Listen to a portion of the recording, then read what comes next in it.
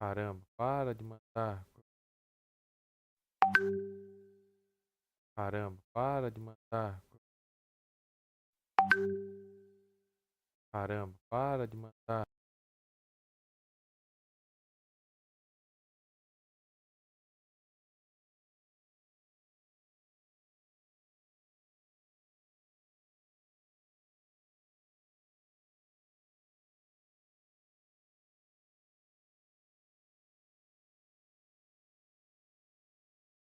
Ah,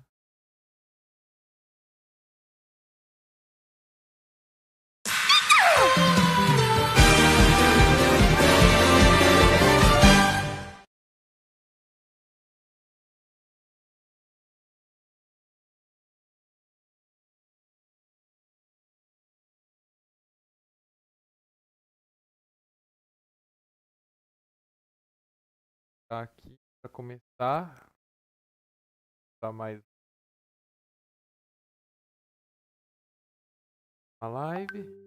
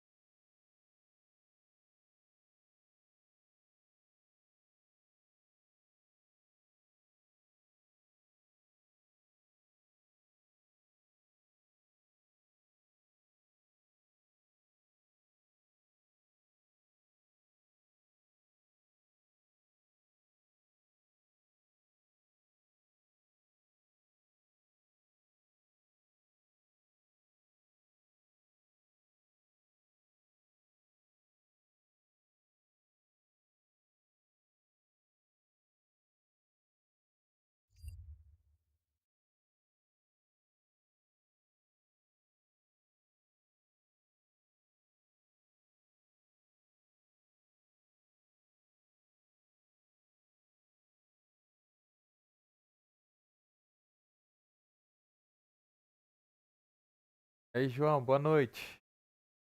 Ó, vendo aqui, ó, já começar, né? Verifica pra mim aí se tá tudo certo, tá dando pra ouvir bem.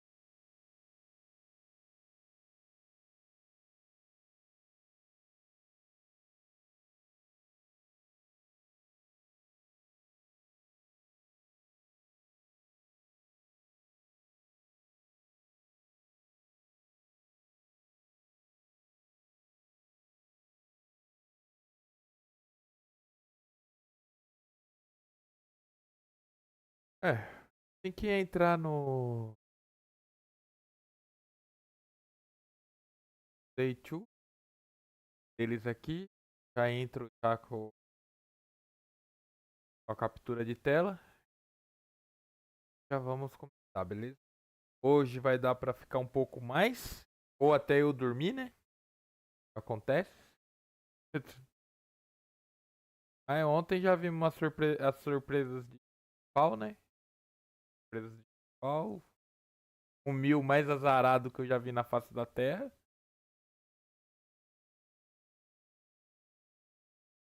Também o Lost Box tomando decaute. Na hora que eu acordei de manhã cedo pra ir trabalhar. Não, mas aí Vai começar aqui. Transmitir.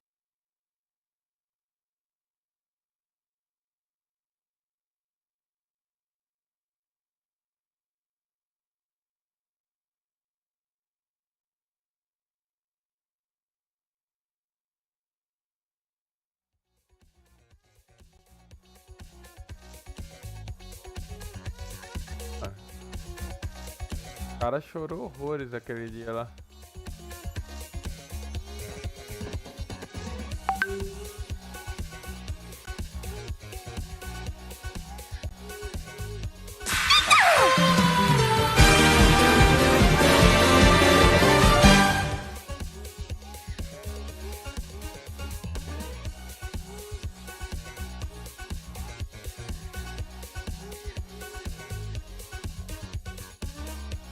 Então, eu vou tentar ver aqui se eu consigo colocar essa câmera.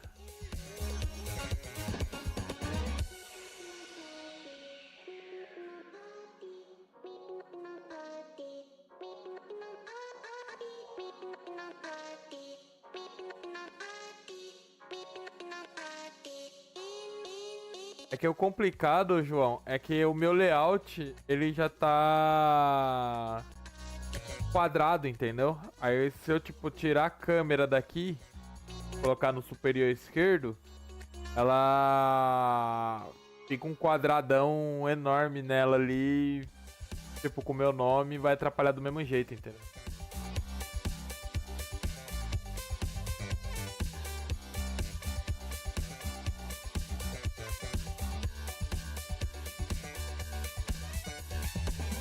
Senão eu tirava, tranquilo.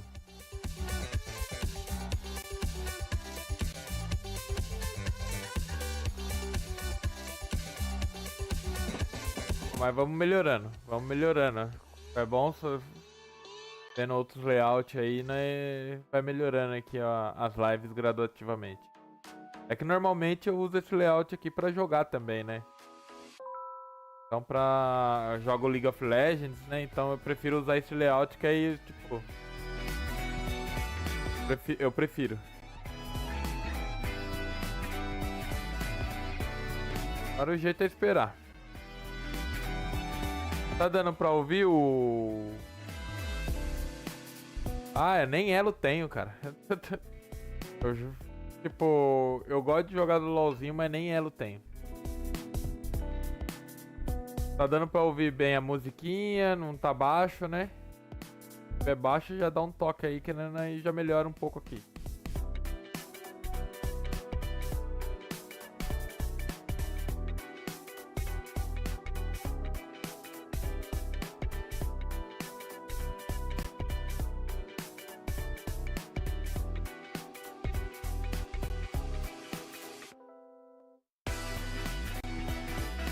Beleza. Então vamos esperar aqueles famosos 15 minutinhos da conversando com vocês aí. Esperar os 15 minutinhos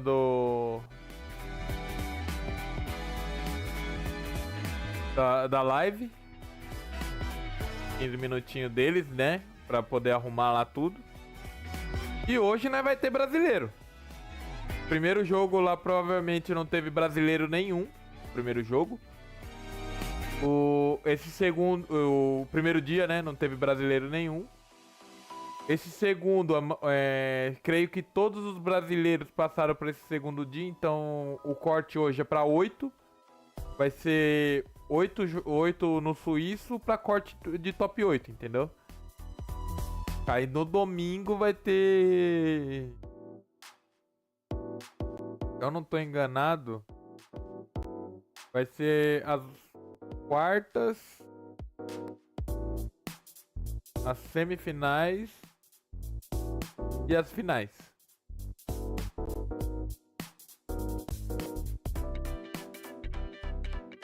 Teve bastante Shenpao com Arceus, mas com Palkia, se não me engano.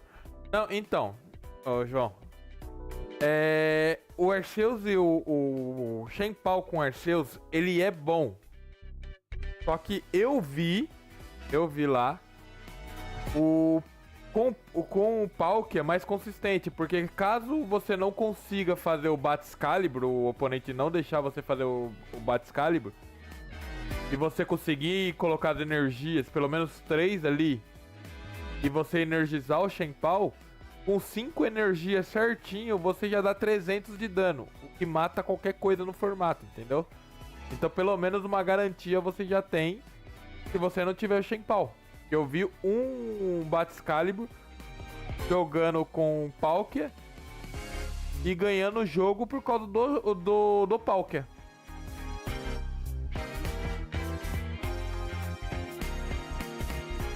Mas por causa disso, entendeu? Eu prefiro o Palkia por causa disso. É bem simples. O Palkia, o Viastro dele, eu ligo 3 energias no Pokémon do jeito que eu quiser, nos Pokémon como eu quiser.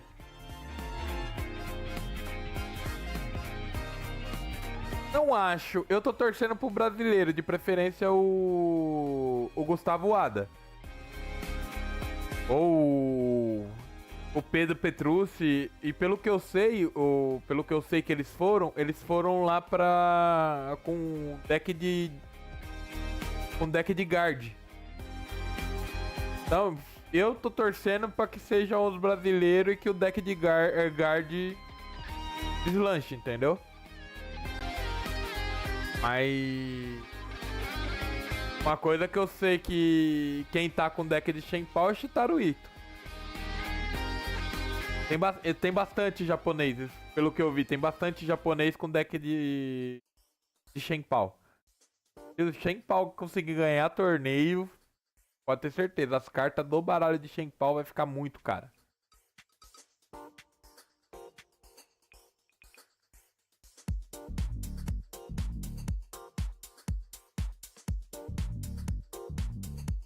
Esperar o pessoal vir entrar, aí...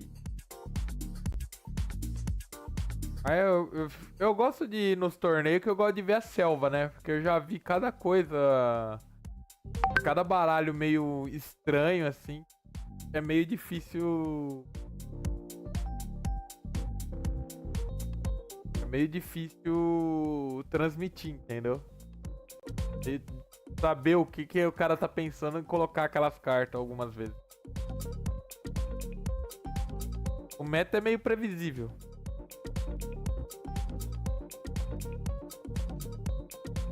Como eu falei, né? É fácil. Quando você conhece o deck, é meio fácil você bolar esquemas contra aquele deck. Por exemplo, o Milvimax. Ele é forte. É forte. Só que todo mundo conhece como o Del. Pelo que eu vi os japoneses jogando com aquele Charizard lá, vai ser uma coisa absurda. Além de ser caro pela arte dele que vai ser, competitivo com ele vai ser absurdo. Pelo que eu vi.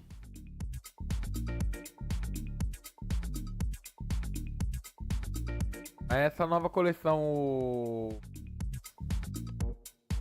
Obsidiana em Chamas, vai vir bastante coisa, viu? O Charizard é muito forte.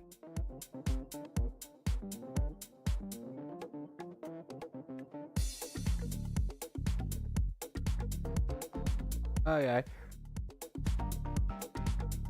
Eu espero conseguir aguentar. Porque, nossa, 3 partidas já me deixou com sono. É foda. Charizard Baby de Pokémon Go dobra as energias de fogo e o X bate enquanto mais energia tem. Sim, por isso mesmo que quem tem aquele Charizard de Pokémon Go já fez um investimento bom. Porque ele vai aumentar ridiculamente. Ele Charizard... A maioria dos Charizard que tem habilidade, se depois ele vê jogo e virar meta, ele fica muito caro. Já mudou já? Ah, pode ter certeza que ele vai aumentar pra pelo menos, dependendo de como for o deck do... Eles acharem um jeito fácil e rápido de jogar com o deck do Charizard. Eu tenho certeza que vai de 30 pra 150, 160 o Charizard. E eles vão fazer um reprint desse Charizard. Que nem fizeram com o Charizard Radiante.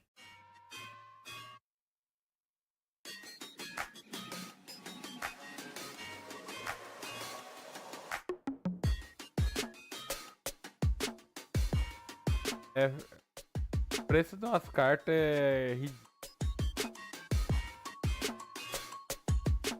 E também, eu falo assim, ô João, esse Charizard só saiu de 16 pra 30 porque o pessoal já tá fazendo estoque, tá? Pra revender. Então é bem provável que ele vai sair de 16 pra 30 agora em 4 dias. E depois, daqui a um mês, ele vai estar em torno, dependendo de como for, vai estar em torno de 150. Se não tiver entre 150, vai estar acima de 50 reais. Isso é certeza. Certeza.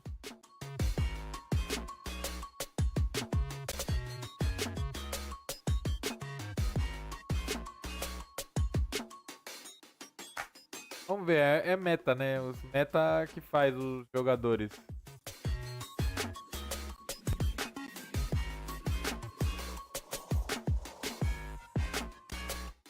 Ah, eu espero que nessa daqui, logo na primeira aqui, tenha o brasileiro, pra nós já analisar já o deck, que provavelmente vai ser guard. Lost Box. Eu não vi tanto, eu vi mais Lost Box Giratina do que Lost Box, viu? Tá vendo?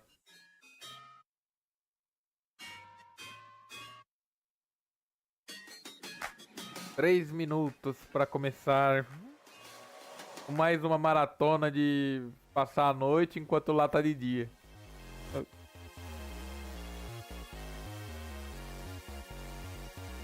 É bem provável que eu vou chegar lá no chão lá e pedir um Red Bull, porque senão eu não vou aguentar ficar acordado.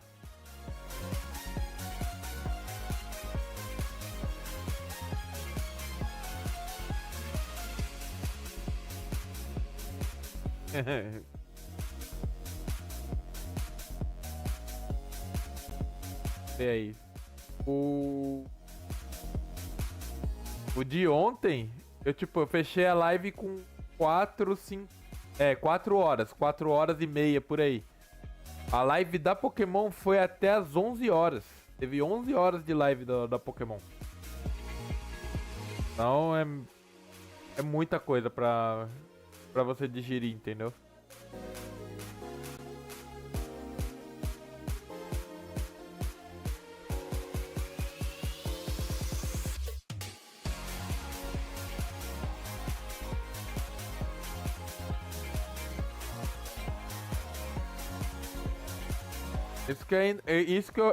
Isso que eu ainda fui. Teve um Lost Box que perdeu no segundo turno. Saiu com a mão. Segundo turno, o cara tomou Donk. O cara simplesmente colocou um Cramorante. Eu vi esse daí, que foi na hora que eu acordei. Ele colocou o Cramorante contra um deck de 1000. Colocou o Cramorante lá. Aí o deck de 1000 fez toda a jogada, tudo já tava tudo setado. Aí ele simplesmente passou o turno. Passou o turno, o carinha simplesmente devolveu o turno pro cara. Aí eu falei, mano, se o cara conseguir trazer o 1000 VMAX, acabou. Aí ele foi lá, jogou um Cramorantizador que deu par. Ele foi lá e catou o 1000 VMAX e deu o nocaute. Nossa, foi muito... Comigo não acontece essas coisas no Lost Box. Dá um donk desse jeito. Comigo não acontece. Mas o cara que jogou de 1000 contra esse Lost Box aí jogou muito, viu? Jogou fino, porque a primeira partida ele perdeu de um jeito. O cara conseguiu pegar tudo e mais um pouco. Na segunda ele segurou aquele Drapion daquele maluco. Segurou aquele Drapion e voltou matando tudo. Aí na terceira tava tudo a favor do Mil, cara. Tudo a favor do cara. Tava jogando de Mil. E vai começar, gente. 1-0. Vamos começar mais um torneio.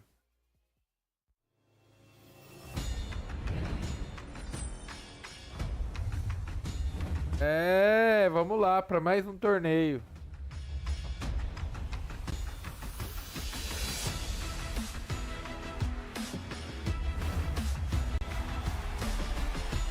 Eu jogo Pokémon Go só pra me pegar os Pokémon mesmo, porque se for pra jogar campeonato ali, eu não sei se eu tenho Pokémon pra jogar campeonato não.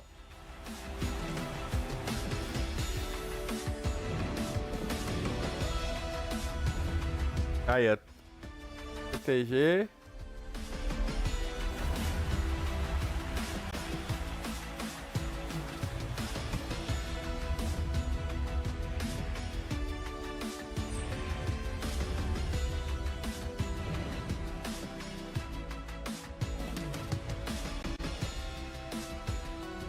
Do Pokémon de Switch.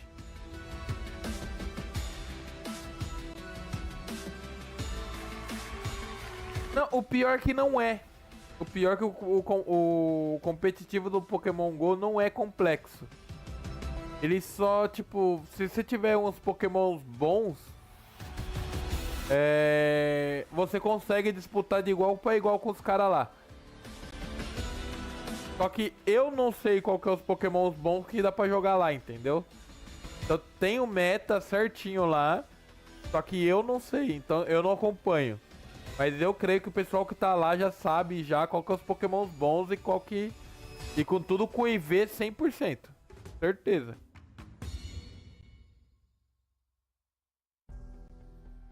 Eu sei que o Brasil perdeu no Pokémon United, né? O primeiro jogo deles lá no grupo G. Eles foram... Não foram amassados, mas o primeiro jogo eles foram amassados, na verdade. O segundo não, nem tanto. E lá vem a mestra aí, ó. Para divulgar mais um. To all the Pokemon trainers tuning in from around the world. Welcome to day 2 of the 2023 Pokemon World Ana Proser. I'm Anna Prosser. Bem-vindos aos Pokémon Japan. In case you missed it, Worlds 2023. Victories and upsets of all of our titles, including the Pokemon video game, the Pokemon trading card game, Pokemon Go, and Pokemon Unite. Today, we continue the action to whittle down the top trainers until just the very best. Tá dando pra ouvir aí, João? Championship Sunday.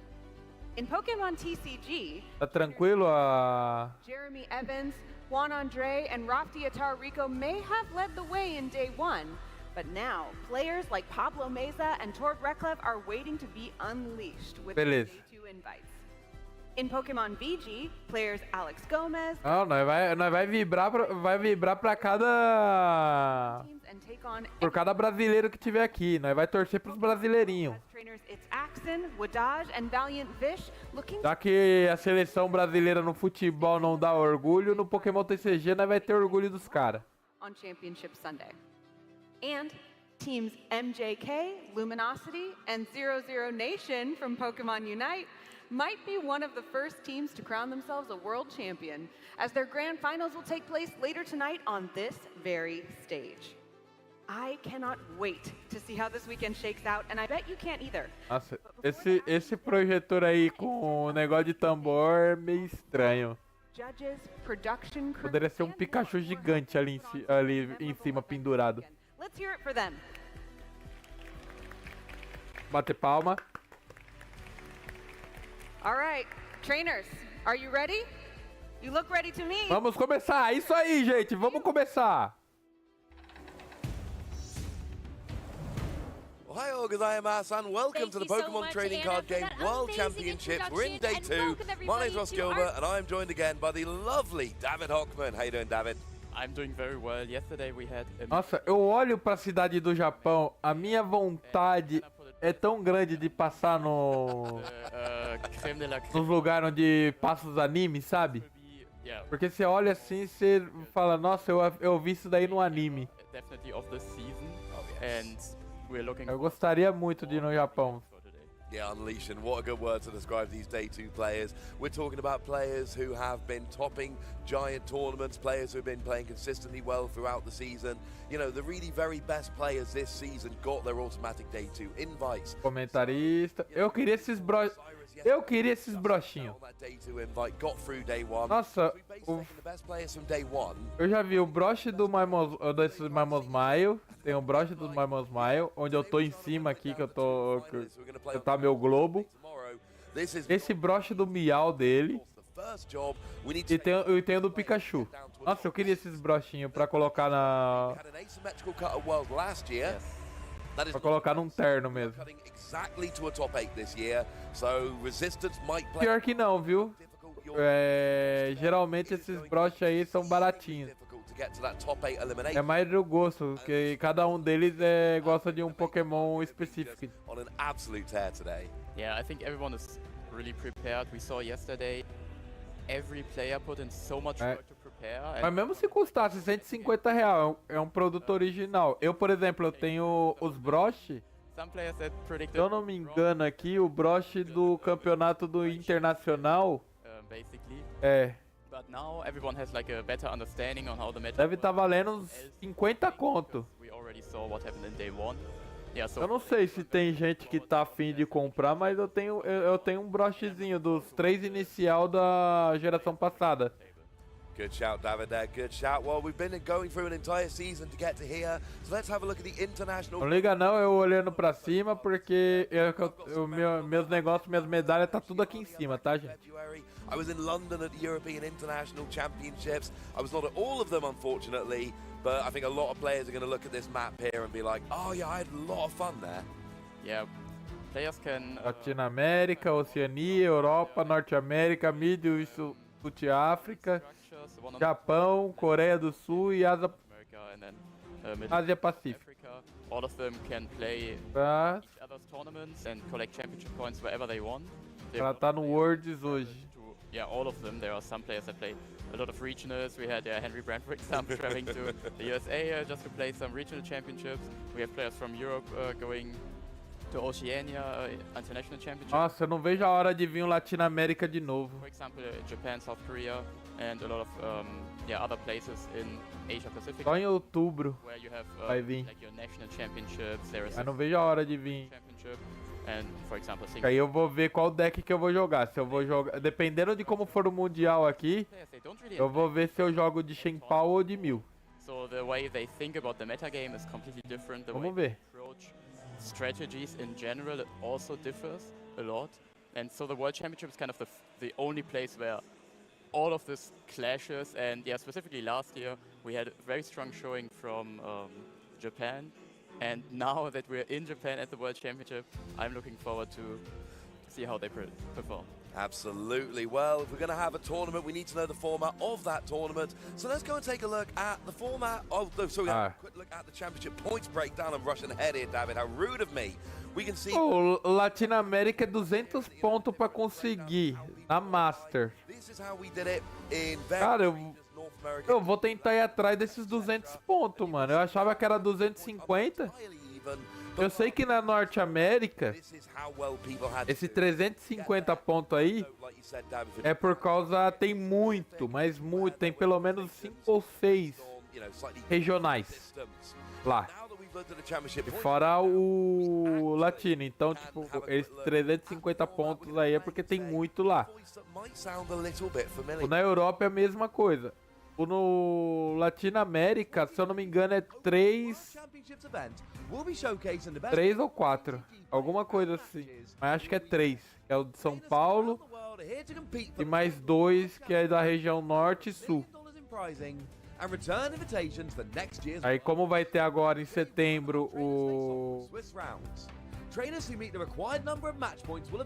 em setembro o Curitiba, eu de Curitiba, né?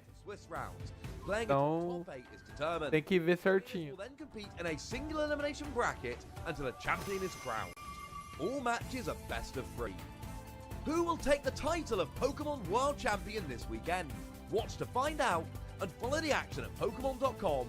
Vamos ver se vai ter um novo campeão mundial ou se vai acontecer que nem aconteceu lá na Center, né? Sempre tá o Luiz lá tirando o negócio. Olha lá. A nona rodada vai ser 5h45 da manhã. A oitava, quer dizer. Top 8 and also top 4 today to filter through the players, kind of get down to the best 2 in every each division, and then we will show you all the final championship matches tomorrow. Yeah, and we will have one top 8 game and one top 4 game on the stream to share with you today. But that was yesterday. I want to look back for a second.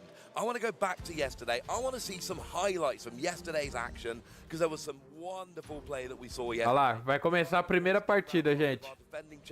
Ah, não, essa daí é de ontem. Essa daí é de ontem. Não é a primeira partida não, é de ontem. Essa daí que nós vimos, nós analisamos. Esse Lost Box aí se lascou bonito. We had a former world champion in a bit of trouble. Yeah, and also the very important flip cards, and here you can see just the power of like V-Guard energy. A lot of players. Aí o Shitaru Ito e o we see Shintaro e o Mil mais azarado que nós já poderia conhecer, cara. Nossa, que dó. The game we commentated, Miraidon. Esse do Miraidon e Gardevoir aí, eu vi um trecho. Cara, o Miraidon tinha total desvantagem. Miraidon. Aí dos caster. But they did keep us entertained over the lunch break. Now Mike and Alex were a terceira rodada. Yoga loop with a double turn, taking 5 prizes. That was a wonderful highlight of mine yesterday. Everyone loves Yoga loop. Like if you win against your opponent with Yoga loop, they can't even be angry at you. Ah, mano, tipo, dá uma dó do cara, mas acontece. Yeah, we got Bastion and Hermione here with a bit more chance. Ó, o Lost Box ganhando da... Mano, eu fiquei num ódio disso daí, que o Lost Box ganhando do coisa. Olha, esse daí, meu amigo, esse daí deu uma sorte. Because the opponent's Cramomatic is kind of ironic. O Cramorante, olha, Lost Box contra Lost Box, fiquei num ódio. O Shen Pao descendo. Olha lá, o Shen Pao com o Pauker. E ganhou. She was dealt with in exactly the way you need to do to win. Yeah, we got a list of day ones. Vamos ver se nós vai ver aí. Ó, esse daí é o do dia 1 sobreviventes, viu? Os que sobreviveram que vai vir pro dia 2. Só que hoje o bagulho vai ser mais embaixo, que os brasileiros tá aí. Deixa eu ver, cadê o Shintaro Ito? Ó, o Shoichi Saito tá aí. Julian Lavara, I know a lot of people are familiar with, very lovely person. I can't shout out everyone, but there's some lovely people on that. Não tô achando o Shintaro Ito. We also have Shinji Mori, who we showed yesterday, and also Alex Crackler. They all made it through. If you're rooting for them yesterday, you can continue rooting. Yeah, but like we said, those are not all the players that advanced to day 2. And we got all the players that we already know on day 2 getting into the tournament now. Yeah, we just cherry-picked some of the notable Day 1 survivors. There's some more, and we're going to combine with a Day 2. It's going to be fantastic. You know what else is fantastic? Charizard EX. We like Charizard EX. And you can get a gold version of Charizard EX from the brand new... Eu tenho que pegar isso daí. Eu tenho que pegar esse Charizard aí no online. Você já pegou, João, esse Charizard no online aí? World Championship Series 23. There is a limit of 100,000. You've got to do it by August. Se eu não me engano, é um limite de 100. 100 mil. So I'm starting to believe them. Yeah, it looks like an amazing card. Infernal Rain looks pretty strong. But we will see how this card performs in future tournaments. I'm looking forward. Boa noite. É o Guto ou a Thaís? É o Guto, né? We still have to settle with the old cards, I would say. We do have things to settle, but we also want to hear from you guys. We want to know what you're thinking. We want to know what you're enjoying. Ah, não sei, ô João. Provavelmente o... Guto, boa noite aí. Pokemon, hashtag Pokemon World, in all of those various social Meu media. prestigiar já tá ótimo aí. We read some of your Então, o Charizard, ele é bonitinho, esse daí, o dourado. To be honest with you, I love reading your Só que eu quero ver na carta física, que eu acho que na carta física é We want to hear from you. mais legal. What are you enjoying? What are your predictions? Você pegar uma carta dourada do Charizard na carta física deve ser muito mais... É que nem pegar Kisser, né? All my caster colleagues and we try to see what is going to win. Olha lá. I have the most confidence in my own choice. Even seeing yesterday, Arceu Shenpao. was the second most played deck, and then Giratina Vista, there were two different decks that included it. Ai- Yeah, I think Giratina Vista would have a strong choice. Ainda acho que a Gardevoir e o Shenpao possam chegar, viu? Na final. Vai ser Gardevoir em primeiro e Shenpao em segundo. Miraidon and Umbreon, look, I tried to go for something a little bit different, alright? I tried to go slightly outside the box. We saw Miraidon doing pretty well yesterday with some players. I still think there's one player in the field today I think who's going to do well with Miraidon, and then I will feel good about that. We still vamos saw ver. more Miraidon than we saw Flying Pikachu, so, That's actually true, yes. so I still feel good about that. But I think Ver o que vai acontecer aí. very close to actually starting the game, Yes. and we've got an absolute corker to start us. Essa é a intenção. O Guto Ada jogando de guard tem que Daichi got second at Worlds last year, and I've just kind of bater nos caras, na cara dos caras e... finishes. Second at Milwaukee, second at Fresno a week later. That's kind of ridiculous. Ninth place at San Diego, a third place at Toronto back in December. That's all this season. And there's, Eu quero ver quando que vai ter os casters desse naipe assim aqui no Brasil. these regions Porque tem no LoL, mas não tem aqui no Brasil. gigantic. And Poderia ter um canal oficial aí que nem tem da Pokémon, Players from North America. só com os casters montando tudinho certinho nos regionais que tem. Porque tem isso lá fora, os casters lá fora, e a maioria conhece esses casters lá de fora. North America, for example, Daqui no Brasil não tem nenhum. second place finish at Worlds. He tests so much, he knows so much about the format. There is no question that we have two of the best players in the world playing right now. I'm very looking forward to see how they Mas vamos ver aí, se a Copag fazer tudo certinho, we do have two of the best players. ou ter o projeto de caster ali, Extremely aí vamos ver, né? this one. Although I do have to say, David, Aí, vai começar a primeira partida, gente. question. Because Primeira partida, já tá. Essa câmera nós já conhece. Quando ela vira assim, Yeah, vai ter a primeira partida. Nossa, tá mais vazio do que antes. yesterday. Hoje tá mais vazio do que antes, hein? Is playing Mew. When we picked the game, we saw the two. Vamos ver quem que vai jogar. É um japonês contra And they were like, oh, we're gonna have a Mew VMAX. Caleb Gamer. Caleb is on Mew. Daichi has moved on to Lugia. At least if Daichi loses, he will know Daichi Shimada versus Caleb. who won the game. So he will be Ah, fine either way. Of course, Lugia versus Mil. Começamos bem, hein? defeats Mew VMAX here. But he played Mew VMAX yesterday. In Japan, Mew VMAX was the national winning deck, so I think O Mil vai ser. Vamos ver se o Mil vai jogar o fino ou se o Lugia they vai already tested it. vai fazer as peripécias deles. Championship. Yeah. Daichi played so much with the deck yesterday, so if anyone Ah, o Lugia should be Daichi. é muito insano. Do see a Radiant Serena prize. O Lugia é muito insano. Deal one Lugia V-Star, one Archer Ai. at the end of the world. Nossa, duas Ultra Bola no prêmio. Forest Sealstone, there are three in Vai the ter que dar. Vai ter que. Espera não travar. Se não travar o Mil, probably Radiant dá pra dar um jogão da hora contra o Lugia, viu? which is gonna completely derail either of these players. Yeah, looks completely fine. Nothing like we had yesterday. We had a lot of games that were almost completely decided by which cards were in the prizes. Two Zacian V when you And play the a- runs. and the rounds in the same game, which is Chama o pessoal aí, ô João. just to avoid prizes. But Só pra passar aí, pra dar mais audiência aí, pra o pessoal conhecer um pouco o trabalho aí.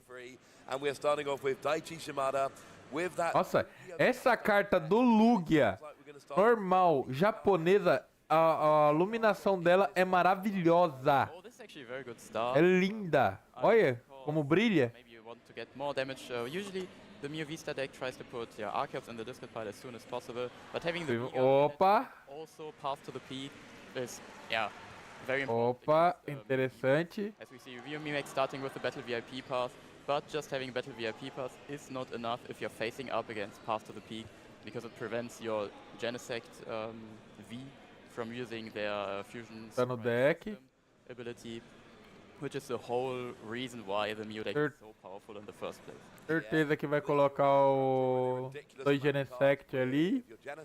Ou Genesect e uma... certo seria colocar 2 Genesect. Mesmo que tá com a trilha para o cume ali, colocar 2 Genesect. Ele tem o Lost Vácuo, então... Eu jogaria Lost Vácuo no Lost Vácuo. Tirava o estádio. Pegava 2 Genesect e setava o jogo. Acho que ele quer dar decaute, viu? Se ele conseguir dar decaute no Lugia vai ser bonito. Porque ele consegue fazer isso se ele tiver energia na Meloita. This is a very powerful situation here, because in theory, if Caleb really wants to try to go for it, he could even win this turn. Melodious Echo does 70 damage for each Fusion Strike energy. Tem energia. You can use Elesa Sparkle, which we even... Ó, uma energia. Se ele comprar outra energia, recuar com... of your Fusion Strike Pokémon. 7, 7, 14, Your hand. There's a 3 15, energy 16, 17, 18, 19, damage. You're still 10 damage short. 21. The Fusion Strike Precisaria só de uma pastilha para... and Não, não precisa mais. Choice Spell, Belt. I So was we are gonna- Não precisa mais. already basically there. We need Yeah, an Caleb energy. here. Eu usava a outra bola para trazer outro Genesect. Eu trazeria. Só que tem que tirar o coisa. Yeah, there might have been the argument to maybe not attach the choice belt and you go for an Ultra Ball instead, because now you can play Escape Rope and then you can draw 2 cards. Nossa, ele tá rezando, cara. So let's see if... Oh yeah, but you have Ultra Ball in hand, so you definitely can draw more cards. Yeah, I'm Outra bola. correcting myself. Outro Genesect. Fine play, you can get the next gen. Mano, só precisa de uma energia, velho. If you Uma energia pra dar decaute no Lugia. or another way to get another Genesect, you Nossa, a cara de tensão, velho. the game is over for Daichi. So very, very important that Caleb... Nossa, primeiro jogo começar assim na tensão. Ah, já era. Nossa. Já era. Just waiting like Ligou a energia. 7, 7, 14. Matou o decaute. Vai pro próximo jogo. Caraca, velho. Olha como faz diferença a pedra selada. 1-0 muito rápido. Is turn 1 going second attack with Meloetta. And we just saw in that game why that is so important. Because Não, mas o Daichi ali, tipo, ele começou muito mal. Abrir só com Lugia na frente ali, sem ter pelo menos um Lugia atrás, é muito ruim. Spiritomb from your opponent, so this is the reason why it's like so popular. Like it used to be the less Agora vai fazer um Power Shuff, né? Pra poder ver se o deck melhora. players think they have no choice but to play. Enquanto o Caleb ali tá... Yeah, for Daichi it was very unfortunate because he did have the Nossa, mas... path to the peak, which Não, usually foi bom pro Caleb, porque negate o Lugia, kind of ele bate na fraqueza do Mew, né? path to the peak. Aí ele pensou certinho, colocou a Choice Bet, Max, tirou a... often if you like you don't want Tirou a trilha, because colocou a coisa e deu knockout. Max is just such a strong E aí, Cleiton, beleza? like they Tranquilo? include the path to the peak. Como vai?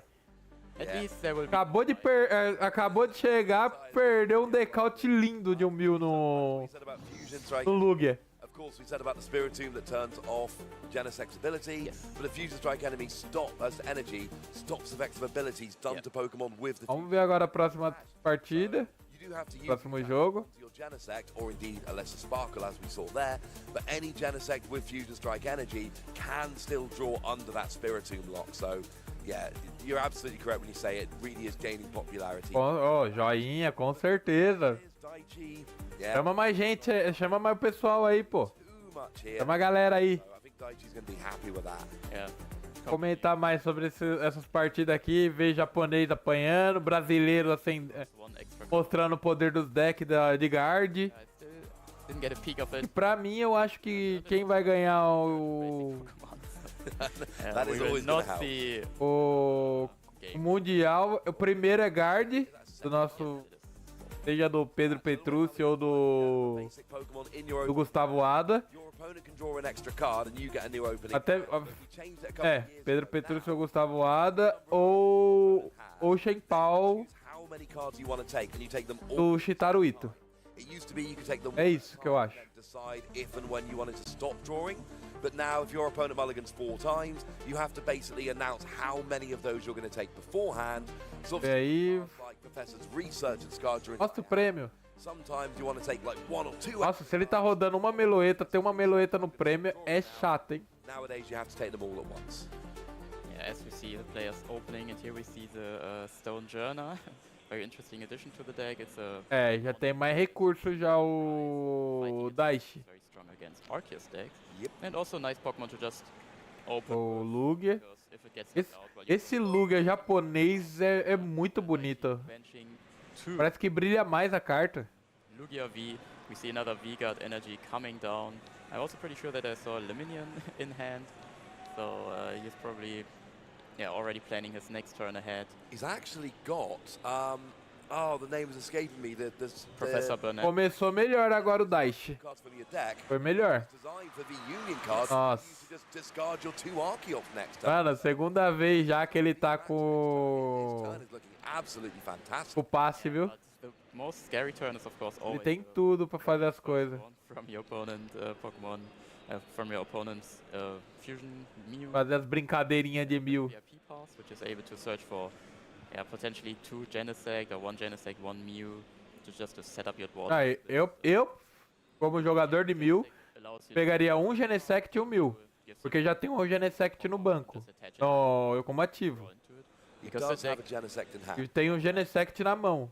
Probably see Então, ou eu pegava um Genesect. Não, which I think is como eu já tenho um Genesect no coelho na mão, eu pegava 2.000. draw more cards, you Pegava 2.000 pra garantir. cards, so like playing with your resources Foi isso que ele fez? is difficult. So this is why like very new Fusion Strike players often do like smaller mistakes. It's similar to the lost Acho que ele pegou um Genesect e um 1.000. discard cards and then you discard the wrong one at the beginning of the game. Não, Genesect e um 1.000. Costs you the Faz, game. faz todo sentido. Colocou mais um Genesect. Very strong showing here. Pedra. As many, you want to have as many Pokemon on your bench as you can. There is the Ice, Pastilha pra, which is probably considering putting down Honor because só pra gastar it mesmo. doesn't do too much in this matchup. Idade do... One less card and you had a more card Genesect. in play, which means you draw more cards with your Fusion Strike systems. Toca mais uma absolutely. You draw pedra. the number of cards in hand equal to the number of Fusion Strike Ai. cards in play, and Ice Cube is very much A Iono poderia dar um bom so. Oh, we see a turn. ou ruim. Iono here from Caleb. Not exactly what Mew is known for. There's only one Iono. Porque vai mexer a mão dele também. Also got Vamos ver se Forest Seal vai... Stone there, and this is in decks that can use it like Mew. And when Forest Seal Stone was initially revealed, everyone was like, "Oh my goodness, Mew just got so much." Vai lá, vai lá. Because Guarda um pouco pra mim também, viu? card at any point. So you can either use it turn 1 to help yourself get set. Nossa, agora que veio a... He's got a pretty good board state going, or the turn you A Elissa. the turn you really need a boss's orders. The turn you know you O brilho da Elissa. the main thing here, of course. Aí, agora tá com uma mesa interessante, viu? Essa mesa aí. Use it, and I imagine Caleb is going to save it for that reason. And I know it A mesa do Caleb tá bem interessante. after the peak turns off Pokemon's abilities, and Forest Seal Stone gives you an ability, but it's really an ability you can use, not an ability you Nossa. have. Exactly. So it works even when Path to the Peak is out, which I know confused a lot of players when that ruling first came down. Yeah, it is kind of like your your backup plan. You can just leave it in play, and you only need it exactly when you use it. And Ele vai ter... Ó, ele já vai... Ele pode trazer um 1000 VMAX. Lost Vacuum to get rid of, for Pass with Peak, for example. You can also use it to get rid of a Forest Sealstone. They don't think you can Ele não deu o V-Star ainda. two Tem Forest três... Sealstones. Of course, the third one doesn't Tem do 3 pedras, hein? anything. Ice 3 now, pedras. Daichi's turn. One small thing. Deu V-Star, tem 3 pedras pra tirar isso daí o... Took a really good look at his hand, because Iono puts the cards on the bottom of your deck, so these are cards that are not... Pra tirar essas pedras o Daichi Shimada vai ser muito complicado. Like your outs. E eu acho que eu entendi porque que ele não utilizou a pedra florestal, porque como tem 3 ali, ele pode deixar pra guardar, porque até tirar o cara, o Daichi não vai tirar. Então ele pode guardar pra futuramente usar contra ele. Só que é complicado, porque ele vai deixar praticamente o Lugia jogar tranquilo. Se ele conseguir descartar 2 Archeops, ele vai usar o Lugia tranquilo. Monta, tem a energia, monta um Max. Nossa. Well, it is difficult because the V-Star energy might be able to save a KO. Exactly, yeah. Nossa. Yeah. And if you have Pegou, Archeops in play from that point onward, you have energy acceleration anyway, so the energy attached from your hand is not too important. Você a Kisra. Energy at the first time last game. Eu vou chamar de Iono, porque eu acho o nome Iono muito mais legal do que Kisra. But yeah, Daichi now choosing Sinceramente. V-Guard energy active, which means that Caleb needs to deal 310 Uma damage. pedra, But there's descartou a only one mão. tablet. Already Pouca one mão. power tablet in the discard. Tem o 1000 ainda pra evoluir. Mew does Eu acho que ele vai evoluir pastilha. reduced by 20 because it'll be a double turbo energy probably, Yes. which is why Ah, não tem mais, ele utilizou a mão. Agora tem. damage modifiers. So actually Evoluiu we 1000. would need, oh no, we got fusion energy. Evoluiu o So now segundo. we're hitting 210. So we would need Faixa. actually still Tá batendo horrores. three would only got to 200. Nossa.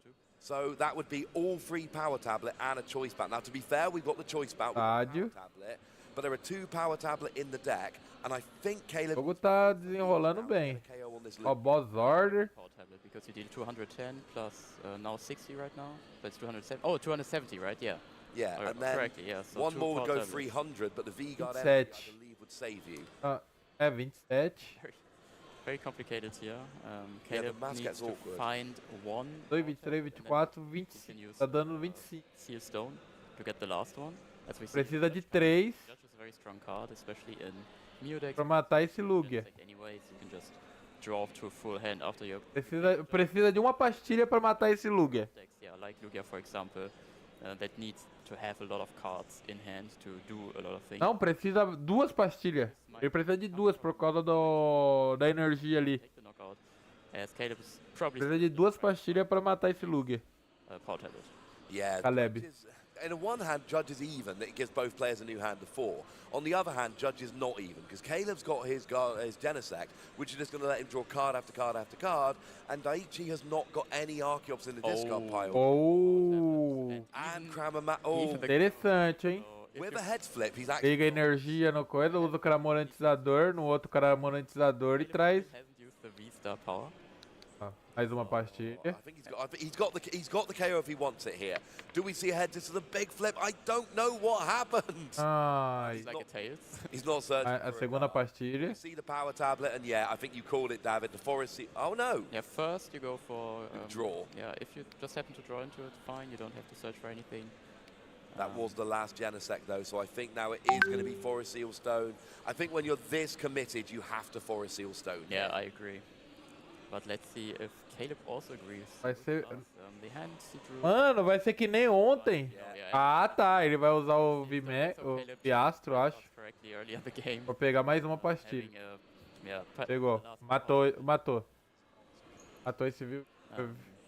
Yeah, as we see the last Esse power Lugia. tablet now, Caleb has no power tablets in his deck, but just in a very explosive turn, Judge, and then also the knockout with the Lost City as well, which is not too relevant in this situation. But, Mano, era 210. it's very Dois. difficult now to 3, 24, get 20, Archeops into the discard pile, and you need to 6, put them both in play. 7. And also Ah, não, ele precisava de... usually in this matchup you try to attack, for example, with Evelta. Precisava da energia da outra mesmo. Oh no.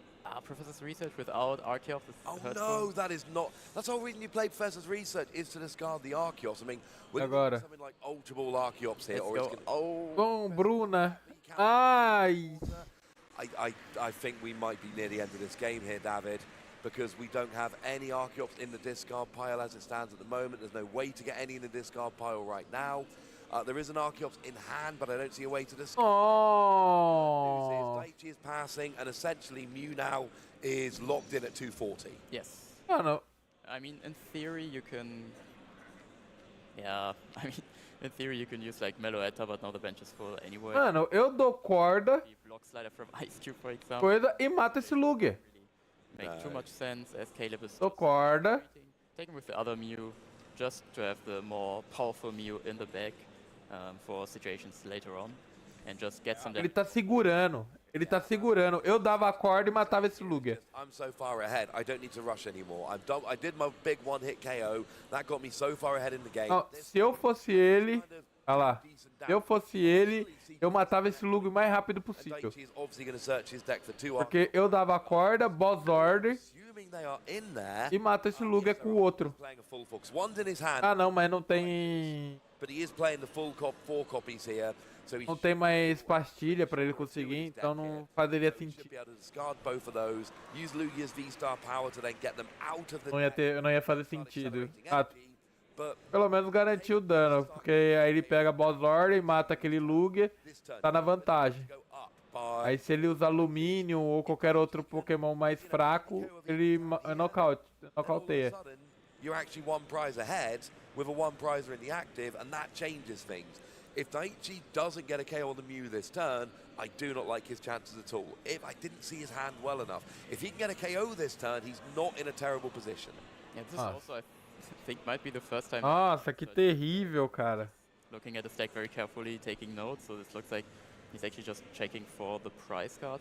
We do see a Tyranitar V in Daichi's hand, so he can attack with Tyranitar V. But the problem is, Caleb retreated the Mew, which was a very smart play because now Foi, the bench with Mandou os dois, energy cards praxe. is a few fusion. Ah, agora ele nocauteia ali which is e exactly nocauteia on Tyranitar V. Archeops, Daichi is using that option, so That- it's very that- difficult. To nocauteia o Still segundo, not be the end of the world though, because that would put Caleb at 2 prizes remaining, Daichi at 3 aí prizes, o Lugia não volta. and then a KO with someone like an Evil Tower would then give Daichi the win. True. You know, by taking 3 prizes and 3. So you're absolutely correct. Tyranitar not the best option here, but if Daichi Toviastro, padrão. that would still Lugia. be a way to keep himself in the game. Now we did get the double Archeops down. 4. Do see Pra Tyranitar colocar o Tiranitar ali pra dar trabalho. Single strike energy is going to be very, very important here. You can only play 4, but you do have Urn of Vitality to allow you to put them from your discard pile back into your deck. Now I know there is an Urn of Vitality prized. Yeah, and you also have the V-Guard energy. I'm not entirely sure how many V-Guard energy are left, but with V-Guard energy, Tyranitar would even be able to tank a turn, something I forgot in No, the that's a good shout, David. Hey, Yeah. you got it before the end of the turn. You're good, man. You're Ele good. tá, That was ele tá pensando em fazer? that energy would put Mew out of range of getting a KO on the Tyranitar. So this could be a pivotal turn that keeps Daichi in this series. Yeah, very important turn here. And Ah, Daichi's also thinking Ele já about tá energizando o Tiranitar. doing, but like I said in the opening, Já tá energizando o Tiranitar pra play this matchup. It is matar, pegar 3 prêmios. gift energy Só que and also o Caleb ainda tá na vantagem porque ele deu esse dano no if you Lugia. don't know exactly what you're doing, you might be tempted. Próximo turno pode ser que Daichi knows exactly this is esse Tiranitar aí não sobreviva não. energy will just make me completely Iono proof, completely judge proof. Porque ele mata na volta o Tiranitar. Attachment. You can Se retreat. ele não tiver um outro Tiranitar pra poder matar o Tyranitar's attack is a o little outro, because it discards 4 cards of your own deck. ele mata esse Lugia e ganha o jogo. Discard exactly the cards that you're still needing to win, which opens up ways for your opponent to outplay you. But I would just say Gotta be done. attack with it, and let's see. Não sei dizer, viu? Mas tá tudo caminhando pra sim, porque Excadrill. se ele matar esse 1000, And yeah, na sometimes volta ele mata esse Tiranitar. but you've got to do it Se here. o, Daichi could get the KO with se o Dash não tiver outro Tiranitar he's not got the option. He doesn't have the pra matar o outro 1000 VMAX dele, então acabou, porque ele bate com And that's not a bad disc. o Escui. Was discarded, and you saw Aí ele ganha o jogo. playing with this Luminion, because He just got boss of surprises. I was about to say that he checked his prize cards very well, and he knows. In theory, Ele Caleb, precisa eliminar esse we are probably going to see, Tiranitar, e ele consegue. because if you attack with Ele tá three batendo Luminions, 200, it's over. So 2, Caleb will 23, probably 24. try to get, yeah, blocks Tá batendo side, just 25. take a knockout on the Lugia on the bench, and then you have only 2 prize cards left, and you can take the 2 prize cards in a different way. É, Yeah, but for Daichi, he just 21, wants boss. 22, 23, 24. Não, é 24. 240 ele tá batendo. Out of my deck, so I O don't Tiranitar, se eu não me engano, é He 230 took a a little vida bit of dele. risk attacking with Tarentia, actually discarding the boss, but then also drawing boss from the prize card. So yeah, Daichi is completely safe.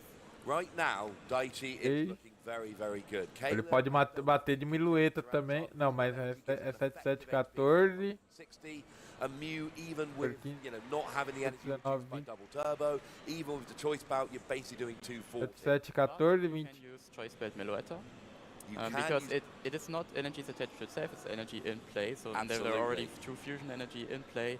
If you get a third, that's 210 damage. And then with a choice belt, that's 240. But you actually need 2 energy to attack. So And you if you need use a less double sparkle. turbo, Meloeta. Ele botou Meloeta em campo. you're dealing less damage. So you actually have to use 1 hand attachment and then 1 Elisa Sparkle to attach a single energy card. I just hope for Caleb that the last fusion energy card is not in the prizes. As we see, just a completely different play here. Escape rope. Yeah, looks like Caleb is not trying to go for the Meloetta play. I'm very looking. Meloeta entra em campo. What is the play now? He's got Meloetta into the active. Now, you're right. Unless a sparkle and an energy attachment to Mew would... Liga a energia na Meloeta. And Daichi's got to be loving this. You want your Tyranitar to still be there. Daichi's plan is very, very, very simple. I'm going to boss your Mew and KO with Tyranitar. Yes. If Tyranitar gets KO'd, which is, like you say, possible with Meloetta, it's awkward, but it is within the realms of possibility, then all of a sudden you've got to get another Tyranitar or an Veltal, but then you're going to have to use Erna Pós-ordem no Single strike Journey. back into the deck, and it's just awkward at that stage. So, Aí ele doable, but if Daichi ends a turn Trilha. and undisrupted and Tyranitar on the bench, Daichi's got to be feeling great. And remember, Caleb plays 1 Iono, and we've already seen it played this game. It's not coming back, I don't think. E passou. Did it get power padded back in? I don't think it did. I'm not 100% sure. I As we don't see, think it Caleb did. just pivoting me out of the active spot, putting Meloetta active, Oh, we're good. and it We're looks good. like Daichi won the game, right? Yeah, Jeff Interessante. going to be able to get Vai Tyranitar. ligar essa energia em quem? No Lugia? To grab that Mew active, KO Huh? with the Tyranitar for 4 prizes, and that is going to Duas. be everything. Ah. Just even this up at 1 game each. We get a full best of 3 here, David. Let's go. That's exactly what I was looking for. Ah, ele tinha que matar na volta o Tiranitar. In this Tinha game, que passar. how powerful the Lugia deck is against Mew, because Ele mata o Lugia na volta. É que é complicado. Ele tinha que matar o Lugia na volta because you have Arceus, e torcer pra ele não ter nada. it only works if you attach it from your hand and use. Em vez de dar o boss, ele poderia ter dado o juiz pra mexer na mão dele. Also attach more energies to just pay the retreat cost, which is something that the Lugia deck's basically always able to do. You can always just Arceus. exactly. You have 2 of them even. So you can attach as many energy cards as Foi, you like, foi um joguinho interessante isso daí. and just pay the retreat cost. Nossa. Yeah, also the V guard energy, putting in a lot of work in this matchup specifically. And there was a little Easter egg in the highlights there. That coin flip that we didn't see the result. We got a little look. We got a little look at Finally. it coming up tail. A little Easter egg for those of you that are paying close attention on the stream at home. That was a big attack with the Tyranitar. And yeah, that Tyranitar, the South Milling is awkward. I will agree, it's very awkward. But when you can announce that attack twice and win the game, I mean, it's just... And I love that aluminium play you highlighted. That is a top level play. That Do I minion for boss's orders now so it can't be milled? And then the fact that he chose not to and it did get milled is really kind of annoying. And also he didn't have, because he didn't have the boss's order, he was still thinking Então, o primeiro ali, se o deck não travar, o Lug é muito difícil, that he also entendeu? can't use Illumina anymore. O Lug é muito difícil de passar pro 1000, entendeu? And then that opens Só up. que não é impossível não, dá pra passar. Bill consegue passar. Boss's order something up. É que a ideia dele de matar com a Meloeta But then she was kind of foi boa, entendeu? É que o ruim é que ele não tinha energia. yeah, very Ele não conseguiu o brilho da Elesa pra poder ligar a segunda energia ali e matar aquele Tiranitar. Porque se ele consegue matar aquele Tiranitar, a jogada seria outra completamente diferente. Aí ele matava o Tiranitar com a Meloeta, ele voltava o Daichi, yeah, it was a very voltava... kind of calculation, the kind of strategy Teria que usar muito recurso pra pegar outro that he has the outro Tiranitar. possibility E se ele não conseguisse tirar outro Tiranitar, to do all of this. aí The o... last World Championship. Maybe he's even able to take it to the finals again. Aí ele dançou, porque era só pingar o dano no Lugia que já tava com dano. Oh, 2004, 2010, 2016, they were the 3 years at Japan. Vamos ver se ZK. But last year was 2022, and we didn't have a Japanese player winning. But then we missed 2 years of Worlds. We had it cancelled 2 years in a row. Yes. So I don't know. Like, is it time for a Japanese? Nossa, vamos ver os prêmios. Or do we have to wait for next year? I See think a the Japanese player, they have the big home advantage, especially this year. Yes. None of them have jet lag. Instead of doing sightseeing, they all just trained, kept on practicing. As other players were like, "Well, I'm in Japan for the first time. Let's enjoy my Nossa, time here." é. So they've Ele usa 4-3, então tem 3.000 e individually there might be 2.000 VMAX lá. see Tyranitar in the prize cards. There are 2 in the deck, so Yeah. that's still safe. And yeah, starting with a Serena, it's not not too important. É um 1000 e um There's Genesect. something. Tem Yeah, that Daichi's not. tem muito o que falar. We saw it prized one game, we saw it milled by Tyranitar in the other game, and they see it starting in the 3rd game. We do see Caleb here starting with a Battle VIP. Vai dar Lugia. The good news is, Fala isso não, João. Caleb for Daichi is that Caleb Adoradores de 1000 como a gente tem que torcer pro 1000 sempre. first. The bad news is that by the time Daichi gets a Lugia V-Star, Apesar de que eu saber que o 1000 não vai ganhar esse campeonato mundial, mas se ganhar vai ser um... Eu posso dizer que eu tive um deck campeão mundial. you draw with your Genesect. So Só não soube jogar. when this Mew deck goes first, sure you don't get that kind of big turn 1 KO potential, but you get a lot of drawing and a lot of Três. resources before your opponent really gets going. And Lugia basically does nothing on turn 1.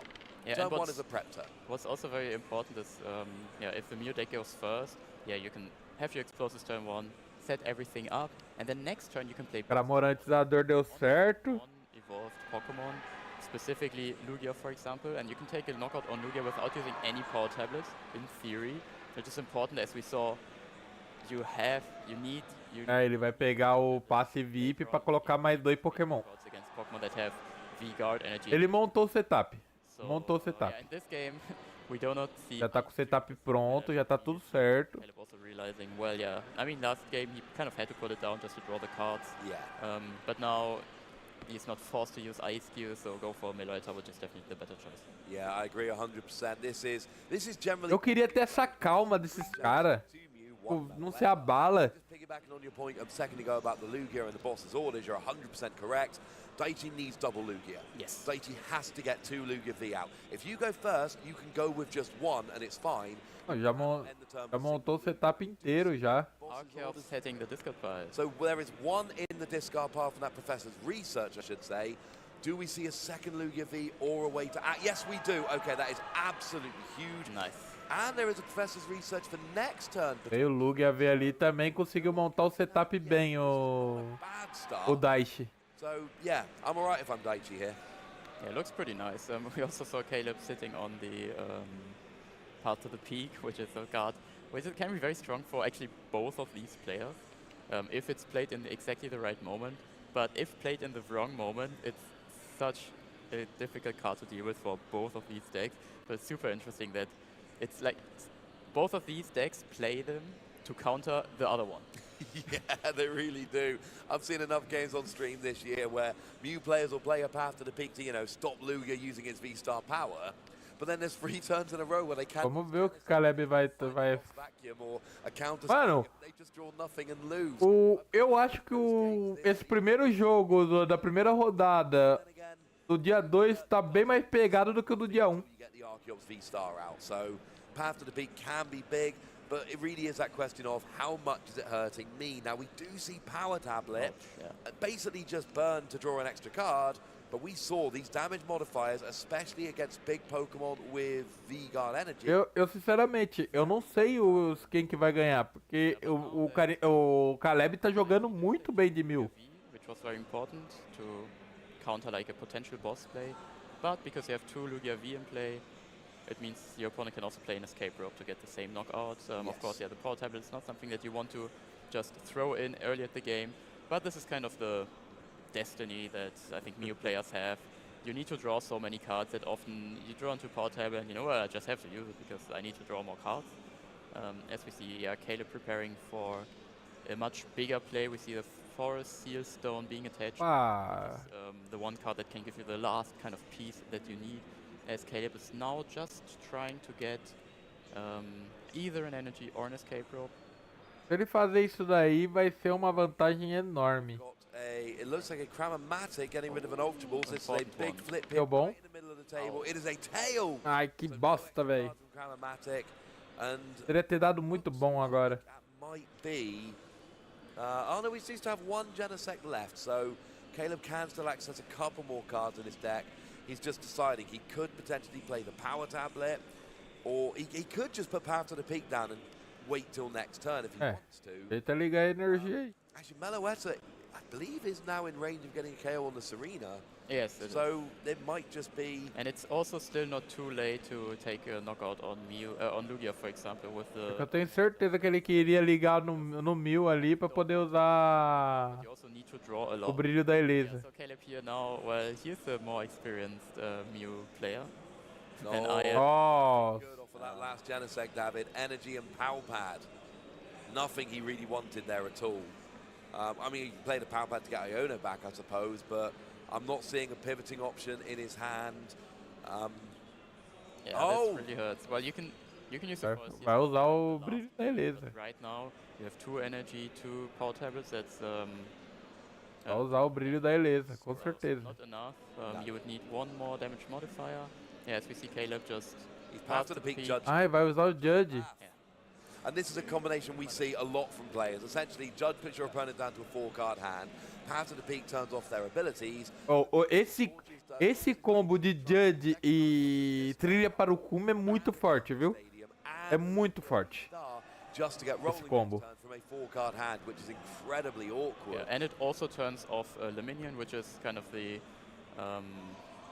safe bet that you still have. Like you can hit like maybe a Roma for it, or you can get an Ultra Ball. Let's see what Caleb is drawing, because the escape rope would still be very nice to have in this situation. Se conseguiu a Bruna. It's Not Ice a Cube, very 2 nice Nest Ball, and a hand. double turbo. Only just passes. This is not looking well for Caleb. No, but if you're going to pass after a Judge Ele pass. passou? Because at least then you put your opponent in a super awkward situation. Nossa, ele To be passou. fair, Daichi does play 2 Luminion V, so it is an important card. That is turned off right now. So we see a Tails here on capturing a Roma. Pegar básico. Needs a basic Pokemon. I think this is exactly what he wanted, because if I'm correct, there was a stadium card in Daichi's hand. Oh, if there's a stadium, it's brilliant. Yeah. Otherwise, I mean, a lot of the time you're looking for that head, so you can go and get yourself either the... É, eu pegaria aquele Pucabu ali porque eu preciso, que aí eu usaria a Bruna e já desenvolveria meu jogo. He's Só que ele não tem o Lugia, né? Tem No, I isso. wouldn't really like it too, like benching your Ele não tem o Lugia VMAX. ability to Esse que é o problema. because, yeah, Mew VMAX decks, they have so much draw power that they can just get into the boss. As we Foi o que eu speak. imaginei, vai jogar os dois lá. So Daichi opting to not actually go for the play. A Bruna vai jogar os dois Archeops lá, For, pra garantir. oh, he was. Wait, what? He's using very Professor- difficult. Yeah, he's just counting this is the deck search. He's just counting the energy here. Yeah, I was just thinking about like what the line of players that you're trying to go for, because I mean he didn't look too happy with the tails. If he would have flipped heads, he could have already get like 2 archetypes in play, and then yeah, probably just attack with a very big like Lugia V with a lot of. A trilha para o Kumi aí prejudicou bastante o Daichi. Line of play there, but now there's Liminion in hand, Lugia will or get maybe I. Genesect. Lugia should be able to Se o Caleb for muito bem ali, ele não precisar tirar essa trilha para o Kumi, vai prejudicar muito o Daichi. O Caleb vai prejudicar muito o Daichi. Agora, se ele tiver que tirar, meu amigo... I mean, I imagine that's kind of where we're going here. It's just guaranteeing you've got the Archeops in the discard pile. I want to see his hand again because... Yeah, I was not 100% sure if the stadium card in Daichi's hand was Mesa Gosa or Collapse Stadium, which changes Ele vai tirar os Archeops. the way that you can play now. But Daichi is going for a little bit more conservative. He also Archeops. knows that Path to the Peak is in play. Yes. And Caleb only has 4 hand cards, which are probably not very good from Daichi's perspective. Well, you play Judge and then you didn't play any cards afterwards. Yep. And there is the Path to the Peak in play, which Daichi plays against Mew. So he knows, well, if my opponent really wants to do anything, my opponent has to get rid of the stadium anyways. And then I can use that to my advantage. I don't... there is a stadium. I cannot... There's a second card in his hand. Mano, olha como trilha para o Kumi Juiz acaba com o joguinho da pessoa. You know what? Olha o que fez trilha para o Kumi Juiz. There's always a decent chance they've got a draw supporter. Yes. But Mew plays very, very few draw supporters. 1 Judge, 1 Iono. That's literally it. Yep. The Judge is in the discard pile. The Iono did get power padded back.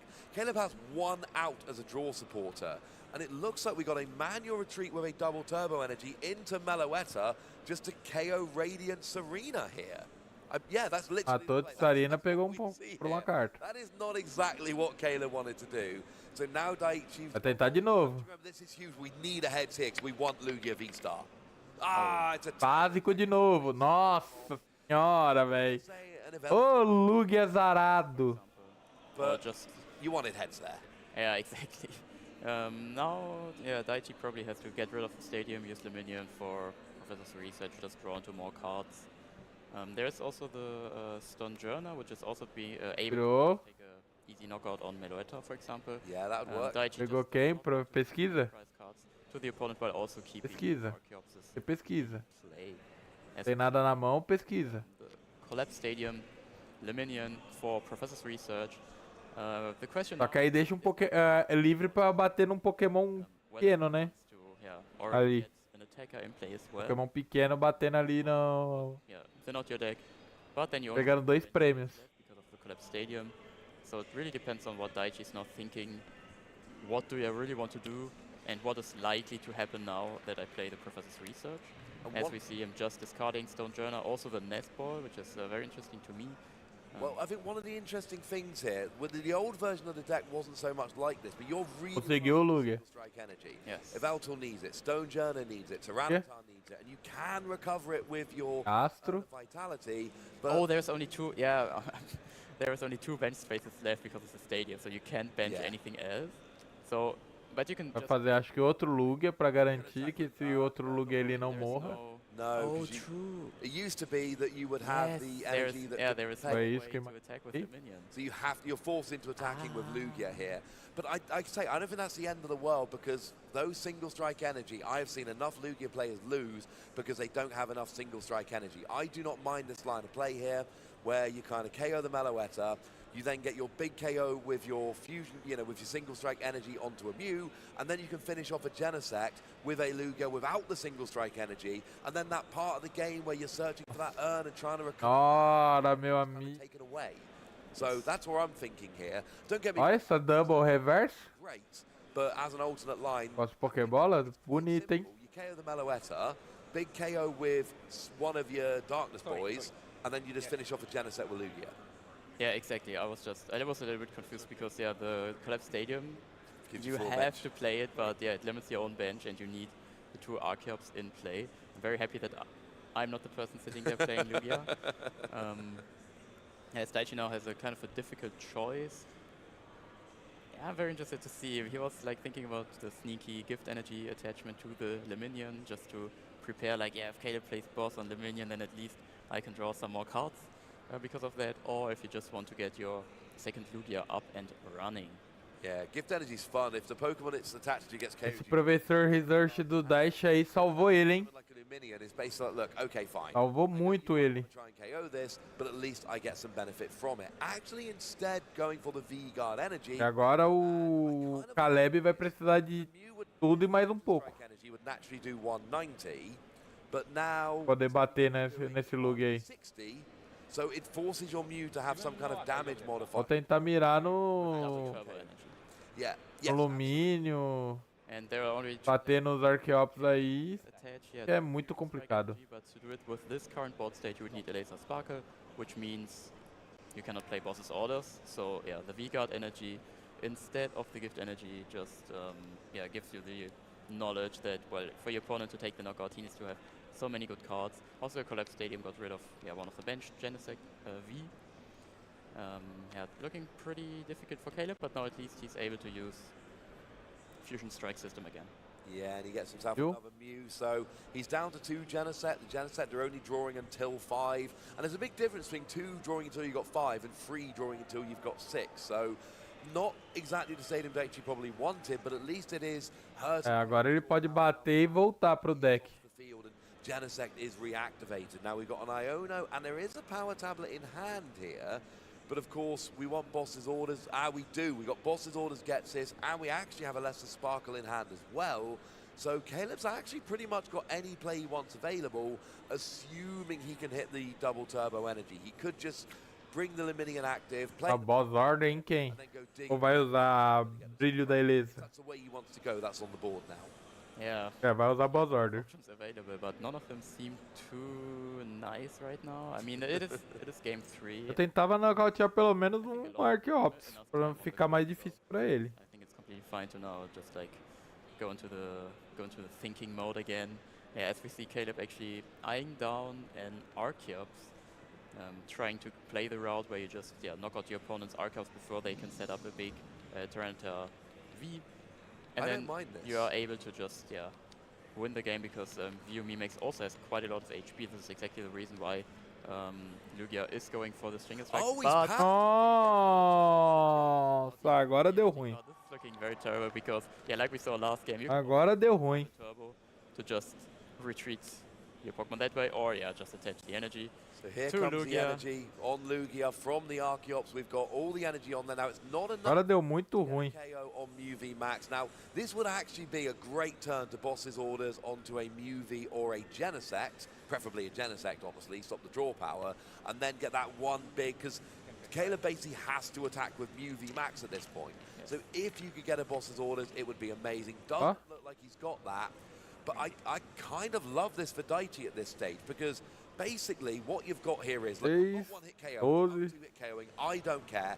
I'm going to attack 3 times. 200 de dano. I don't think you're going to it's going to be 3 KOs. I don't think you can take 3 KOs now before I've attacked 2 more times. This is such a difficult situation for Caleb to maneuver, especially now because of the Eu acho que o Caleb esperava que ele matasse esse Mew, pra ele dar essa Iono mais he needs for either Tempest Star, tranquilo. for either the Yveltal or Tyranitar.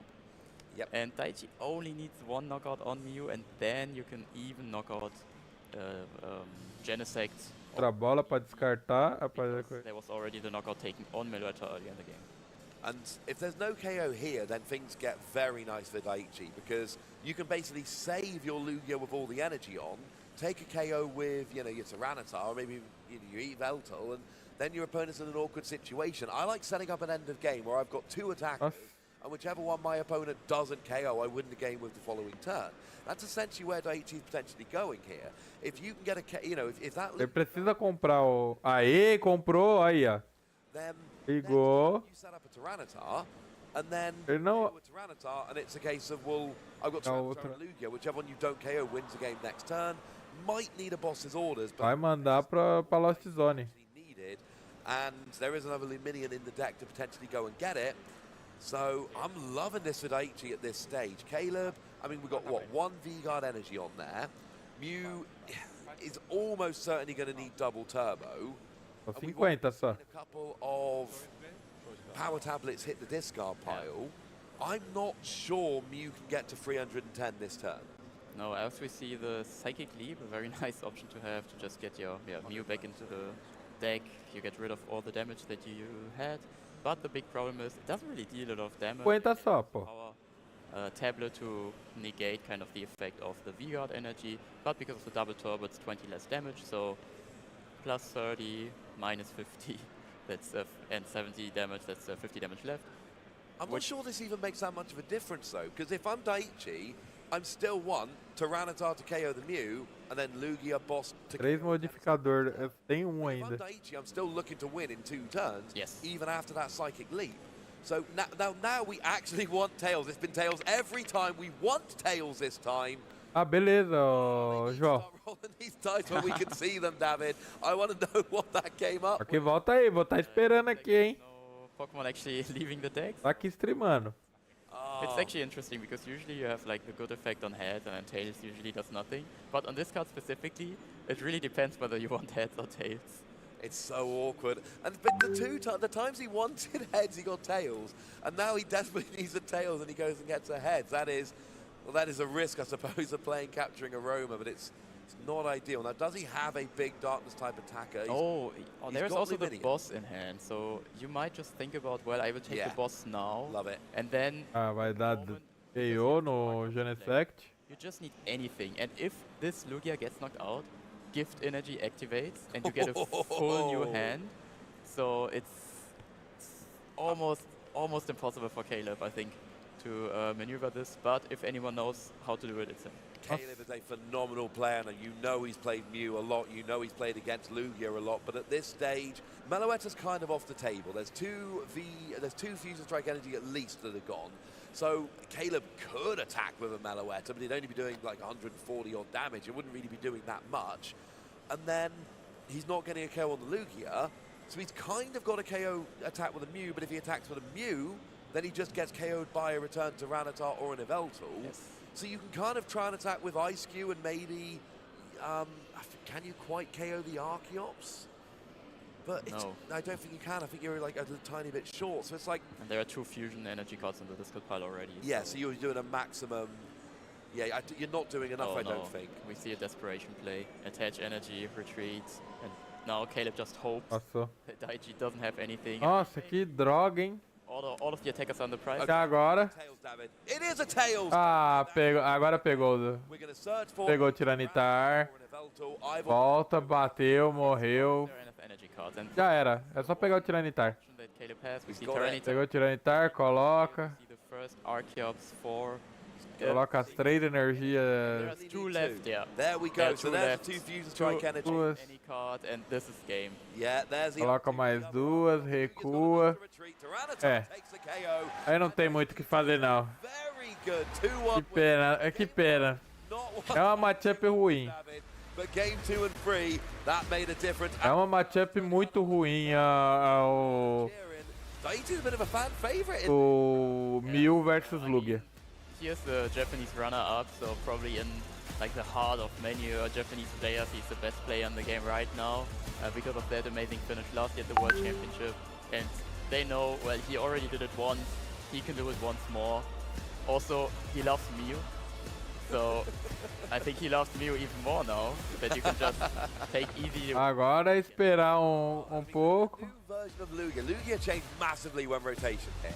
The new version of Lugia is very much a single strike deck. Yes. It's got Lugia and it's got those single strike attackers, and it just so turns out that 2 of them, Tyranitar and Yveltal, are darkness type, so that gives you a really excellent Mew VMAX. Ó, agora esperar pouco, né? Vamos ver certinho. Turn 1, Yes. literally turn 1. Here we go. And unfortunately, Porque in game 2, that was actually game 3 we saw there, that Tails flip, which was pretty big. essa primeira partida foi tensa.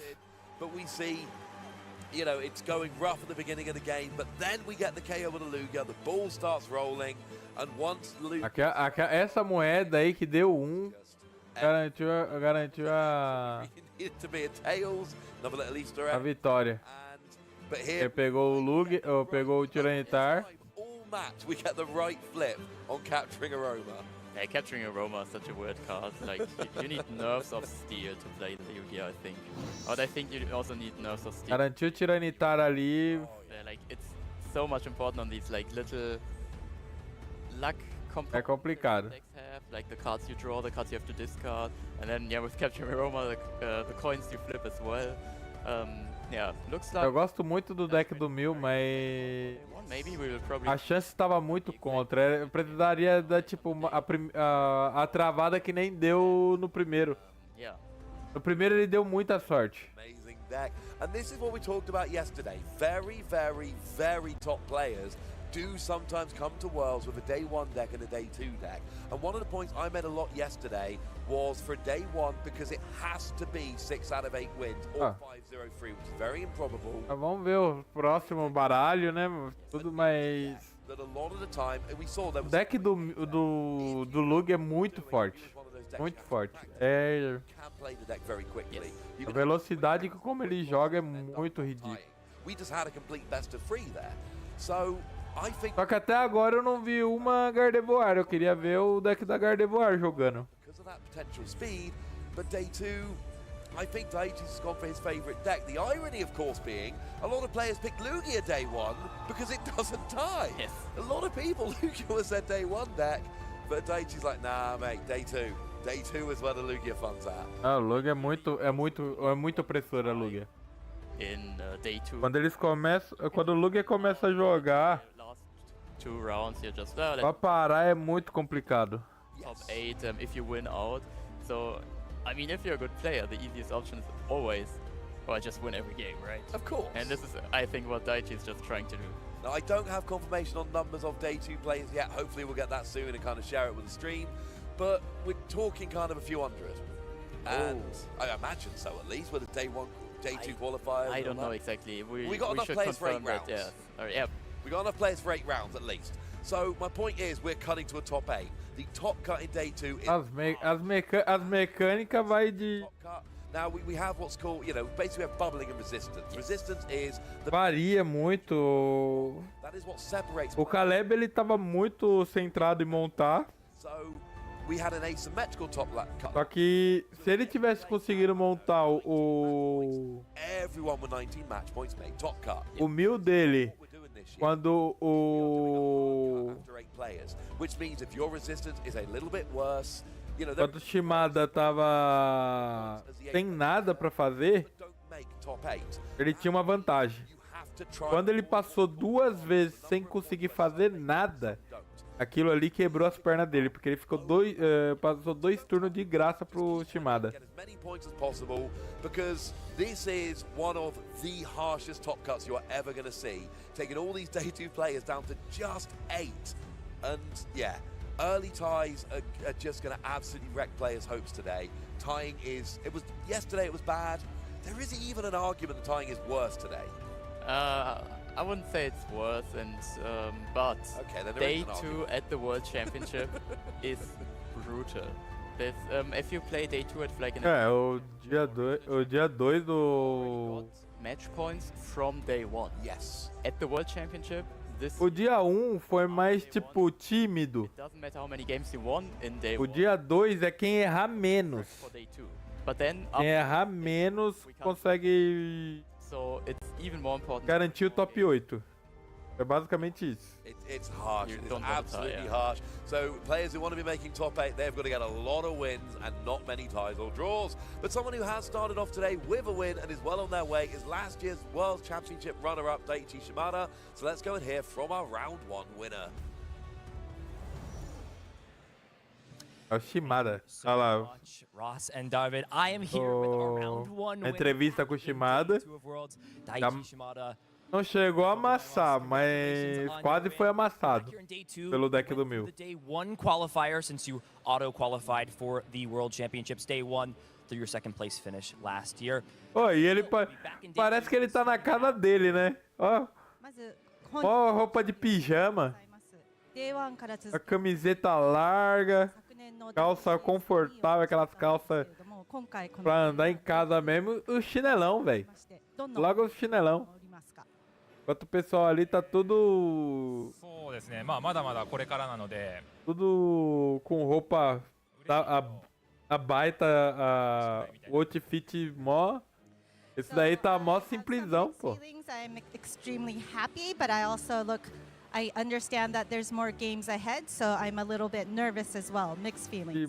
Queimada. You played a lot of games already. Se qualquer desses aí que não assistiu não for pra final, For that event, and you changed your deck up now. os japoneses tá jogando bem, You viu? finished day one when you're maybe in bed thinking about what you're going to play tomorrow. What led you to change your deck selection to play Lugia today for day two? Day 1でプレイして、デッキを変更されて、今回は Ai. ルギアの V スターを使うことになりましたが、変更された理由をお聞きしたいです。デイ1で勝っていた、まあ、デッ Ai. キ有利が取れそうなデッキを、昨日の夜考えて、まあ、これでいけると思ったので、買いました。ニューブマックスも Eu falei o nome dele de 使うつもり Chunin. はなかったんですけども、 Eu 一 entendo. 昨日の夜に使いたくなったので使うことにして、大志今回は Shimada. もう一つも使うことがありませんでした。 Eu chamei de So first Shimada? of all, Ah, sei lá I agora. practiced last night and decided to change my deck. I've originally thought about using new VMAX as well, but 2 days prior to the game, I decided not to use it. So all the decks that I practice actually. O problema do Mil é que os outros decks entregam 2 prêmios. So let's talk about that O series. Mil entrega 3. E ele é o principal atacante do deck. Esse que é o problema dele. And you end your turn. And your opponent wins a very quick game one. Alessa Sparkle, Meloetta, Melodious Echo. As you're shuffling up for the second game, what's going through your head? What are you thinking about to put yourself in a mindset to win the series? まずゲーム1が結構早く終わってしまいましたね。でその時、相手のカードを見ながらどんなことを考えながら次のゲームへ向けて準備をしていたのでしょうか。まあ切り替えてもう何も考えない方がいいと思いました。 So I decided it's better not to really dwell on the past. So I just focused on my next game. And so game two went your way, and in game three, you were in that situation where you played Capturing Aroma. You had a very solid hand off that Judge and Path to the Peak. Professor Burnett, then the Collapse Stadium. You flip the coin, it flips tails. What are you thinking at that point when it looked like such a favorable spot if you flipped heads? What's going through your head in that spot? 3戦目の時にキャプチャーアロマが出て、その後段階を経て、コインフリップのところで大きな詳細が決まるところの段階でどんな気持ちでしたか。そうですね、まあ、多分出てほしくない方のコインが出たんですけど、まあ、でもまだ余裕があると思ったので、The coin flip, the results of the coin flip was not what I desired, but I was. Ah, mano, eu na moral odeio esse bagulho de coin flip, velho. Porque, tipo, uma hora funciona, outra hora não, velho. And you're playing in front of your O home do Lugia não é esse problema, é tipo, World Championships. Close. ah, vou aqui, eu quero o ativo. Beleza, conseguiu. Se não conseguiu 北米のo ativo, ele tem um básico já garantido. そして本日 Sempre tem uma coisa ou outra. ファンの前でもバトルした感想をお聞かせください。やっぱり、まあ、みんなが見てくれるので楽しいです。とにかく楽しい。I'm just having an extreme, a lot of fun playing in front of all my friends, Ó. my fans in Japan. I am having a wonderful time. Ô, mano, tem pouca gente ali. Out here in the crowd. So Ontem many tinha people, muito mais gente. teammates, Ontem. Your fans, your fellow countrymen. Lots of players out here, young and old, desiring to be in the position where you're at. A World Championship finalist, 2-time Champions League winner. What advice do you have for anybody getting into Pokemon or wanting to reach the success and the level that you're at right now in the Pokemon TCG? 大地さんを見てかなり会場内も盛り上がっていて、多くの皆さんが声援を上げていますが、これからポケモン TCG をやる人や今遊んでいる人たちへのメッセージがあればお願いします。そうですね、遊び方本当にいろいろあると思うので、もうとにかく自分が一番楽しい遊び方をしてほしいと思います。でその中でもし世界大会目指したいと思ったら誰でも目指せるので、今からでも遅くないです。So first of all, there's many ways to play the game. I want everyone to find out how they put some style of their own and just enjoy, keep on enjoying and playing the game. If you are looking forward to coming to the World Championship, everyone has an opportunity. So good luck to everyone. And I know a lot of people helped you select your deck. Is there anybody who you worked with or you want to give a shout out to? Vamos ver, né? Get here today in day 2 of the World Championships. É que nem eu falei, o deck do 1000, todo mundo já sabe jogar contra o deck do 1000. Então, tipo, não é mais favorável jogar com o 1000. Então, tipo, guard é muito mais opressiva, que dá pra intercalar entre 2 prêmios e 1 prêmio. O Shenpao é dano massivo. O Lugia é dano massivo, só que também um controle pra bater na guard. E o Lost Box, ele consegue fazer muita coisa. Agora, se eu ver aí um União Alada, aí vai ser uma surpresa e tanto, hein? Thank you very much, Ethan. Always nice to hear from such just a high-level, lovely player. Everybody seems to love Daichi. We saw the cheer when he won, and just always lovely to see. Home favourite, home crowd, just absolutely just showing us quite how great he is on the stage, and that was fun, Davin. I enjoyed that. Yeah, he has a very nice personality, and he's also, I think, one of these players that are just saying, well, practice as much as you can, get your friends, try to have fun, and then you can have fun while winning. And you can have fun because you win. So it just keeps getting more fun. Agora espera pra acabar o turno, porque vai acabar daqui a pouquinho. Like very sad for a few. Aí acabando, vai esperar mais 2 minutos e depois voltamos de novo com a liga. At some point, told us always thinking about the next game. So great to hear from a player of that caliber. Well, I mean, round 1 was fun.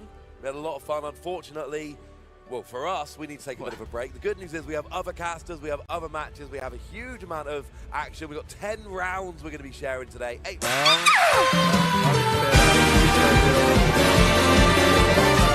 Pessoal, Do not go anywhere. We have got so much. a hora que tiver na partida, nós volta aqui. Vamos conversar aqui com o pessoal.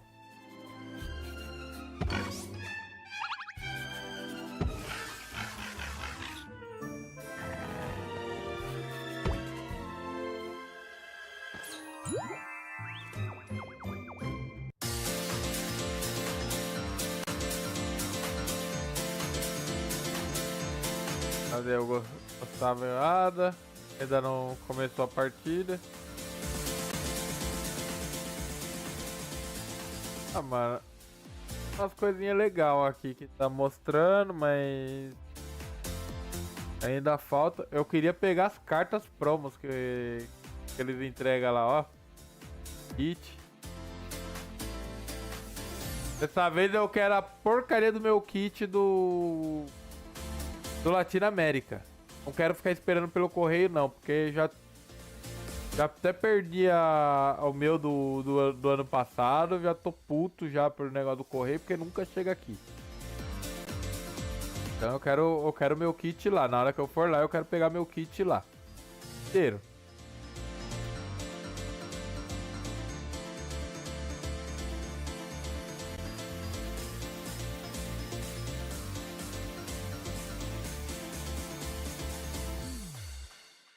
Hello and welcome to Yokohama, where we are at the Pokemon World Championships 2023. I'm Anna Prosser, and I'm standing in front of the Poke Center. I have some amazing models with me today.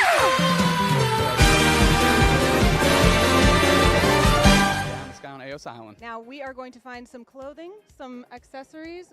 What are you looking for in there? I'm looking for Pokemon themed things. I've heard there are some of those in there. What about you? Looking for anything in particular? Heard there was a jean jacket. I'm finna sporting that. We are super excited to do some shopping. Let's go. Tá tendo bastante evento.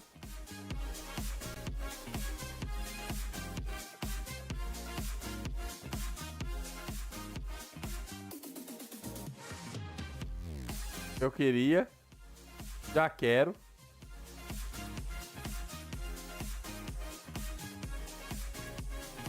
Nossa.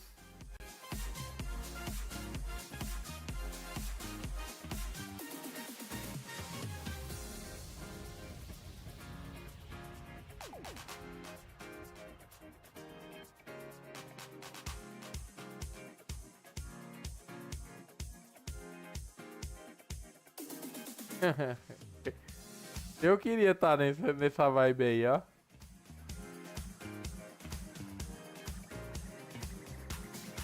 Aí eu ia comprar muita coisa também.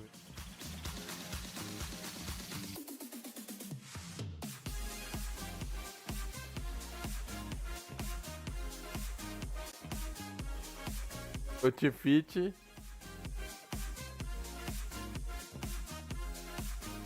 Tifit de equipe Rocket.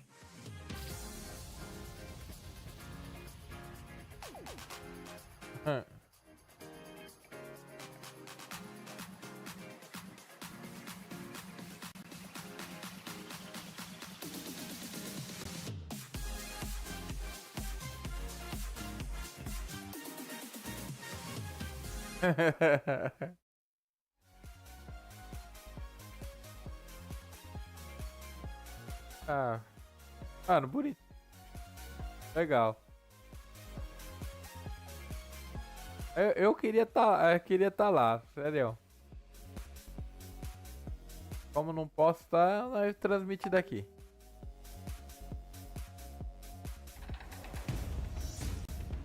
Vamos lá. Beautiful action happening here at day 2, and things are just kicking off so far.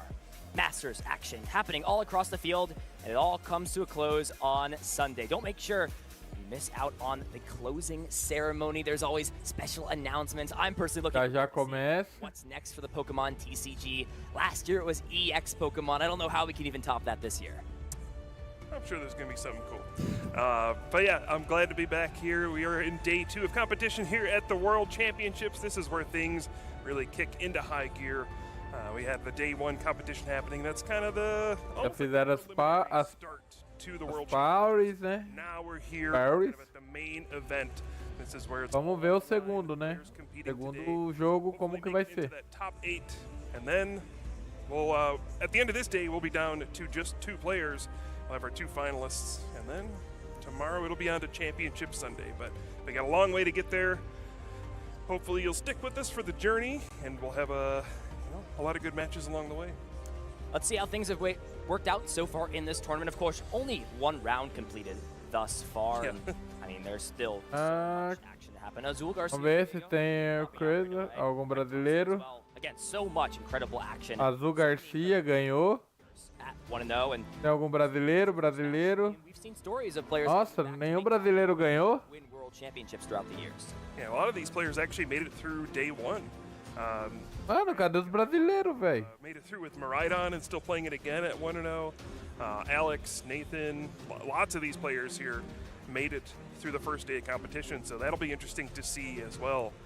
It's been a while since we've had somebody come through day 1 and win the World Championships. Até os 16. Day 2 berth has been such. Até os 16 não apareceu nenhum brasileiro, hein? Até o top 16 não apareceu nenhum brasileiro. O único que apareceu até agora foi o Azul Garcia. 8 Swiss rounds today. And we'll cut down to our 8 players. And I mean, Aê, gente! Vamos lá, brasileiro! Pedro Pertrucci, nosso brasileiro vai jogar agora. Vamos lá, Pedro. Fazer a festa. É brasileirinho na fita. E vamos lá. International this year, as well as top 8 as well, so has had an incredible run thus far up against Pedro Pertuzzi, another incredible. Pedro Petrucci versus Pedro Eugênio Torre. Acho que é 2 brasileiros, viu? 2 brasileiros se enfrentando, eu acho. Por 2 brasileiros se enfrentando é sacanagem. Some of the 2 best players in the game go at it here at the World Championships, and that's exactly what you. Ó, o Daichi Shimada enfrentou agora, vai enfrentar o Alex Miker.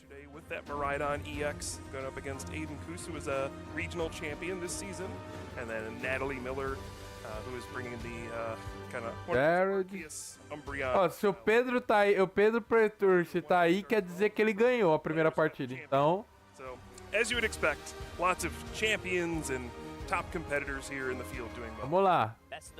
Primeiro brasileirinho que apareceu pra gente, Pedro Pertrucci. Ó, o primeiro brasileirinho que vai tem um potencial pra jogar. E acho que dessa vez vai vir a guard, hein? Vai vir a guard. Dessa vez acho que vai vir a guard, hein? We'll see. Eu espero. Maybe they'll tie. That would Yeah, be, not such a safe pick, yeah, huh? not such a safe pick. You know what? You got to think a level above the basic Eu level. espero que venha guard.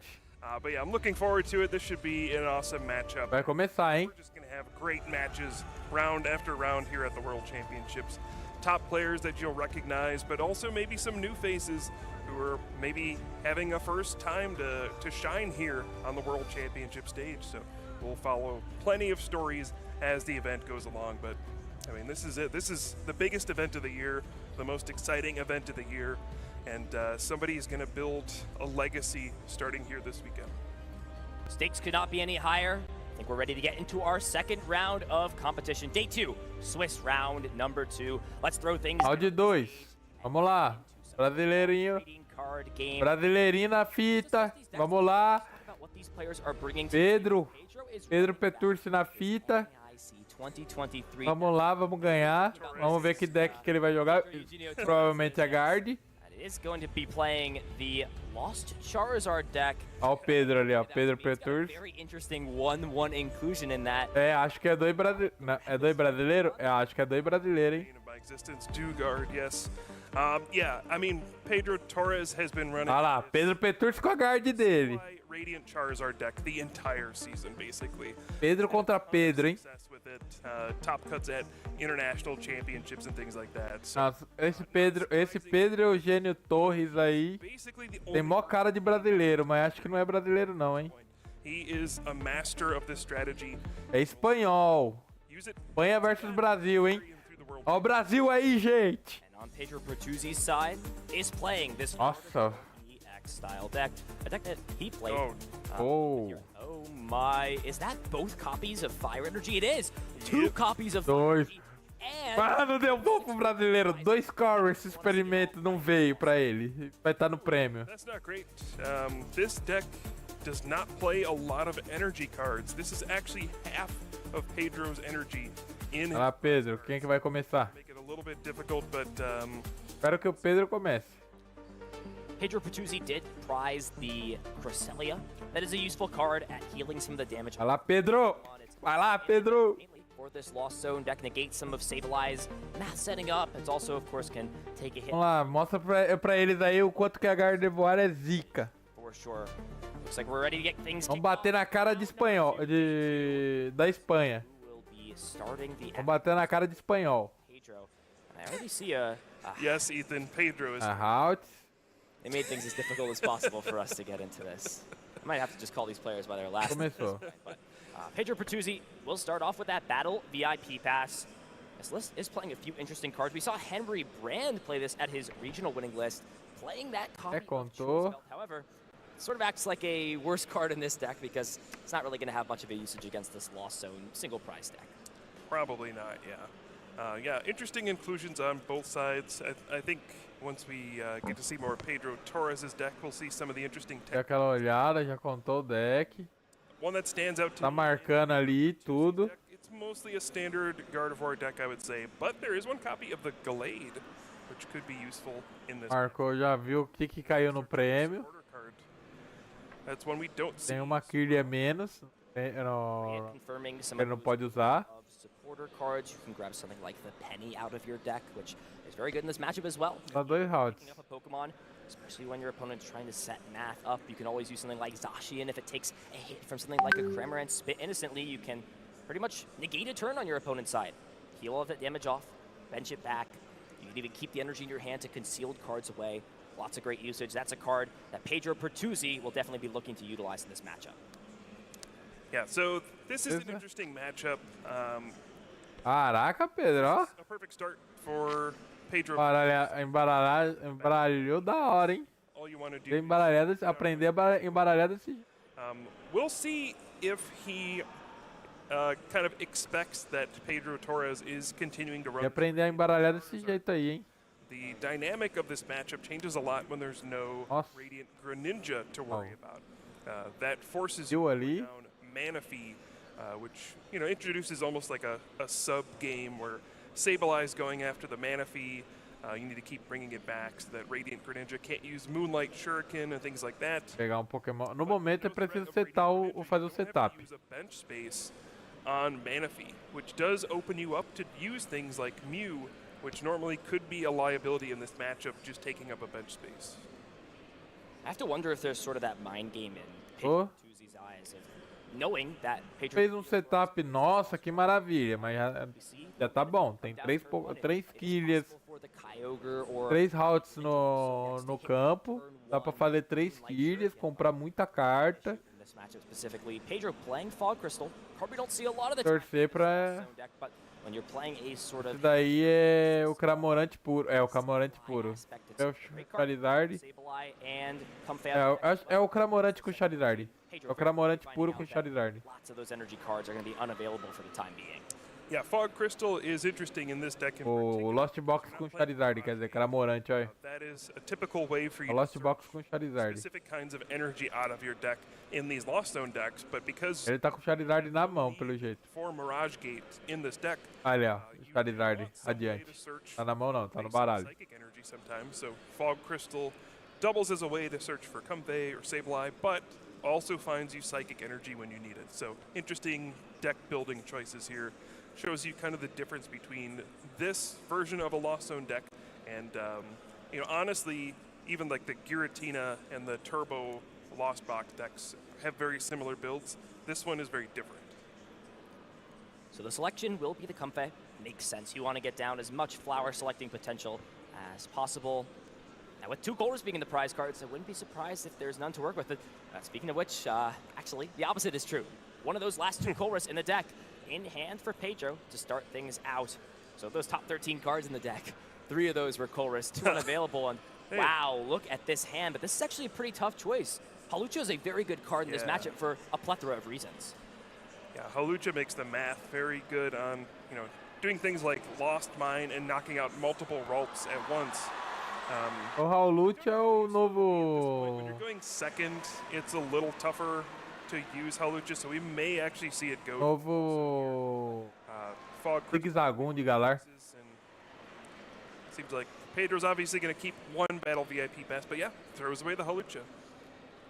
Pedro at one point played 3 Clara in this deck, but now opting to play a copy of the Super Rod to sort of give 3 ways to recover Sableyes. And I mean, besides that, this is exactly what you want. 2 Battle VIP Pass, all the basic Pokemon Pedro will need in these early turns will be grabbed. And we already see Phoebus getting put to the top of Esse Fibas aí é pra quê, pô? sleeping. He looks like he doesn't even want to be here on the stage. Yeah, this is a tech card that came in and out of decks for a while. Lost Box com Fibas aí, que Phoebus evolves coisa é into essa? Milotic, which has Do Guard, the ability that prevents your opponent's supporter cards from affecting you. So essentially, the main thing that it's trying to block is like Iono, Judge, Roxanne, hand disruption cards. So one of the ways that, you know, Gardevoir really battles back against these Lost Zone decks. Já eu vou dar uma procurada no que esse Fibas faz aí. Things like Iono. Entendi. And with the Do Guard in play, Ou nós pode ver se for pra ataque, defesa. so this is an interesting tech line that we do not see very often. Articuno. And we'll see if it Mano, é um Lost Box controle, é isso mesmo? Another tech card. Pedro grabbing off the second Battle VIP Pass. It is that Articuno with the ice symbol. We Yep. sometimes see Zapdos come in. It's the same thing, except for your water-type Pokemon. 10 more damage, and this helps out nicely with the Cramorant, especially in combination with things like Choice Belt. You can boost your damage up to 150, and then if you have Halucha, you can always set math up on V-Star Pokemon to sometimes take knockouts with Lost Mine, as well as Charizard, and just the fact that you can put more damage on the board with the Pokemon. This deck doesn't need to have as many Pokemon on the bench like Radiant Greninja, so you kind of just use that slot instead, and uh-oh, here we go. Flower selecting starting, and this is the choice that you have. It looks like Radiant Charizard. Travadinha. Switch card. There's no way you can throw away your Radiant Charizard, right? I mean, you know that both Fire Energy are in your prize cards, so... But no, okay. I mean, it's the main... O Charizard já na mão dele já. with this deck, so I can't imagine throwing it away. It's one of those things where Sableye feels like it's the Pokemon you're going to be attacking with the most, but if you get rid of that Radiant Charizard, your opponent can play completely differently, right? Only put Fuga. something like Big Gardevoir EXs into play, and they'll find a way to start trading favorably. But will be the smart choice, in my opinion, taking the Charizard. We'll also see the first flower selecting be used. Cramorante vai entrar, já tá batendo? Into Cramorant here? What's happening? Yeah, does he have enough cards in the Lost Zone? Okay, looks like there might be a lost vacuum. That makes sense. Okay. So yeah, didn't want to tá. getting a switching card or an energy off of the flower selecting. So Tá. guarantee an attack this turn. Use the lost vacuum, send Choice Belt and Combe to the lost zone, so now we're up to 5. And yeah, Pedro Torres will get the first knockout. The Articuno, I think maybe a preemptive thing to put down as well. One of the annoying things in this matchup is Cresselia has 120 HP and Cramorant only does 110. So the ice symbol from Articuno. Olá, Pedro. Cramorant Ganhar esse jogo aí, mano. We know Cresselia is prized. Mostrar pelo que veio. Ono. That is one of the main uses of this Articuno. Pedro Pertuzzi having to play Iono. There was not a lot going on in hand for Pedro Eugenio Torres. I think Pokey here and 2 Clara, and finds the only copy remaining of Chorus off of those 5 cards. Yeah. Still Pedro Pertuzzi's turn. Did choose to bench Mew in this matchup. I've talked to different players. I mean, in my opinion, it's always a risk, though, to have this Mew down, because while you get great search off of things like that Mysterious Tail, it is a low HP Pokemon that will never attack, which means the only way it's getting off your board is if your opponent chooses to knock it out, and you want to have a lot of different Pokemon down, especially in this matchup. Yeah, Pedro Pertuzzi does play both Collapse Stadium and Penny, though, so there are ways to get it off your board, I guess. And sometimes, you know, your hand is just bad enough where you need to use Mew. But yeah, another big thing that happened was because of that escape rope, a Ralts got knocked out. So there's only 2 in play now. Usually you want to have, you know, 3, 4 Ralts in play. So you can evolve many of them up into Curlia and then you know, eventually into Gardevoir EX. The main draw engine of this deck is the refinement of Curlia, so limiting the number of Ralts on your opponent's side is a very good strategy. Fica nervoso não, filho. Being used finds a big card, that rare Candy, and with Gardevoir EX already in hand on top of Ultra Ball, Pedro can start to respond with some knockouts. Fica nervoso não, Pedro. Well, so a little bit of hand disruption, a little bit of draw. And looks like this Deck é bom, filho. to grab the Zacian V. Now this is a route you can take early on in the game where you can actually attack with it on turn 2 if you don't have Gardevoir EX in play. You can attach to it, use Roar of the Sword, and then the following turn go for that. And we are actually going to see that get benched down. How do you feel about that in this matchup with it having no energy on it right now at this point? Well, looks like he's playing it down to use the Forest Seal Stone. Astro. Yeah, again, knowing that you have a Collapse Stadium and Penny in your deck, you can afford maybe early on to use some of these riskier Pokemon to attack with, because later on you can just discard them or put them back into your hand. So I don't mind it. I also don't mind just attacking with Gardevoir here. It seems like there's very little risk of attacking with Gardevoir EX. But, wow. Double rare candy turn 2? That's oh, the crazy. Gallade. Can use that Buddy Catch ability. Find any supporter, and I think there's no other cards in the hand, so... What an insane just start. Prep a supporter card. There is sort of... Caraca, ele usou logo 2 pra evoluir Gardevoir. You want to play the next card that you get. You actually can't play Iono if neither player shuffles cards to the bottom of their deck, so it is something to note at this point, but I guess you are having to bank off your opponent, find something like the Melodic next turn, and it is actually going to be that worker. Yep. Interesting choice. I mean, I feel like there's better cards that you want just to draw more cards. You don't really have any of the consistency of refinement right now, since, of course, your only 2 Pokemon in play are that Gardevoir and Gallade. And wow, we're actually going to see the Zacian come in and attack, having to also put 2 damage counters on that Mew. Usually it's not a big deal in other matchups, but in this one, 6, 9, 9, 10, 11, 12. essentially a free knockout at any point during the game. Yeah, but, I mean, this is what you're hoping for with Gardevoir, right? Turn 2, Gardevoir EX, attack right back. I mean, that's a great start.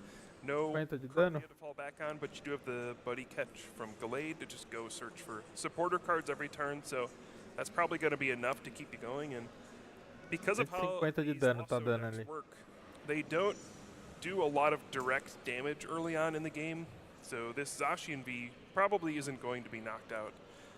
So you also have time to draw into other things. Very true.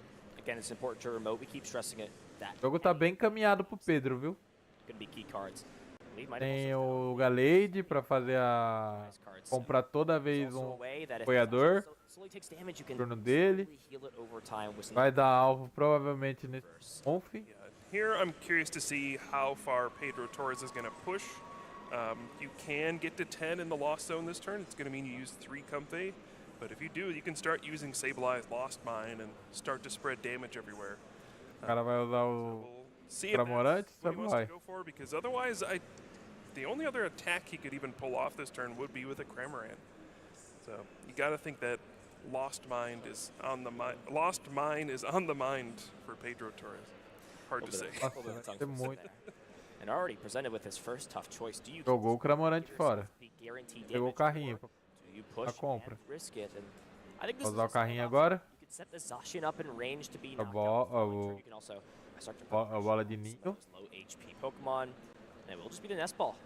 And finding this third comfort Pegar outro Sableye. will get Pedro Sableye não, é to that Comfy. magic number 10. Conf. As long as there's enough switching cards, I think 2 Psychic Energy are in the hand as it stands. So Confei. that's piece number 1. Just needs to also find the Sableye and some ways to pivot out with flower selecting. That's what you're going to need to get yourself to Lost Mine this turn. Yeah, Pega o Sableye. figure out what kind of the game plan will be for Pedro Torres at this point. I wonder if there's merit to just trying to take prize cards quickly so that you can start to get one of those fire energy out of your prize cards so that you can have an option to use Radiant Charizard later in the game.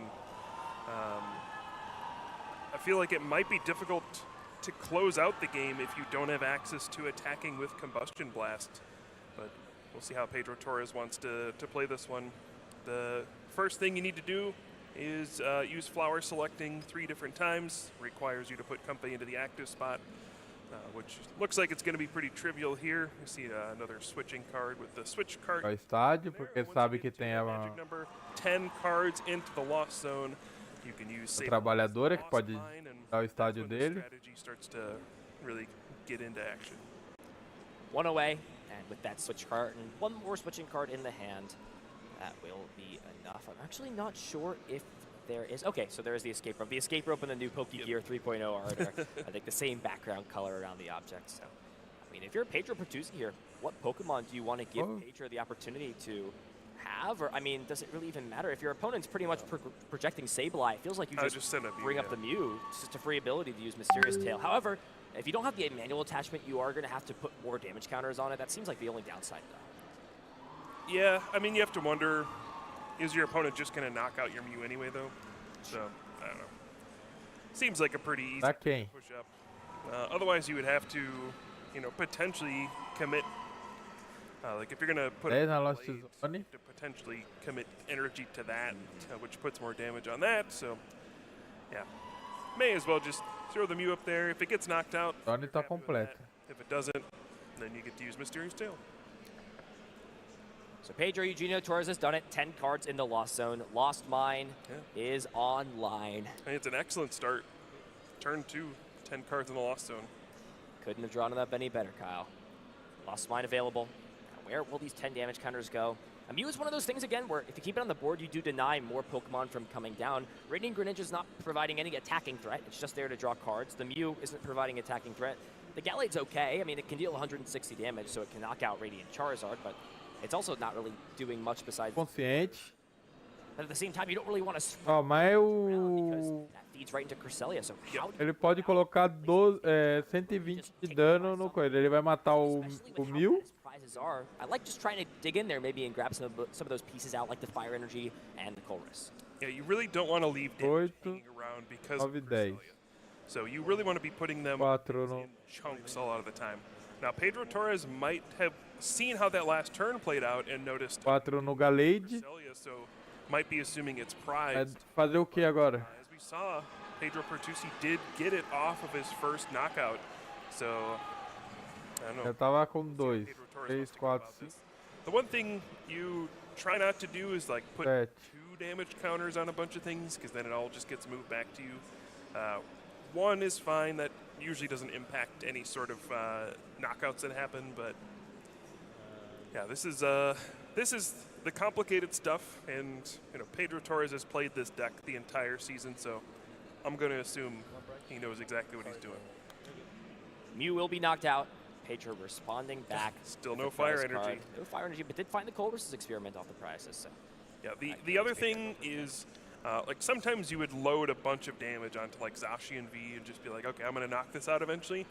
But with the threat of Penny or Collapse Stadium, you also don't want to waste damage that way by putting it all onto a single Pokemon. So it's a tricky balance trying to like not waste your damage from Lost Mine. Try to do it in a way that no matter what your opponent does, you are getting some benefit from the damage you just placed. And I think this is smart what Pedro Eugenio did here. He put 1 damage counter on the Greninja, meaning that if Collapse Stadium doesn't come down, and putting 4 damage counters on the Gallade. So pretty much saying, hey, you can have Collapse Stadium to get rid of one of these 2 Pokemon, but I'm going to pretty much guarantee myself prize cards next turn if I can find a way to... Pegar Iono. Buddy catch. Oh, Iono. So and the Cresselia. Will shuffle things down, and of course, Cresselia being benched off the prize cards. And since there's damage already on the Zacian, doesn't even need to use Psychic Embrace to load damage up.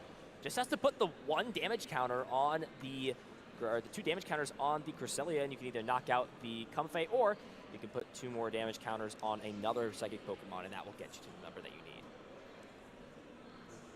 Yeah, I wonder if there's ever a world where you go for Phoebus here and just deny the Dewguard. Vai matar com a... You know that you can keep a Cresselia, hein? the INO and hand disruption cards. Or if you just, knock out the Sableye here. Looks like Sableye is going to be the option.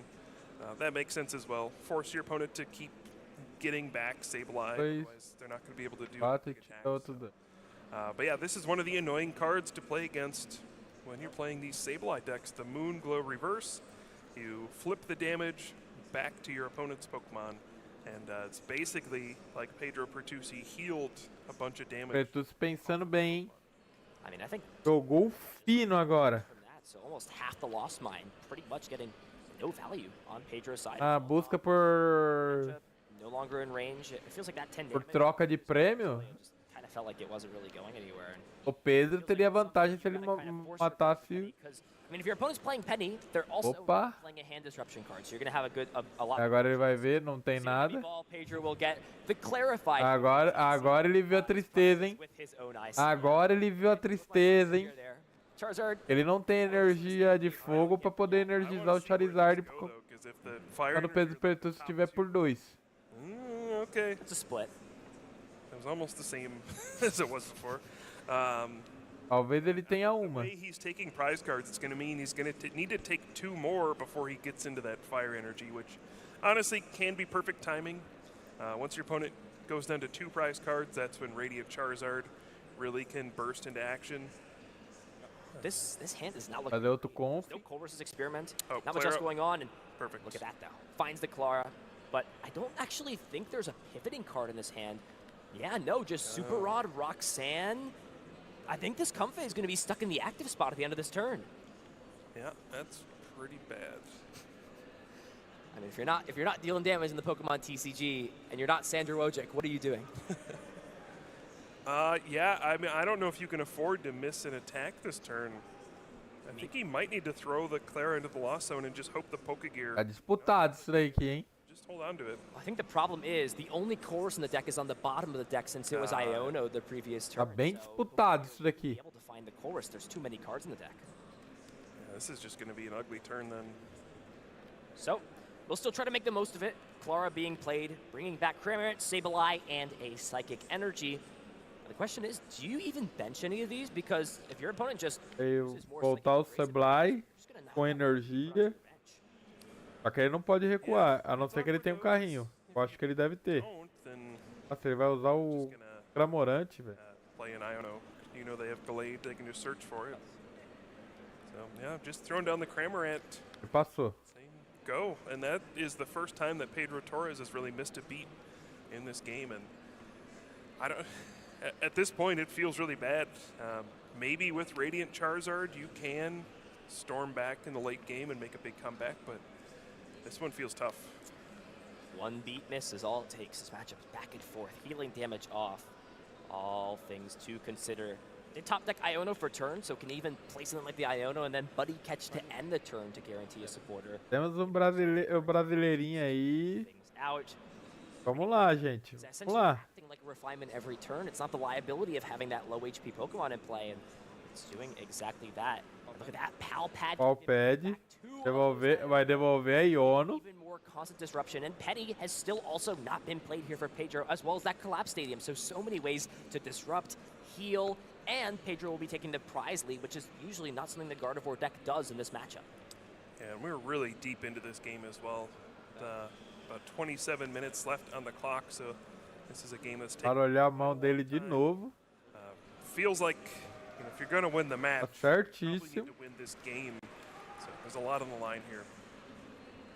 Pedro will draw 4, and that actually applies to both of them. So listen, I did it right here from not saying anything.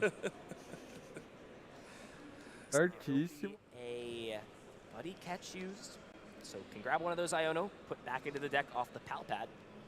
I mean, Pedro Pertuzzi has done everything he's wanted to. Outro Iono. Giving a bonus turn to take extra prize cards. All that needs to be done is a single Psychic Embrace onto this Cresselia, and because these Comfey have 70 HP, you can move 10 off the Gardevoir EX, 20 off the Gallade, 20 off the Zacian, and 20 off the active, or even just do this. Phoebus, Just take a knockout on the Phoebus. Matou esse Phoebus. Tá na vantagem do prêmio agora. Oh, he just drew the Milotic too. Tá na vantagem do prêmio agora. There's really nothing else that makes sense to knock out. Your opponent already has 3 Comfey in play. It's not like knocking out one of those really does anything, so you may as well take out the Phoebus and, you know, prevent your opponent from blocking your future Iono. Makes sense. You can still heal off all that damage. Doesn't matter if it has 30 HP, it will still go down. And yeah, this Ice Symbol actually will come in pretty clutch here. With this Jet Energy coming down, no way to attack with Sableye. Mano, ainda queria saber o que aquele Phoebus tem a ver, mano. O que ele era pra fazer? É só pra morrer mesmo? Obviously, Pedro Torres is going to get a knockout. Colocou o Charizard. But this may be a turn where, you know, when he takes his prize card and doesn't, if he doesn't get a fire, Pós-ordem nesse Charizard, mata esse Charizard. It feels like your route to victory at this point is getting a knockout, then on the next turn attacking with Charizard, and then finding a way to knock out that Zacian. So big prize card here for Pedro Torres. Não pegou ainda. Não! Prize cards. Vai atrás desse Charizard. It's gonna make it a lot tougher. We're so deep in this game. Yeah, Lost Mine won't even take prize cards next turn since Halucha is no longer in the deck or available. And yeah, Gardevoir EX can come up with a single Psychic Energy on it. It can start using Miracle Force with essentially 290 HP remaining.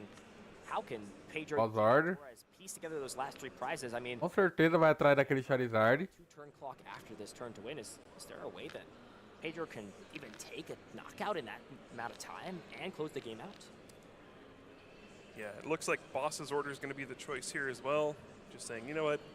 Let's just get that Radiant Charizard off the board, maybe. Force you to Energia do turno. Clara, something like that to get it back. And maybe that Energia, não. Gallade coming in as vai conseguir matar aquele Charizard? Put in essentially constant hand disruption, now gusting effect onto the important Pokemon in play. And that constant disruption plus aggression. Gardevoir can do it too. I know we say it, Lost Box is sort of the CEO of putting on early aggression and putting together knockouts. Insult to injury also. Nossa, Charizard, parabéns. Boss's Order is bringing up Radiant Charizard, and I mean, we're so deep into this game now. Do you ever try to like finish it out with Pedro? Or I mean, at this point, it feels like if Pedro wins this game, Pedro Eugenio Torres, matou Charizard. it's probably just going to be a tie. Charizard e Radiante tem quanto de games ever finishing if we're just going to continue at this pace. Yeah, I'm struggling to figure out how Pedro Torres will win this game. Gardevoir bate 3, 190. É, matou. No, I really don't get it. Maybe we'll see something here soon, but pegou Clara, vai voltar o Charizard. Fire energy. I mean, you can lost. Vai usar Clara, vai voltar o Charizard. It's like Boss's Order something up, like the Gallade that is a hefty retreat cost, and do enough damage to it where maybe your opponent isn't able to retreat it, and maybe that buys you a turn. Nossa, é que ele não usa energia de água, velho. Senão. I don't know. Doesn't seem great. Carrinho. Yeah, if you like Lost Mine and put enough damage counters on the Gallade, you can then like Boss's Orders it up, and then if it can't Psychic Embrace. Cara, já tem metade do deck dele praticamente ali. Get around it, but that pretty much seems like it's it. I don't know what else can be done here. Yep, and that's gonna be game number 1 for Pedro. Mano, foi perfeito. Ele foi atrás do Charizard pra garantir que não vai pegar. E ele deu o outro Pedro, o Pedro Eugênio, o espanhol, ele teve muito azar de não conseguir comprar energia de fogo pra ligar no Charizard. Ele não tinha como, eu não conseguia voltar. Na hora que ele conseguiu pegar um prêmio extra ali, foi muito bom. Muito bom pro Pedro. Pro Pedro Petrucci. 1-0 brasileiro, hein? Brasileiro 1-0. Vamos!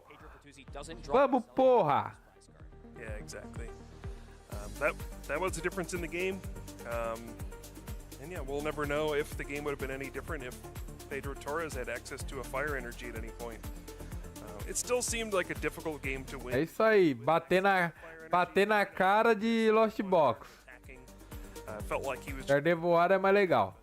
We'll see if he can rebound here in game number 2. As we mentioned, we are down to about 20 minutes in the round, so it's hard to see a world where all 3 games complete here unless, one of the games just ends on the first turn or something like that, but we'll see how this goes. Long set, long series. I played this a lot at NAIC, and these games are... Segundo jogo, gente. Segundo jogo, galerinha. So these starts are going to be very important. Finding Battle VIP Pass, getting a strong explosive start. As a Gardevoir player, if you don't hit that turn 2 rare candy, you kind of fall behind. And even if you do, it's not like you're in an incredible position. É, dessa vez ele tem tudo, né? We do see one of those Não, tem um confiamento. Tem um confiamento. Looks like we're setting up to have a very solid game. And Pedro this time... Ainda não entendi aquele Fibas, velho. are not nearly as bad as they were in game number 1. Yeah, it's also very nice when you just, without having looked at your deck at all. Agora tem todos o conf. Oh, hey, there's a basic for me. Good. Also saves you some time because now you don't have to waste time looking through your deck to see what's in your prize cards. Just, all right, now I know. I don't have to spend, 30 seconds or a minute looking through my deck trying to figure out each card that's prized. A couple copies of Beach Court, but there's actually not too much else going on. Does have the escape rope, so a smart choice there to actually hold the nest ball, wait to find Pokemon to sort of increase the total amount in the deck before using this flower select. Now, what do you grab here? Jet Energy and Fog Crystal. What would be the choice of grabbing the Fog Crystal? I guess just prioritizing getting as many of these come fade down into play. Interessante. Yep, he's gonna grab the... Ó, tem que zerar esse Lost Zone aí, mano. Não é 17 não. It does say on 17 era na outra, zera esse Lost Zone. Aê! Ele só tem um Lost Zone só. Over from game to game in a series. Oh, Lost Box would be a lot better. Yeah. Turn 1, Sableye, going second. Yeah, awkward. Sableye no segundo turno com 17 na Lost Zone. Which is one of your ways to attack one turn sooner with Radiant Charizard, and that is going to go into the Lost Zone in favor of this level ball. Unable to find Battle VIP Pass, but has a string of Fog Crystal, Level Ball, Nest Ball, and actually prioritizing the Phoebus here. Very interesting. Trying to hopefully get Melodic out this game. It didn't work last time. Of course, we saw it one turn too late, finding it off the top deck. Será que... Olha lá, mano, o Phoebus voltou. Ou ele tem uma estratégia muito boa com esse Phoebus, ou esse Phoebus vai morrer de novo. I'm gonna evolve into Milotic this game. I don't know. You have some history with Melodic, don't you? Played it once or twice, yeah. All right, well, Battle VIP Pass once again for Pedro Bertuzzi. Another picture perfect. Turn 1, being able to search out 2 basic Pokemon. That's all you're really asking for. When you draw this, we've seen this enough. When you draw this in your opening hand, the game tends to go a lot better for you. Exactly what you want to see. See what the choices are. It does have a plethora. Vai na calma, Pedro. The Mew out worked very Qualidade de campeão. Vamos lá. Surprised to see Mew as the selection yet again. Joga o que sabe. He's also playing that Luminion V, so there are 2 cards in Pedro Bertuzzi's list that can search out these supporter cards from the deck. Yep, gotta imagine you see a couple Ralts come down, or Radiant Greninja if you have an energy in hand. So you can start using that excellent ability, Concealed Cards, discard an energy from your hand to draw 2 cards. Doesn't seem like much, but turn after turn, that builds up cards in your hand, gets you a lot of value, and in this particular deck, you want to put Psychic Energy cards into your discard pile so that you can use Gardevoir EX's Psychic Embrace ability. So this Radiant Greninja, very important card for this deck. It's also very hard to search out this Radiant Greninja. Battle Pass and Ultra Ball are the only 2 ways to search out Radiant Greninja. Will also be, look at that, 4 searching cards in this hand. Battle VIP Pass, Level Ball, and the Fog Crystal. So this bench will get filled up pretty quickly. Tem 3, No need from you at this point. 4. Usually you're using this to find Greninja, like tá certinho. Pass, but that's not even needed to be. Certinho. So just gonna settle for having all 4 Ralts down into play. Shuffling the Então deck. como é que se embaralha isso daí? Hard to go along with this. There is a Luminion, but actually no. Professor's Research does have to get rid of that Collapse Stadium. We've talked about how that's good at healing things off, but it seems like it's worth the price for seeing 7 fresh new cards this turn. Yeah, I mean, Caralho, é isso 4 daí. Ralts in play turn 1. This is a dream. You have to throw away a Curlia. Hurts a little bit, but I mean, if you're playing a Gardevoir deck, this is exactly what you're hoping to see. Fill up your bench with a bunch of Ralts. You use concealed cards. You draw more cards. This is what you hope for. And even going to close it out with the Roar of the Sword from Zashi and V to get an energy into play, perhaps. Trying to retreat into this Radiant Greninja. I feel like attaching the energy to Zacian there is not even terrible. You kind of accept that Ralts will go down with something like Escape Rope, and then next turn all you need is an attachment, and you're not relying on finding one of those rare candy. But I guess just wanting to hopefully try and play around the Escape Rope. Perfeito. Have so much more value. If Escape Rope gets played, it's like the attachment pretty much just did nothing but discarded the energy instead. Yeah, but that's fine. Ele apertou que tá jogando fino, gente. So it probably doesn't matter that much. Tá jogando fino. That will be Pedro Pertuzzi's turn. Na calma, na... Genio Torres starting it out with a Flower selecting. Trapeon getting swept away to the Lost Zone. And really looking for Colress. Speaking of which, there it is. So, Pedro Eugenio Torres kicking things off. Already at 2 cards in the Lost Zone. I believe that will now be 3 since there was a 1 Flower selecting used last turn and 2 Flower selectings used thus far, unless that marker is not used there. Yep, Colress's Experiment, very important card. This is going to kick things off. Interestingly enough, Pedro Torres would have gotten enough into the Lost Zone to use Cramorant's attack this turn no matter what, but this helps you Ele accelerate. pega 2 aqui. Potentially get to Sableye on the next turn. With enough cards in the Lost Zone, Cramorant will come up into the active, ready to attack the Radiant Greninja. It's not enough, 10 damage remaining. That Beach Court will also allow the Radiant Greninja now to retreat for free into any Pokemon that Pedro Pertuzzi so chooses to. An interesting choice to bench the Sableye. I feel like if there's maybe a way to get down Cresselia this turn, which, I mean, with Penny, there is that potential, but maybe sensing that there's very little opportunity for that to happen and saying, if I get Iona, I just want to have this Pokemon into play and hopefully try and Lost Zone the following turn. Yeah, I think there's 6 in the Lost Zone, right?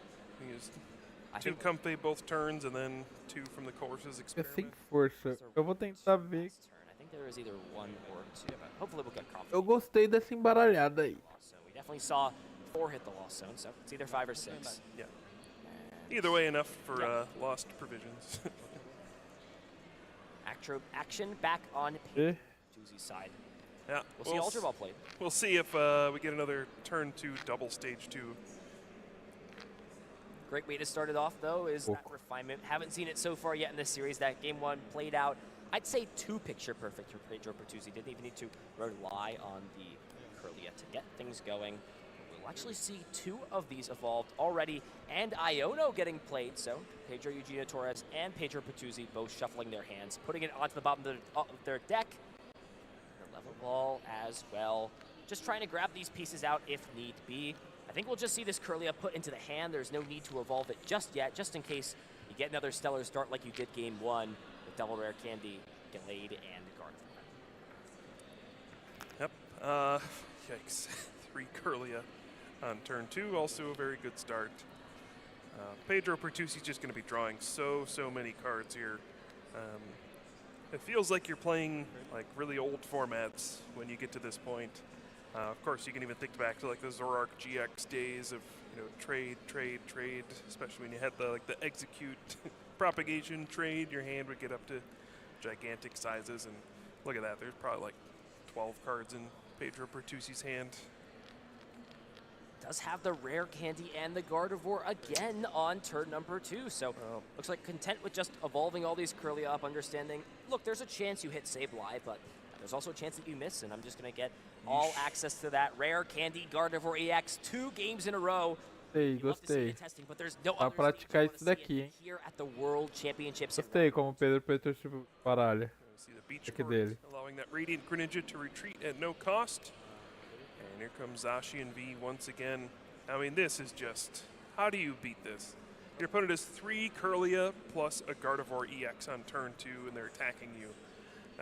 Normally, como é que you're sai o supposed baralho to be aqui. able to, battle with this deck by being able to disrupt things, maybe knock out a Curlia, knock your opponent off their game a little bit, but when this happens, it just feels like Gardevoir is almost unbeatable. Not much that you can do at all. And Pedro is going to try to battle back. Pedro Torres playing Colress's experiment, up to 8 cards in the Lost Zone, and should be able to see a Lost Mine. And here's where the discussion comes in. I mean, there's 2 easy prize cards on the board right now. Can use Lost Mine, 8 damage counters on the Curlia, and then put 1 remaining damage counter on the Greninja. But, I mean, at that point, how do you keep yourself in the prize lead? Start with the Escape Rope. Pretty easy choice there with the Beach Court in play, bringing up this Radiant Greninja. And as long as there's a Psychic Energy, Sableye will be able to use Lost Mine, and we already see it in the hand for sure. Yes, we see another Sableye going to the bench as well, prepping for the following turn in case there's any sort of hand disruption. And yeah, Lost Mine, I have to imagine you just take the knockout and then knock out a Curlia and then put the other damage on the Zacian V or something like that. You could also, put it on like another Curlia in case your opponent doesn't have Cresselia. That sets up a potential play for you to get a knockout there. But yeah, 2 prize cards taken for Pedro Torres.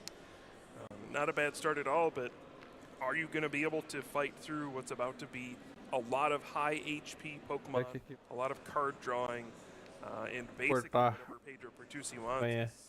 He's drawn through most of his deck at this point. Also have that copy of the Shining Gostei como o Pedro Petrus baralha. consistent draw, and I believe we saw Galade in the hand already. So can use Refinement first, get the ability to draw some cards, and then evolve it and use Buddy Catch. So getting access to 2 powerful support abilities on each turn, or just on the turn that they're evolved. Let's see, looks like 3 Pokemon going to get shuffled back in with Super Rod. You never know if your opponent plays Echoing Horn, so sometimes it's good to just throw a Pokemon like Mew back into your deck. It's got low HP. Could be a liability later on in the game. Playing around any way to lose conditions. Always a skill that these high-level Pokemon TCG players are taking.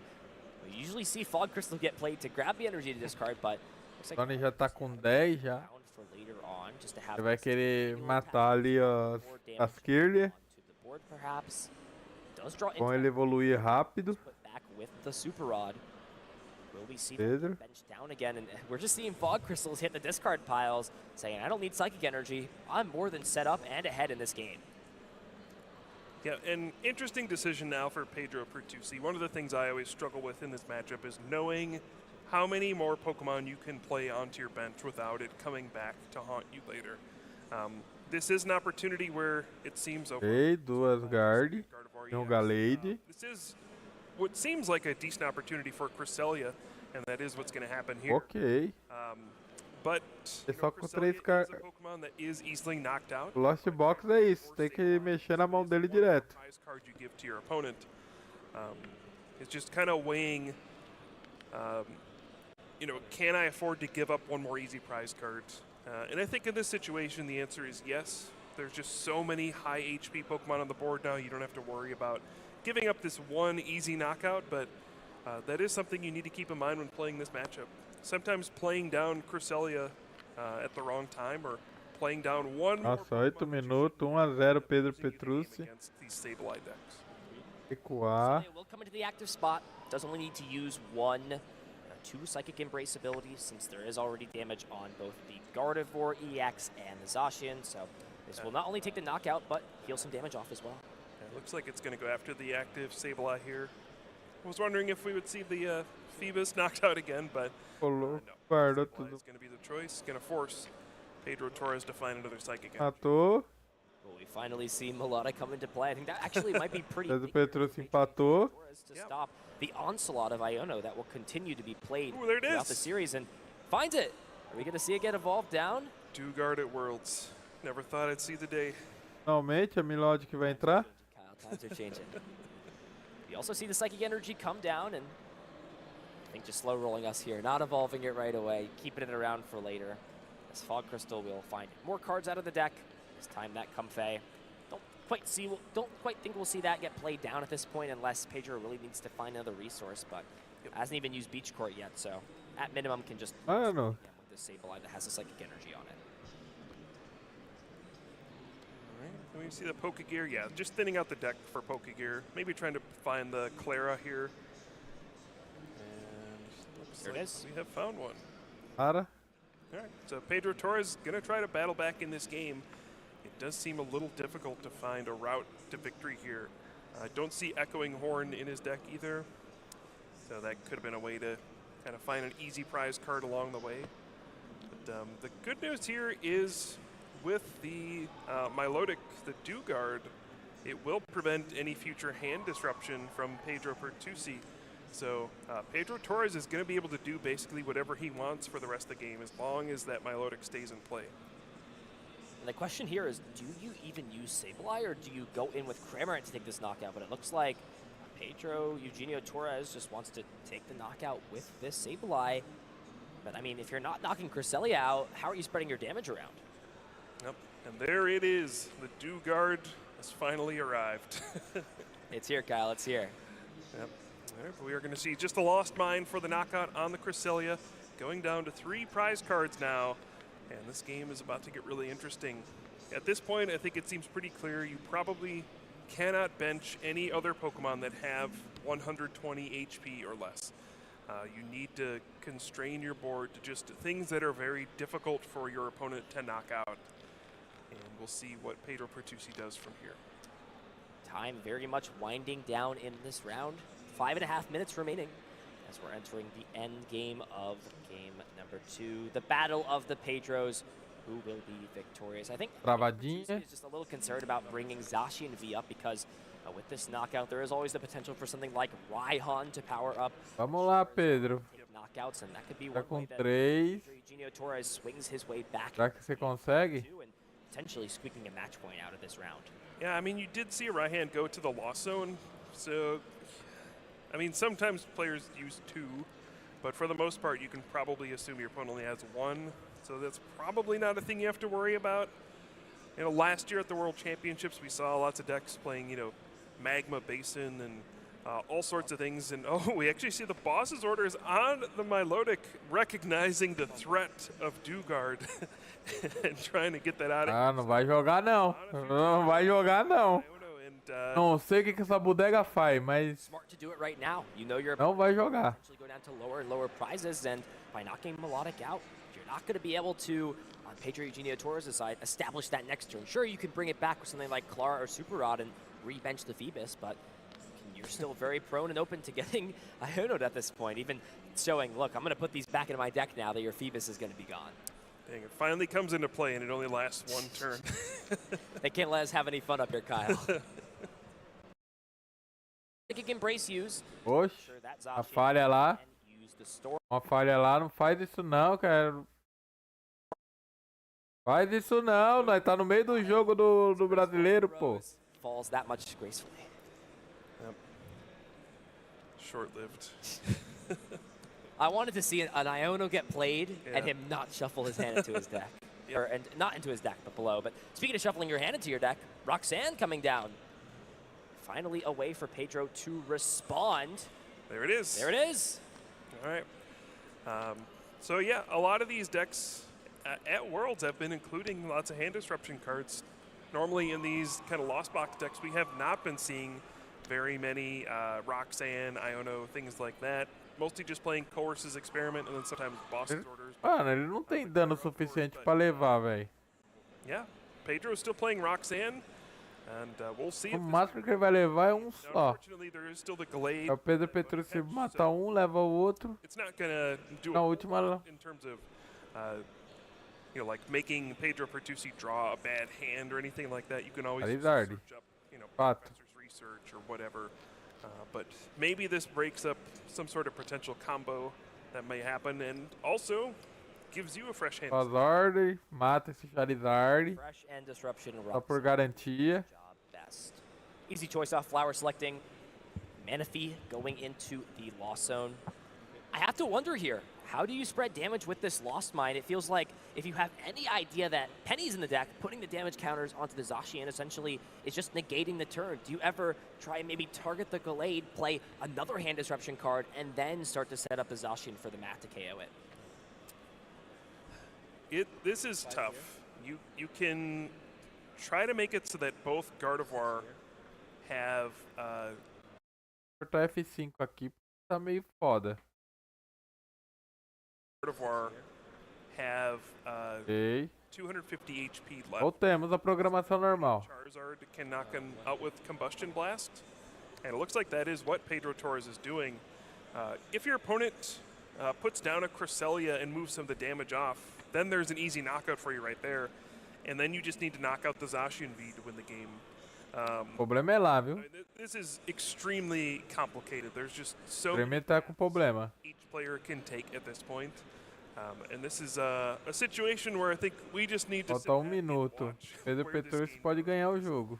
There's so many things that can happen at this point. Só se for 0, 1, 2, 3. Ways things can unfold as we get into a 0, minute and a half in this dois. game. So a time could completely become a factor. I think if Pedro Matar agora. finish his turn, I think there is enough time that this game will finish in 2 to 3, but we're Penny actually coming going in. to see the Penny get grabbed off of the Buddy Catch. Also see the Forest Seal Stone in hand too, so that can grab another card if Pedro Pertusi so chooses to. Super Rod as well. Does put the Lumini on. Mano, para de travar, velho. É o brasileirinho, tá quase ganhando. Last turn of the game, it can give you that last crucial supporter card you need to either dig through your deck, gust up a Pokemon, or heal something off. Yeah, Opa! this is an excellent play. So you can force Sealstone, Star. you just put in. Maravilhoso. You pick up your only real liability in Zacian V because when Ele vai usar pra you reverse, you'll then put the Gardevoir EX back out of parar. for Radiant Charizard's Combustion Blast. So this feels like it's kind of closing the door on this game. Pedro Pertusi playing very well. You can see why he is the #1 ranked player in Latin America. It's been a masterclass, and you know, it doesn't hurt when you have perfect setups. Turn 2 both games, but you do need to still close the games out. There's still Já Cresselia. for you to screw up a start like that, and he has taken full advantage of everything this game. I've heard lots of 4, on and 6, off the playing field about how Oito, Lost is so good into the Gardevoir 9, deck. 10. I mean, this has been a masterclass so far from Pedro Pertusi, showing that this matchup is very much navigatable. You can navigate this matchup very, very much. As we're actually going to see the Gallade come down. It does have that swirling slice attack. It does 160 damage. Yeah, I think needs to put energy on there to retreat because a lot of the energy was on Zacian V. It's true. So we'll just see that pivot out. I was wondering, yeah, I don't know if swirling slice here is exactly what he wants to go for, but it makes sense that Cresselia comes down. Zacian no longer in play. It's done its job. It's taken prize cards. It's found pieces out of the deck. And it will just be on the rest of the team, the Gardevoir and Gallade, plus the assist of Cresselia to get Pedro Pertusi to the finish line and put him at a 2-0 record. 2, 4, 6. Aí vai ficar 4, 4, Will put it to the 20 damage. 0 e 0. Both Gardevoir EX healed down to 40, and Pedro Pertusi going down to 2 prize cards. Yeah, you can see interesting choice as well. Saying, you know what, you already have 2 Sableye powered up. What's the Tá difference? jogando fino. Voltou. Knocking Voltou out com o negócio dos prêmios. any options you may have with Comfey. And yeah, looks like Ele começou a ganhar com os prêmios agora. potentially Eu falei. in the +3 turns portion of this match. And Pedro Pertusi, I think down to 2 prize cards at this point. Seems like has a pretty good lock on this game.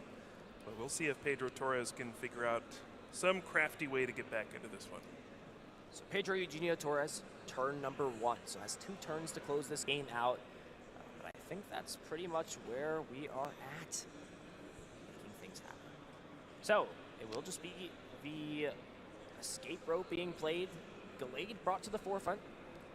Can, of course, just retreat with a single Psychic Embrace or attachment. There are plenty of energy in the hand now that Penny was played last turn to pick that Zacian V up. Vai, Brasil! Vai, Brasil! Flower selecting. There is that one copy of Boss's Orders in the hand. Choice Belt being played. Fortunately, does not work on those EX Pokemon, only on the V and GXs. Morant. Rembrandt also coming out of the deck with the Nest Ball. What is the goal here for Pedro? Actually, both Fire Energy are still in the deck. So Radiant Charizard Nossa, velho. Nossa, que apreensão, mano. could have presented an awkward situation if you attack with Radiant Charizard, knock this out. There's not enough Pokemon in play for Cresselia to use Moonglow Reverse for a knockout. And it presents an awkward situation. If you want to attack with Gardevoir EX, you Eu preciso de uma energia de fogo for the Radiant Charizard to knock it out. pra matar Pokemon, you're Charizard. in danger of getting hit by Lost Mine and losing that way. But we'll see what happens. Find the fire energy.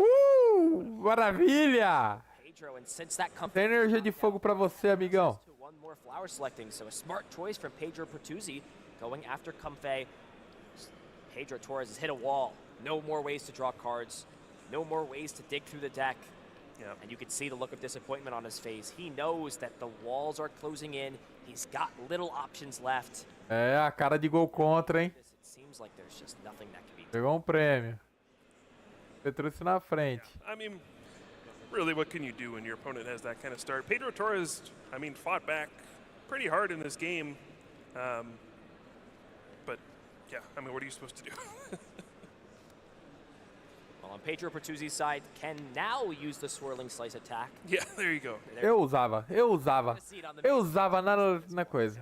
Isso, eu usava. Damage, take the knockout on Sableye, and to add insult to injury, that huge hand going to the bottom of the deck for Pedro Eugenio Torres. Iono being played. This will be Pedro Pertuzzi's last turn, but doesn't need to win the game since he won game number 1. Yep. As long as Pedro Eugenio Torres is unable to take enough prize cards, which I think with this list, there's no way to do that. Pedro Pertuzzi understands the situation. Swirling Slice, taking the knockout, and this is it. If Pedro Eugenio Torres does not have a way to win this game, Pedro Pertuzzi will advance to 2-0 at the World Championships. Yeah, there's a way to be 10 damage short. With the Halucha, you put both Gardevoir EX to 260 HP remaining. Energia. Choice Belt, that doesn't add Não tem mais nada. Pokemon EX, only Pokemon V. Nossa. So I don't think there's any way for Pedro Torres. Conseguiu o carrinho. Agonizing. 10 damage short. You know, if you have an escape rope, boss's order, or something like that. Precisa do boss order. Plus the Halucha. Yeah. If only that choice belt were a Defiance band, then it would have been game over. O boss. Ah, mano, que bosta, velho. Find the boss's orders off the Pokegear, all but one card left in the deck. 28, 29, 30, 31. But that's the way Pokemon TCG works sometimes. Não, Yeah, I mean, this 25, 37, was still a 28. winnable game, I think. If you boss's orders up, Não, mas Gardevoir não mata. that's got no energy on it, you can Combustion Blast. Não mata, não mata. Psychic Embrace to it, and it might just be stuck. But one turn short. Pedro Pertuzzi is going to win the match 1-0. I mean, this is an excellent match. Lots of Aê, Pedro! Bateu, ganhou uma. Brasileirinho ganhou uma. Boa! Time a factor for sure. You wonder if Pedro Brasil na dele. first game a little earlier. I agree with you. That Gardevoir EX gets stuck in the active. It can't Psychic Embrace and retreat off, and Vamos lá pra próxima, gente. honestly finds a way to win that game with sticking that Charizard up there, attacking, and I think so, yeah. I don't think there's any way to move a Gardevoir. Jogou. Nossa, jogou fino, velho. would have been if there was a Shining Arcana to Cresselia curou tudo ali, mais um pouco, mano. E ainda deu dano ainda. Pedro Eugenio Torres Elevando. to win, but Na troca de prêmio ele foi melhor. the way Pokemon TCG goes, Pedro Pertuzzi advancing to 2-0 here at the World Championships. Yeah, and that is a complicated matchup from both sides. You can see every little decision mattering there. I would have loved to see a conclusion to that game, but Boa. congratulations Agora vamos pro próximo jogo, né? Terceiro. At the World Championships, #1 ranked player. Terceiro jogo. We'll see if he can make a deep run here at the World Championships. Olha, mano, ontem foi tipo quase isso daqui. Seen him at all the ICs so far. Só que foi mais rápido. Os jogos foram mais rápido. Ontem foi mais demorado. What a fun set this was, of course, both players. Olha, felicidade e a cara de gol contra no final. We got to see Melodic come down as well, so look, that's a win in my books here. Pedro sticking with the tried and true, and it was battle back and forth. Both decks doing different things. Gardevoir known for this heavy. A cara de gol contra na final. A lot of damage. It puts Final. energy into play, but Pedro Pertuzzi took a very different control in this matchup. Nossa, isso daí quebrou, velho. First, we saw game 1, how crucial that was in, and in this game 2, just one piece short, 20 damage short from closing the game out. You have to wonder maybe if there was a way to navigate that 20 damage throughout the game. That's sort of what you always walk away with when you're playing this Lost Zone deck. Man, maybe if I put the 20 damage there, or if I shifted this here, how would that have changed the course of the action? But that's Pokemon, that's this deck, and Camaradagem, porque, poxa, velho. even they make mistakes when playing it. It's the nature of playing the Lost Box deck. It's what you sign up for. Yeah, I mean, these are just tough games. Vai perder todos os Lost Box se depender de mim. There's so many turns where there's information you may not have had. You could have gone for a very high percentage. Vamos ver o nosso brasileirinho. A card off of a course's experiment, and then it doesn't work out, and it just throws all your plans off. You have to keep track of how many things are in the Lost Zone and all these different things. But yeah, that was a great match to watch. Lots of interesting decisions back and forth. But yeah, Gardevoir EX, I think when the new expansion came out, Paldea evolved, there was a big feeling that Gardevoir was the #1 deck. The addition of the Iono and then Reversal Energy as well, it felt like Gardevoir EX was a deck to beat. Then after NAIC, even though it had, two Gardevoir EX in the top 4, the feeling coming out of that tournament was, oh, maybe this is not the #1 deck anymore. You know, maybe it's not as good as we thought. It's still very, very good, but it's not head and shoulders. Mas a guard é muito forte. Now here at the World Championships, we are seeing a A lot guard é of top muito players forte. continuing to bring Gardevoir EX, and we'll see, is this Gardevoir's tournament to win? Well, Pedro Bertuzzi has been doing excellently so far, 2-0 with Gardevoir EX. Our winner from round 2, we've got an interview down with him on the stage, so let's throw it down there. Thank you, casters. That's right. I'm here with our winner of round #2 here, Pedro Bertuzzi. Congratulations. Great performance there, starting off there with the Gardevoir. Thank you so much. Really happy to be here. Yeah, you end up playing against a phenomenal player. Of course, the Pedro mirror match. That was it's fun for the broadcasters to talk about. I knew that Pedro was going to win. How did you feel going into that matchup? Pedro Genio has been playing the Sables Art for quite a while, so I didn't really know his deck going into it, but I assumed it.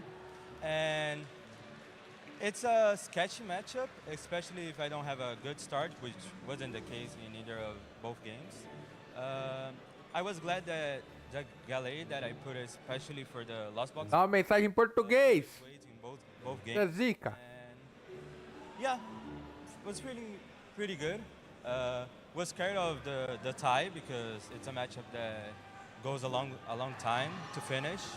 And yeah, that's pretty much it. Yeah, there were a few things to be worried about in that matchup. Of course, you're doing all the math, trying to make sure that you can heal off the right amount, stay away from that Radiant Charizard. What did you think when you saw the Phoebus? So I knew he played the Phoebus Milotic line at NAIC, so I was kind of expecting it already because I think it's really good in the deck.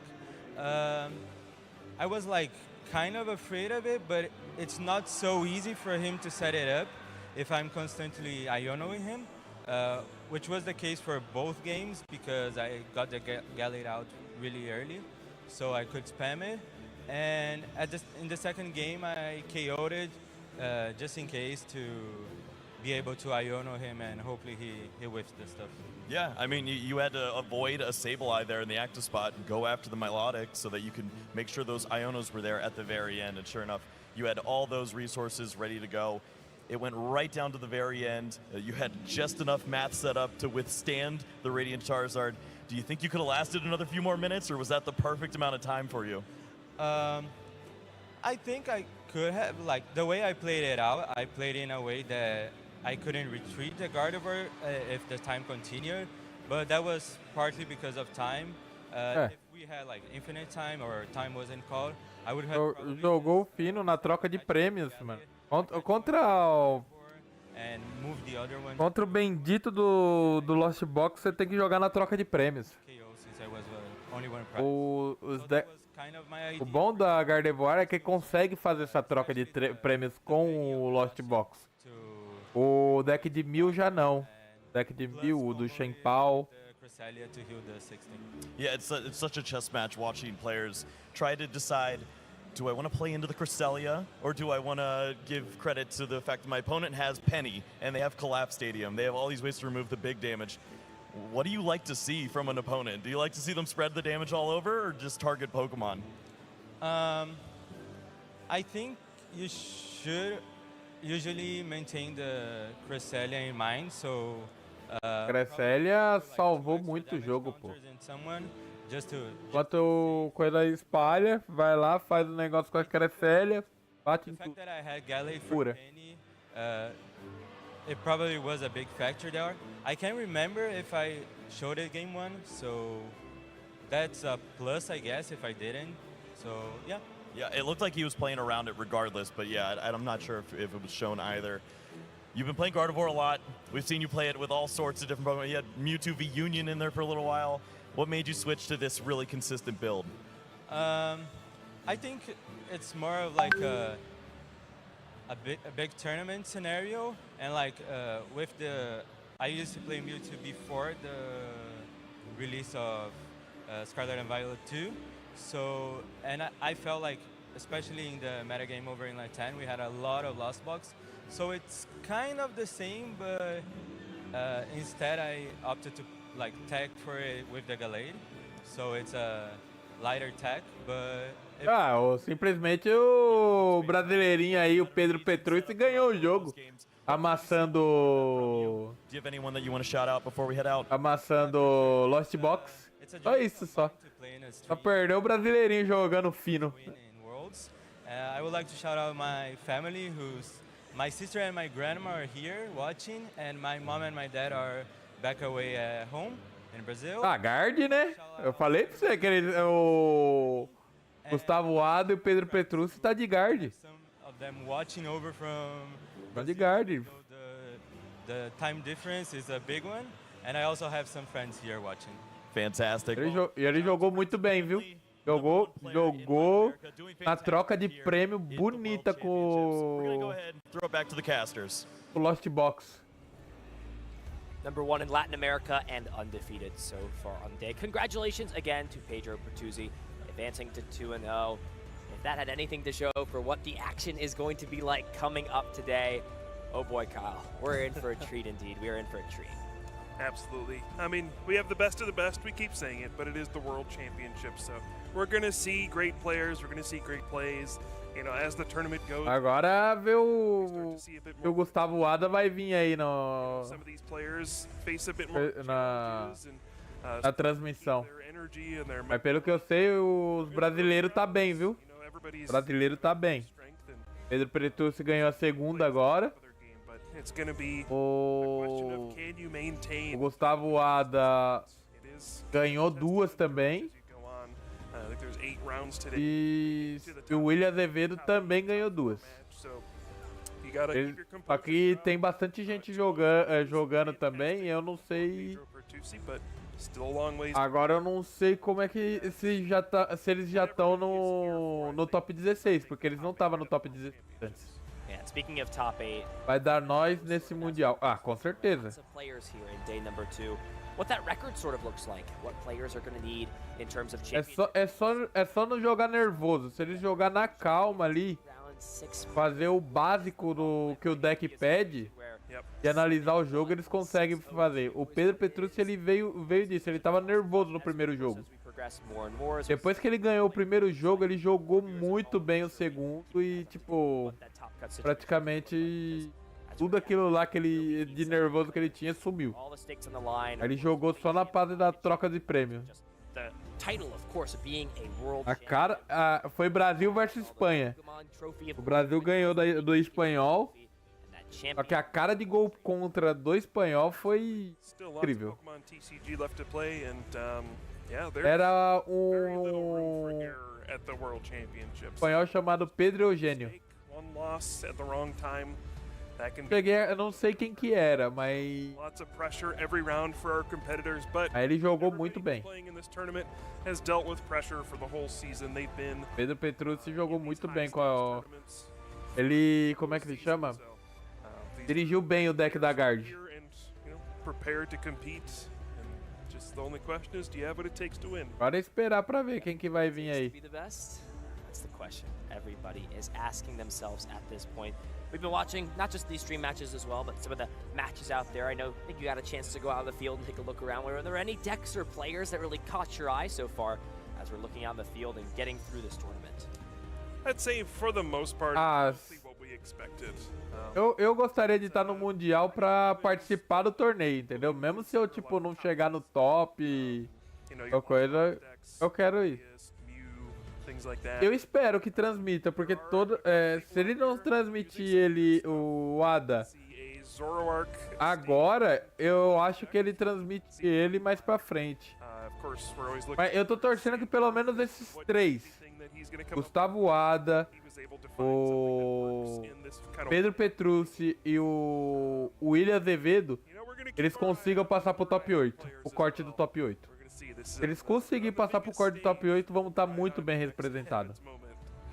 Whether it's Miraidon, Zoroark, or the decks you're used to, we've still got plenty of Pokemon TCG. Eu juro pra você que quando veio esse Pedro Eugênio, eu achava que era brasileiro contra brasileiro. Eu falei, porra, no Mundial ter brasileiro contra brasileiro? Sacanagem. Aí depois que eu vi que era espanhol.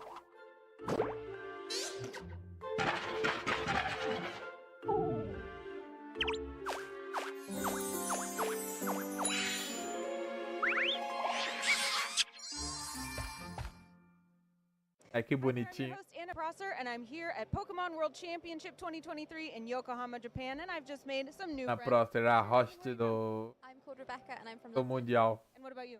My name's Sarah and I'm from the north of the UK. Now, Não, tem mais brasileiro jogando, viu? World Championships? Tem mais brasileiro. É que de relevância, que eu conheço, assim, que eu já vi pessoalmente, já sei que jogam bem pra caramba, é esses três. O William Azevedo, o Gustavo Ada e o Pedro Petrucci. How is it going? Mas brasileiro tem pelo menos uns... He's playing Miraidon, so we know that Guardian, Ah, tem bastante lá, viu? but he's got his ways. Fingers crossed. Now, what Tem about bastante lá jogando. My two children and my partner, they're both playing today. So my son plays tomorrow, day 2 for video game, and my eldest is also playing TCG today. So fingers crossed for a day 2 invite after today. Wow, you must be very proud. They must be playing very well. They're doing really, really well. Really pleased, yeah. What would you say about their play style? Ooh, so I am the bag carrier and watcher, and their dad does everything for them when it comes to things like that.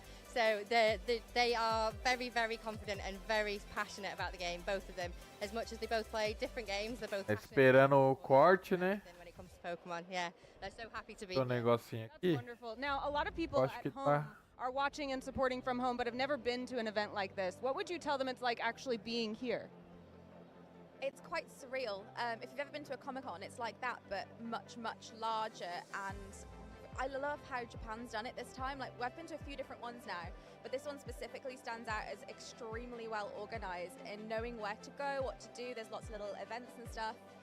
It's an amazing day out, even if you're quite new to it. Because I've got a little Eevee tattoo. I'm like very supportive of my partner. It's his main passion. And we just like live through it. It becomes part of your life. So it's cool to Ai, actually meu Deus. in a space where you know you're going to enjoy yourself, you know you're going to have a good time and see all your friends. It's like an accidental squad trip to Japan. They've also done a great job of kind of Pokemonifying the whole city. There's lots going on. What can you say about what it's like even outside of the convention center? It's so exciting just to walk down the street and see all your favourite Pokemon everywhere, and to watch your children's faces as well when they light up as they see everything. Mom, can I stop for a photo? And it's every 5 minutes, and it's just fantastic. It's such a... As modalidades, Brasil tá bem? VGC, POC. O VGC eu teria que dar uma pesquisada. You guys are just a beacon of joy as well. So before we go, I have to ask, what's your favorite Pokemon? Is it Eevee? Yeah, it's Eevee. What about you? Do you have a GC. favorite?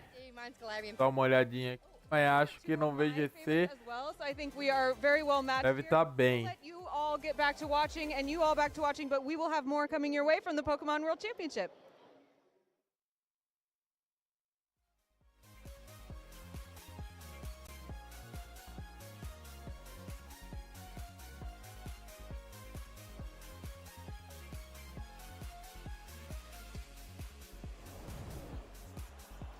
Welcome back in, Pokemon fans, to our 2023 World Championships for the trading card game here in Yokohama, Japan. Escureceu, 2 rounds down, 6 more to come. And also, don't forget, our top 8 and top 4 will be playing out tonight. So much more action yet to come. You're not going to want to miss it. Chip Ritchie here at the desk with Kyle Sablehouse.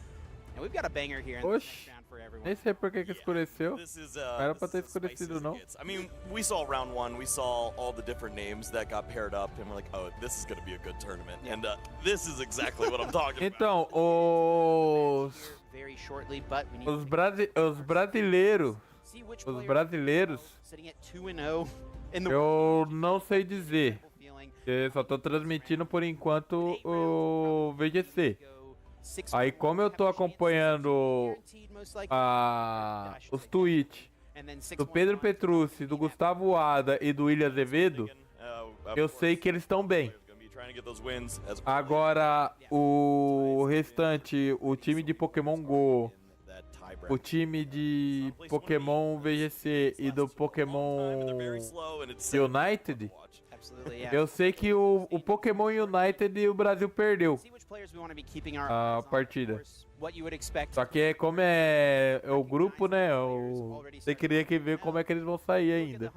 Mas sei que tem dois times lá. Ó, vamos ver aqui no coisa.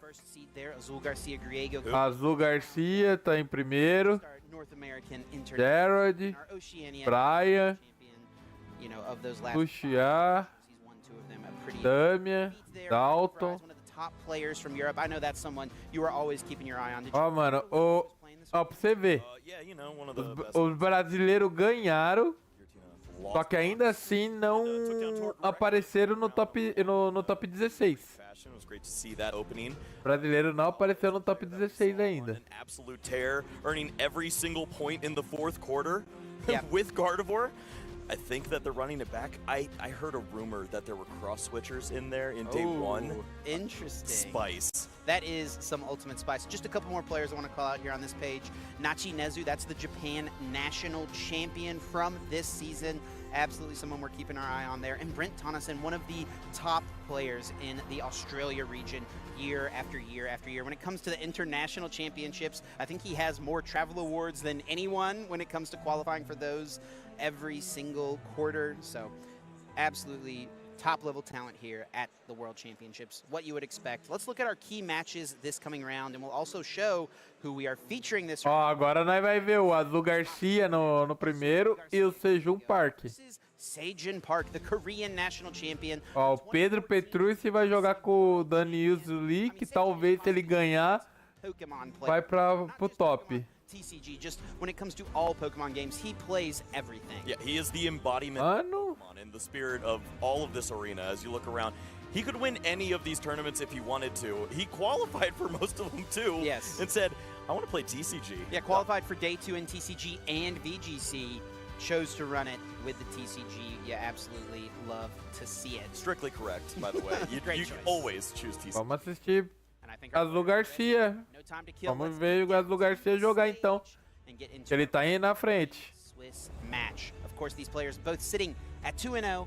Excellent place to be. But you can't get complacent. You can't get comfortable yet. And especially whenever you sit across from someone who is as talented as your opponent in this round. And that is true for both of these players. I mean, they recognize one another without a doubt, knowing who their opponent is here. They're going to recognize that it's a top-level talent match. Yeah, and both players have been facing off against players of that caliber throughout the entire tournament already. And it's been such a young tournament in Day 2, but I mean, Azul was playing against Pablo Meza to start things. Azul Garcia, a simpatia do Azul Garcia. A lot of great talent out there. Once more, gonna have to go through the gauntlet, try to get to 3-0 now. It is never easy. No easy wins here at the World Championships. it's going to be no exception. Eu queria essa cadeira com o logo Pokémon, ó. Cadeira gamer foda. It's not going to be a guarantee, but like you've got to imagine that is just Não! O Azul Garcia tá jogando de 1000. Ah, velho, não é possível.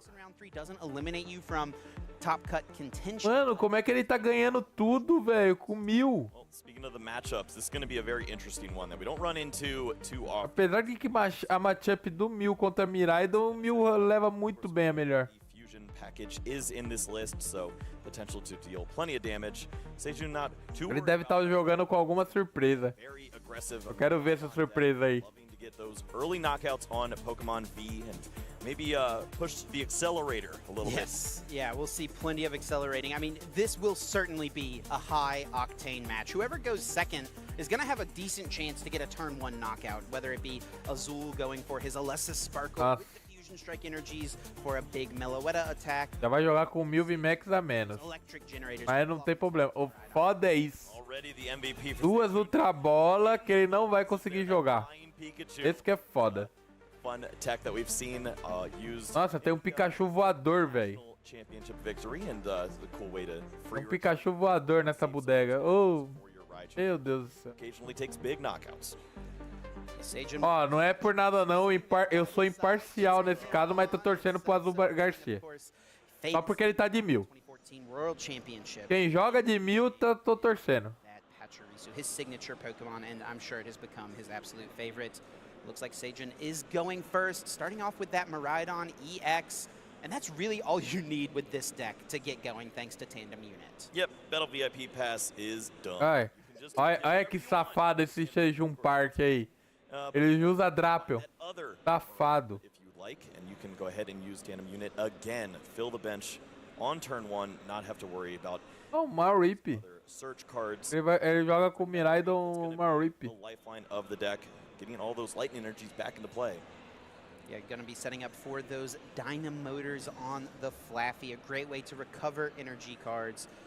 So this matchup, I think, is going to be pretty back and forth here. I think a lot of what's going to happen... Ah, Azul Garcia vai passar o trator nesse Miraidon aí. O ruim desse Miraidon é que não dá pra fazer... Quando ele começa assim, não dá pra fazer duckout, né?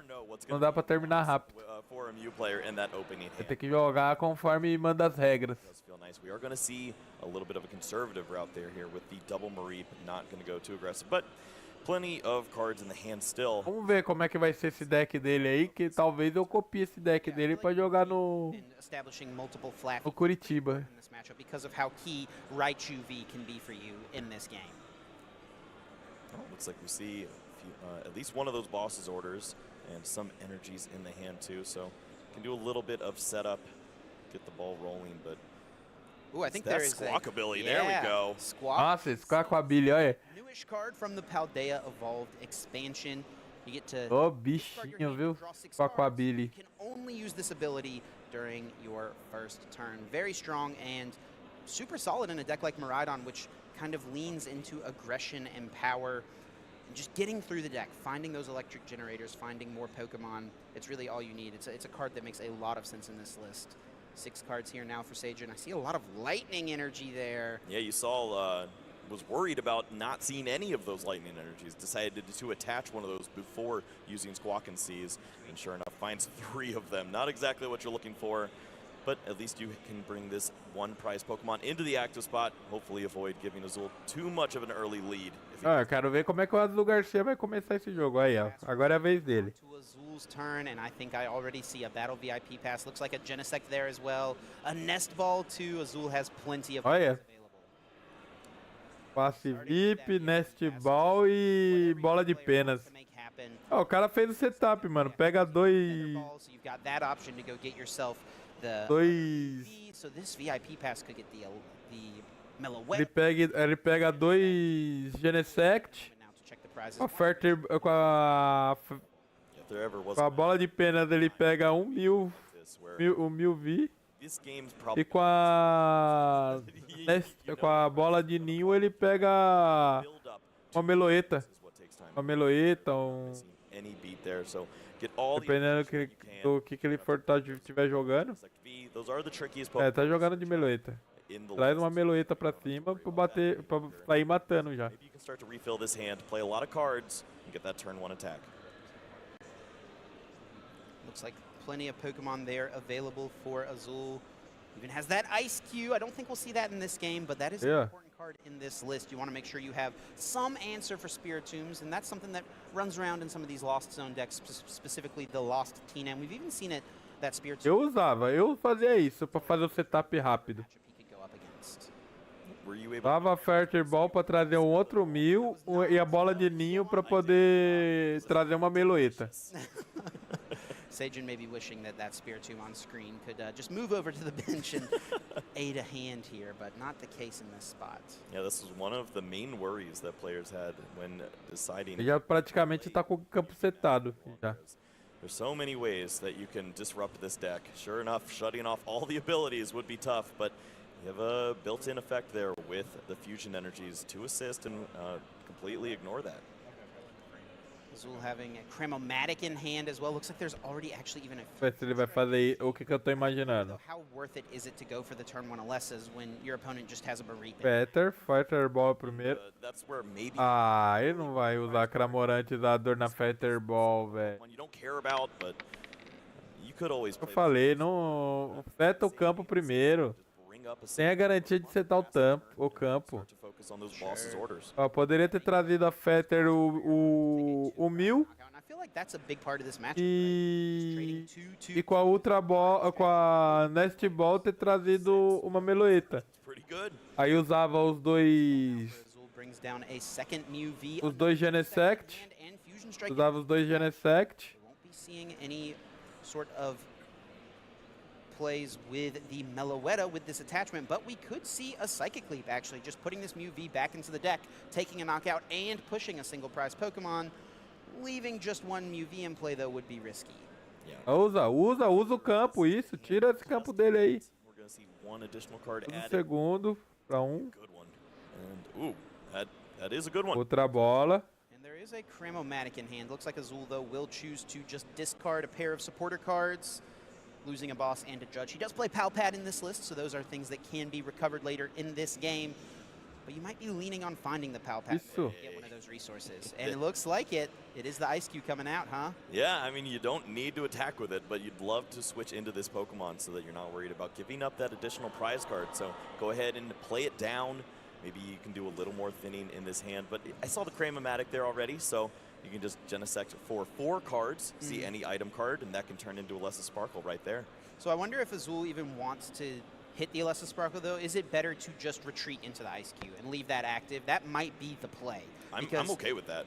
Trouxe o coisa. Agora o último, pra pegar 6 cartas. Eu tenho 2, vai pegar 4. Yeah, that's pretty bad. We should avoid that at all costs. Looks like 5 cards now being drawn for Azul GG. Agora vai dar certo, ó. VIP pass here on turn 1. You don't see it too often, and it looks like... Caraca, mano. Eu sou bom no deck do Mil, pô. Já sei até quando o dado vai dar par ou ímpar. This is a great turn to play the Alessa Sparkle. I agree, yeah. You can see é isso aí, ó. This is going to be one of those important cards to play early on in the match. If not for just the fact that you're removing those fusion energies from the deck, you don't have to worry about drawing into those. You get some acceleration onto your Pokemon, and Mil. We'll see what the Mil e Mil. It's not often that the single prize is going to be relevant when you don't see a Pokemon like the Regieleki on the other side to even up the math, but Azul might have a plan. Yeah, interested to see where he goes with this. I think it would be risky to go for Psychic Leap, so we'll see if he goes with the conservative line. And like we mentioned, and like you said, the single prize really is not going to help his math. He kind of needs to take 3 2-prize knockouts. If you take just the 1 prize... Ooh, he is going for it, though. Wow. This does leave... Caraca, hein? Ó, matou o bichão.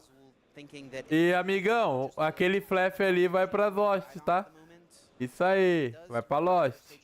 Quite a bit, but I mean, if he finds a Raikou V, abre 10 horas. Amanhã a Center abre 10 horas. There's plenty of things he can do to pull off a boss's orders play. This is certainly an interesting strategy to go for here, where you can just remove all of the ways to get these energies back into play, make Sejun completely reliant on those electric generators, and then it's going to be really hard to knock out a Mew VMAX in one shot. So, seeing the Já tá na o Azul Garcia já tá na vantagem dos prêmios. Olha o patiriço aí, ó. Nossa, toda vez que eu vejo essa ursinha do patiriço, sabe o que me lembra? Me lembra do patiriço que aguentou um Draco Meteoro no VGC. Ninguém esperava isso daí. Nem eu. Of those Pokemon, so if he could just use this Luminion, too many of those single prize support Pokemon, I should say. If he could use Luminion, fetch out the boss's orders, he could target down Mew V if he wants. Sejun gonna go ahead and use the tandem unit now, but I'm not sure if there's a Pokemon you're really looking for at this instance. Mainly just get this. Ele tem Drapion, safado.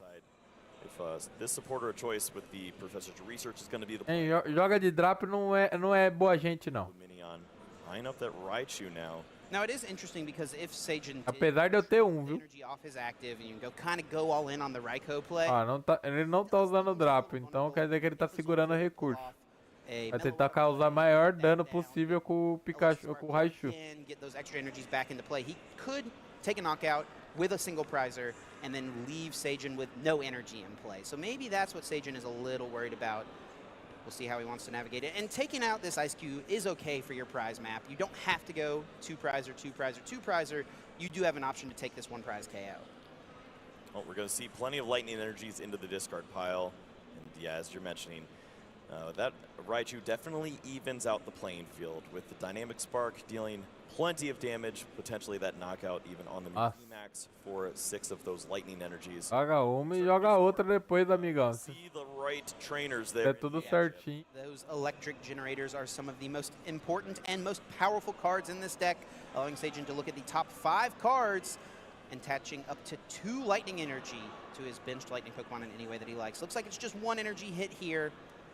Debating putting it onto this Raichu V, trying to decide where he wants to place it. Yeah, this is always interesting as you don't Decisão difícil, né, amigo? more reason to knock out a good Pokemon, but you want to have the Eu colocaria no Raikou pra voltar batendo já. those to the Raichu V, but if we see the second generator, would be interested to see if that went somewhere else.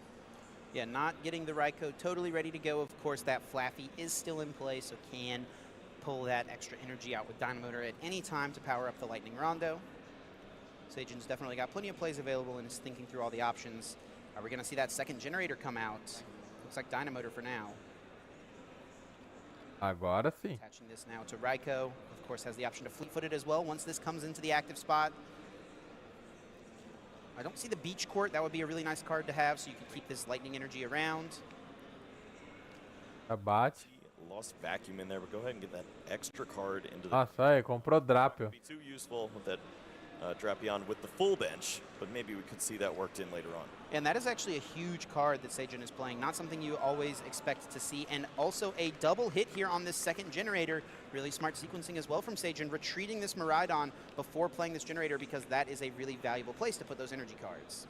Yep, love this here. See plenty of energies in play. The knockout is going to be lined up, and you start to see the prize map unfolding here for Sejun. If you can allow this Raikou to get knocked out by the Mew on the following turn, maybe you've got that Drapion V lined up ready to go. Counter that stadium, the Lost City with the Lost Vacuum, and maybe this Pokemon sticks around for a turn. Maybe you can bring it back into the deck at some point too. As we're just getting clarification on this Zapdos here. Of course, Sejun's cards are in Korean. He is from Korea, so Azul just wanted maybe to make sure exactly how much damage this thing can do since Sejun has loaded energy on it. I imagine that it's just kind of a safe place to keep the energy cards so you can Raichu them away later, but, you know, better to just double check. I thought Azul was Mr. Worldwide. He doesn't know all these languages? Come on.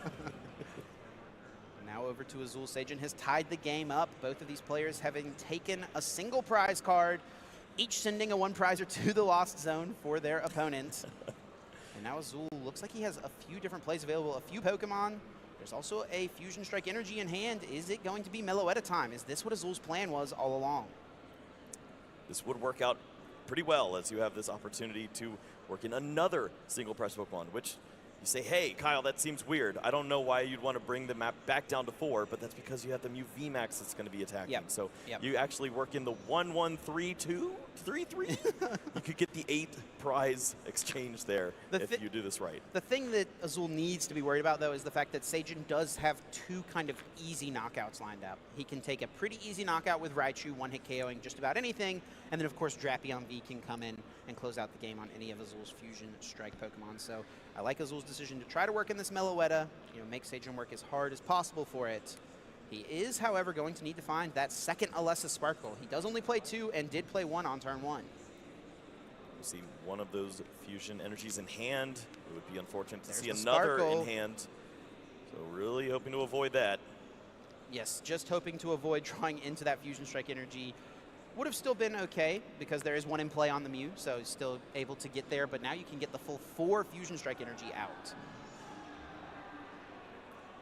Now the question is it better to attack with the Meloetta, or do you evolve and attack with your Mew VMAX? Yeah, this is tricky, as it really depends on what supporters you have to back this up. If you can... matou 4-4-8, 7-7-14. In the beginning, then sure, but looks like maybe Meloetta's probably going to be the safer choice. You could take the knockout on the active and then maybe work the Mew VMAX in. 7-7-14. Boss's Orders going back into the deck from yeah. That will be an important card later on. And Azul still has a couple of Fusion Strike systems to utilize here. This one drawing up to 4 cards. Ele tá matando qualquer coisa. Featherball can get the VMAX, and Boss's Orders could be an option as well. Tá batendo 280. Qualquer coisa ele tá matando. Isso ele nem usou o V-Star ainda, viu? You'll be able to pick the right prize cards in the rest of the game. So really just going to be about navigating the rest of these prize cards and what you give Seijun, and I love this. We see the Meloetta promoted here now. Just make it a little bit more difficult as Seijun has already lost the Boss's Orders. Matou. Azul, of course, playing that Alessa Sparkle, not able to go for the boss just this turn. I think he would have loved to have taken out Raichu maybe if he could have get that one-hit KO threat out of play. And I wonder if this is what Seijun was prepped for with this energy attachment to the Zapdos as well, letting him use a one-prizer of his own to respond to this KO from Azul. Anything you can do, I can do better. Seijun with that Bravery Charm in hand. Interesting tech that we've seen pop up in these Miraidon lists ever since Paldea Evolve released. The basic Pokemon this card is attached to gets plus 50 HP, boosting your Miraidon EX all the way up to 270 hit points. A 270 HP basic seems pretty strong to me. Yeah, that works out in a lot of matchups. Now, right now, we're looking at 4 Fusion Energies and a Meloetta, so everything would go away. But can work out pretty nicely for some players. I have seen people throw it on the Mareep and then they evolve. O jogo do Azul Garcia tá tá totalmente feito agora. Here as well is making things a little difficult for Seijun. With 5 prize cards left, Seijun doesn't really have an option to Boss's Orders and KO a Genesect. Não utilizou o V-Star. Azul would just Tá 3 prêmios na frente. Maybe if Seijun could Boss's Orders KO this Mew V, take those Fusion Strike energies out, that would be decent, but Azul could go for a few modifiers to still respond with that Meloetta, even with just 2 Fusion Strike energies. He hasn't gone through too many power tablets yet. Yeah, we've seen pretty good conservation there from Azul, just been drawing into just the right cards at the right time. The Pal Pad was used to preserve even more resources, so maybe we'll have those at the end of the game to close out. Seijun grabbing this Raikou V, putting it into play, trying to figure out what is the best thing to attack with at this point. Não, eu quero saber o que esse cara vai fazer agora. Attack with the Zapdos if he wants it here. Didn't see if there was a boss. Porque a única coisa pra ele matar é o Mew VMAX. Fusion Strike energy on it. Só que como é que ele vai matar o Mew VMAX se tem a Meloetta ali na frente? Don't think we're going to have that opportunity. Zapdos makes sense if you want to remove this Pokemon, but it's awful for the prize map. E ele sabe que o Azul Garcia tem boss. Ele sabe disso. On a single prizer is something to worry about. Energy card from hand can be attached somewhere. We do see that Drapion V hanging out. Ele tá segurando o Drapion V pra poder bater no Mew VMAX e pegar 3 prêmios. The discard pile to accelerate with the Dynamotor. A second Raichu as Antes disso acontecer, o Azul Garcia vai pelo menos levar mais um ou 2 pra garantir. That Dynamotor does bring an energy back to the Raikou V on the bench. Multiple Pokemon ready to go and attack here. Looks like Arvin is potentially the supporter of choice. Gonna go ahead and use that now. Arvin. Looks like has some options as far as maybe a few more ways to get these trainers down. Escape rope would be a nice way now. Escape rope is interesting because then Azul, I think, would just pretty happily send up a Genesect here. Let that get KO'd. You keep all 4 of your Fusion Strike energy in play, and you let Meloetta take 2 multi-prize KOs. And I think if you're, as Mew player in this matchup, ever getting two prize KOs with your single prize Meloetta, you're feeling pretty solid about your chances to win. Right. I mean, we haven't seen an evolution yet. So although Sejun is going to go down to 3 prize cards, there's no VMAX knockout that's going to be lined up for the Drapion V. So if Azul plays it smart, he can just continue to use the Meloetta there and keep this exchange in his favor. And I wonder if Sejun feels like in this position he has to hope that Azul maybe needs to put a VMAX in play to draw cards, something like that. But Azul doesn't really need much. He kind of has everything he needs on board, and even 2 Forest Seal Stones that have not been used. Feels comfortable promoting the Mew. Sure. Pokemon you're not too worried about losing. You'll have all access to your deck with all of those Genesect V now. And as you mentioned, the Forest Seal Stone too. If you get desperate, you would like to hold on to that for the final turn of the game, which likely would be in 2 turns if Azul plays it out the way he'd like. Bravery Charm comes down, but with all those Fusion Strike energies in play, Melodious Echo still dealing more than enough damage. Sejun takes the knockout. Mew V should go to the Lost Zone. Empatado na troca de prêmio, hein? And Sejun is able to tie the game up, but as long as Azul does not put a Mew VMAX in play, Sejun will not have a win condition next turn. I think that Azul will recognize this. Yeah, we see now the Feather Ball. So vai fazer o Mew VMAX. The Mew V, get another one of those down. Yeah, really important to get another ele trouxe o Mew V. here, as if your active goes down. Pensei que ele ia fazer o Mew VMAX. Follow up to close out the game on the next turn. Azul does have a pretty large hand size, it looks like, so he might have a hard time drawing any cards with Fusion Strike system. But he does have a couple disruption supporters. I do think we've seen the Judge hit the discard pile already. Could this be a good time to go for an Iono? Speaking of Judge, looks like Sejun was given a slow play warning, so we are going to see a little bit of time added onto the clock now. Had a lot to think about in that last turn, but you know, we do have to stay on top of these things. Azul thinking about where to put a Choice Belt into play. Looks like it will be onto the active Mew V. And simply a retreat, keeping that V-Star power up for the next turn. Doesn't really, like we said, need anything else this turn. Right. You have exactly what you're looking for right here. You need to have both these Pokemon ready to evolve on the following turn. You understand that Meloetta is going to be sacrificed at this point. It has done its job. It's going to take the prize cards to get you down to just 1 more remaining, and then you can rely on the Forest Seal Stones right here to close out. Azul will be playing an Ultra Ball here, taking a moment to just thin Nossa, everything out. ele pensou tudo agora, mano. Ele pode... Se ele matar esse... Those at this point, get these cards out of the deck. So if Sejun does play an Iono... Ah, desistiu. Desistiu o Senju Park. Porque ele, como ele não usou o V-Star, na volta ele pode pegar um Boss Order e acabar com o jogo. Shucks. I can't believe it. The 2-time international champion knew what he was doing. Yep, and looking back at that game, I actually like Azul's decision to Psychic Leap there. It could have been a little risky if Sejun does find the Boss's Orders KO on that Mew V. Azul probably would have lost this game, but he kind of recognized based on what Sejun did turn 1, wasn't going to be super likely he could pull all of that off. And then that allowed him to get a prize, also put that Mew V back into the deck with those Fusion Strike energies, more importantly, so those resources were available to him later in the game.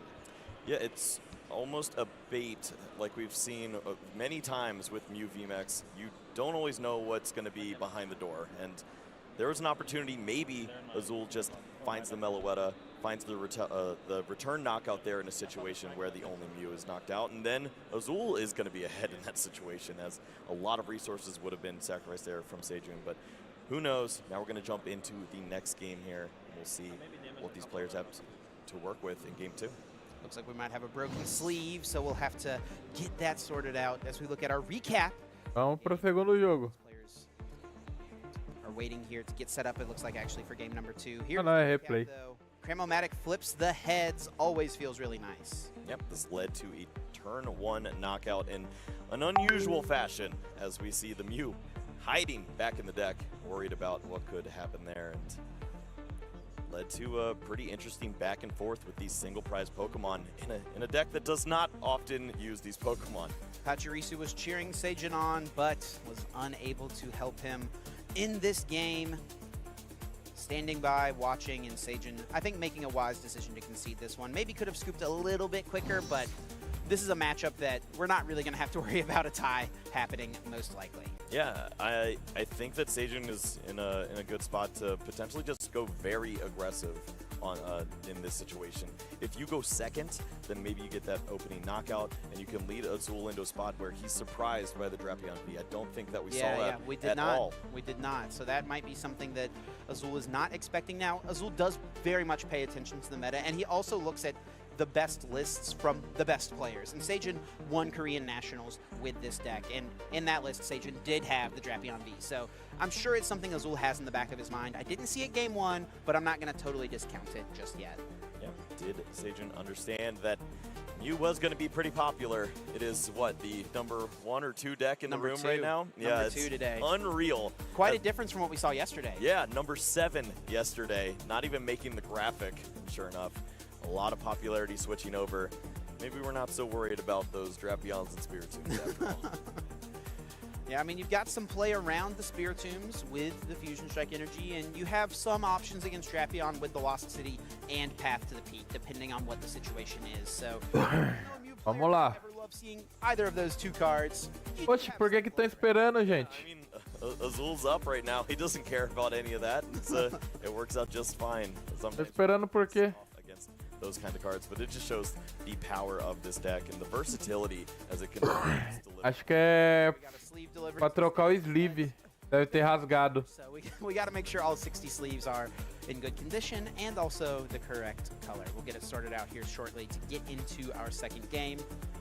Seijin's got a bit of a history with this Miraidon deck, like we mentioned a few times. He got first place at the Korean National Tournament. Azul has a bit of history with Mew VMAX as well, though. He played it a lot whenever regionals came back in March, April of 2022. He played this deck quite a bit, but whiffed day 2 at quite a few tournaments with it. So it's interesting to see how things have kind of changed. Obviously, the meta is pretty different. Tons of new sets are legal for this tournament compared to back then. But Azul wasn't scared of the fact that, he had poor success with the deck in the past. He recognized that he felt like it was a good meta for the deck, and even though some results in the past might have said it wasn't the best, he felt like it was still solid to roll with.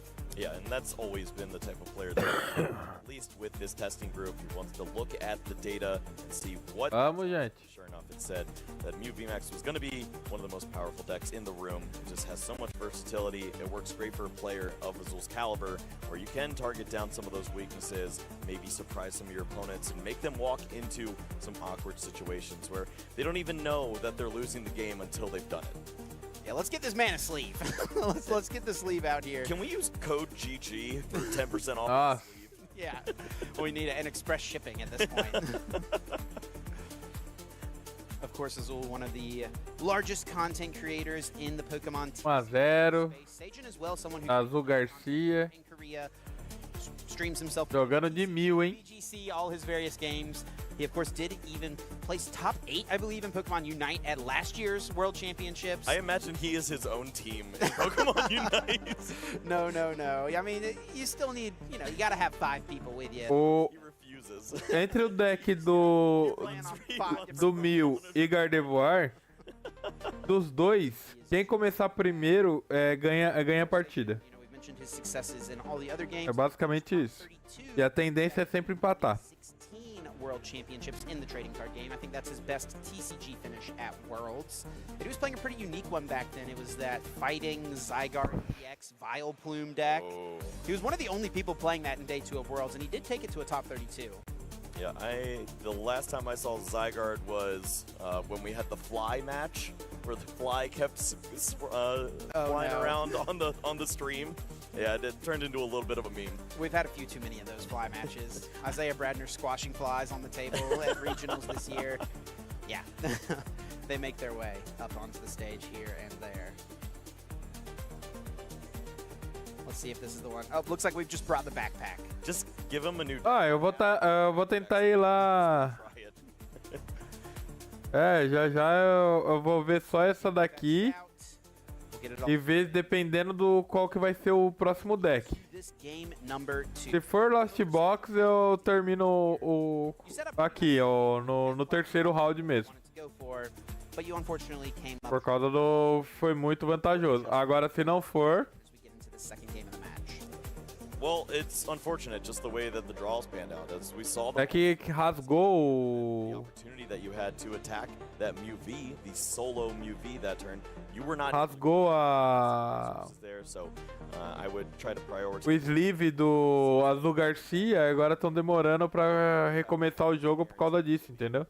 Você vai ter que trocar o sleeve. That early squawkabilly seems like a strong strategy. Aí quem troca é o juiz, quem troca o sleeve. To get 2 prize cards at a time. So it looks like, unfortunately, we will be having a re-sleeve of Azul's decks. We're going to take just a moment, step away from the game. We'll get back into it very shortly. Got to make sure that there's no marked cards out there, right? Vai fazer agora uma manutenção, acho que vai esperar uns 5 minutos. Yeah, you can't break any sleeves on the computer. Azul might find a way. I don't know. Would. He's played enough.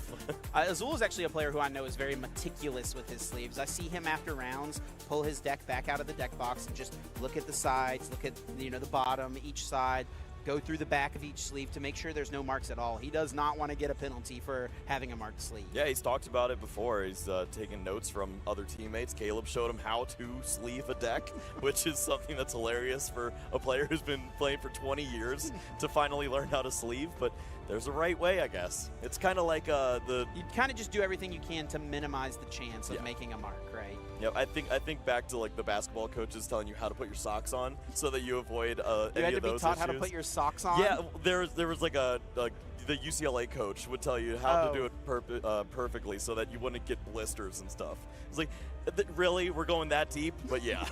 Meu Deus, viu? Heard that one before. But yeah, maybe I need to look it up. My socks have gotten kind of bunched up here, so I might need to take a lesson. It doesn't really work for us. This isn't really an athletic thing that we do, Chip. Listen, man, we're running around the floor out here, going from backstage out to the matches to watch things happening. You got your steps in? I'm at 5,000 steps. I have not performed well today. We'll get back to the stage here shortly, get into this next one. We do, of course, have plenty of other games happening out in the field. We saw our key matches earlier on, things we were going to be keeping our eye on. Tons of onlookers, people here for the World Championships, ready to cheer on their favorite players, cheer on their family, cheer on their friends as well, and honestly, just watch some great Pokemon play out. Yeah, it feels like every 5 seconds you're looking around and you're just bouncing from screen to screen as, oh, something cool happened in Go. What's going on in Unite? And then TCG, every once in a while, we get excited about some stuff. Yeah, I obviously focus on the Pokemon TCG, but I do try to get a moment to watch a game or two of all the other Pokemon games happening, and it's just so exciting, and it's such a momentous occasion for everyone, right? We've talked about over and over again how it feels so special to be here in Japan for the World Championships, but it's not just true for us. It's true for the competitors, it's true for our co-casters across all the various pillars of Pokemon, and for the players in all those various pillars as well. Really quite a special event. Yeah, I mean, it's an honor for us, but of course, as players before, that was the thing that we lived for. Every single year, that's what we were looking for. We wanted to go to nationals and then, of course, to the World Championships. And I feel like I lived my life like 5 weekends at a time per year as I would just really focus on these specific events, seeing all of my friends from all across the nation and then eventually the world as well as we started to branch out even more. And it's so great to see all these people once more. And I mean, I've been doing it for 2 decades, man. Yeah, man. I know way too many people in this venue. You bumped into anyone from a different country over the course of the weekend that you haven't seen in a couple years? Someone that you caught up with for a moment, maybe? I mean, not as cool as some UK friends. So, but yeah, it's just as special. I feel like it's not as big now that we see everybody at all of the. Toma uma água, já volto. Right. So it's just as special to see them, but it means a little bit more when it was just that one time a year. It's like, oh, you've grown like 8 inches now, dude. Like, what in the world? Yeah, what's always been cool for me is just seeing some of the juniors that, you know, we casted games for, you know, a couple of years ago. You know, they're in the senior division now, and it's not going to be too much longer that we look at them, and they're in the Masters division doing really well. You know, when I started playing, Isaiah Bradner was a senior, and, you know, he lives kind of in my area, so I'd see him at Cups every once in a while. He was playing in the seniors division. I was playing in Masters, and now I look at him, and he's one of the top players in North America in the Masters division. It's just been really cool to watch players kind of grow up with this game. Yep, I had a similar run-in with John Ang when I moved to Maryland for school, and he was, what, 9 years old at the time, whatever it was, which dates me horribly, but I go to his local league to go check it out, and he's like, oh my God, it's Kyle Sablehouse. I'm like, now I'm like, oh God, it's really how it is. Yeah, I mean, John's had a kind of interesting start today. He played Michael Pramo at round 1, I saw. You said you were sitting next to both of them when the pairings went up, right? Right, we're looking at the pairings and figuring out who's playing each other. They're sitting right next to each other, and they go, seriously, bro? Later on, we look at the rest. Pablo sitting 2 feet away from us on the other side. I'm like, you got a Zool. Yeah. Brian DeVries up against Tord Reklev round 1. I mean, there was just tons of top-tier matches. I mean, Pedro Torres played against Alessandro Cremasoli from Italy round 1. E voltou. O meninão voltou ali, ó. Agora o deck dele tá inteiro. That caught my eye, and I just had to continue watching. Devem ter dado minutos a mais. Sleeves on the deck. Let's get into this game number 2. No time extension. No, there's gonna, yeah, we see it ticking up right now. Quite the time extension. I think that's 13 minutes, something like that. 12, 13 minutes added to our clock. 0-5. To make up for this break. And Kyle, I am as ready as I have ever been to get into a Pokemon TCG match. Right, we talked about how fast this can go in this matchup, and it's been a little bit of a drag. If there was not the resleeve, we might already be done. I would think so. Well, we'll see what these players have to say about that. Starting off with multiple Featherball, it looked like, in the hand for Azul.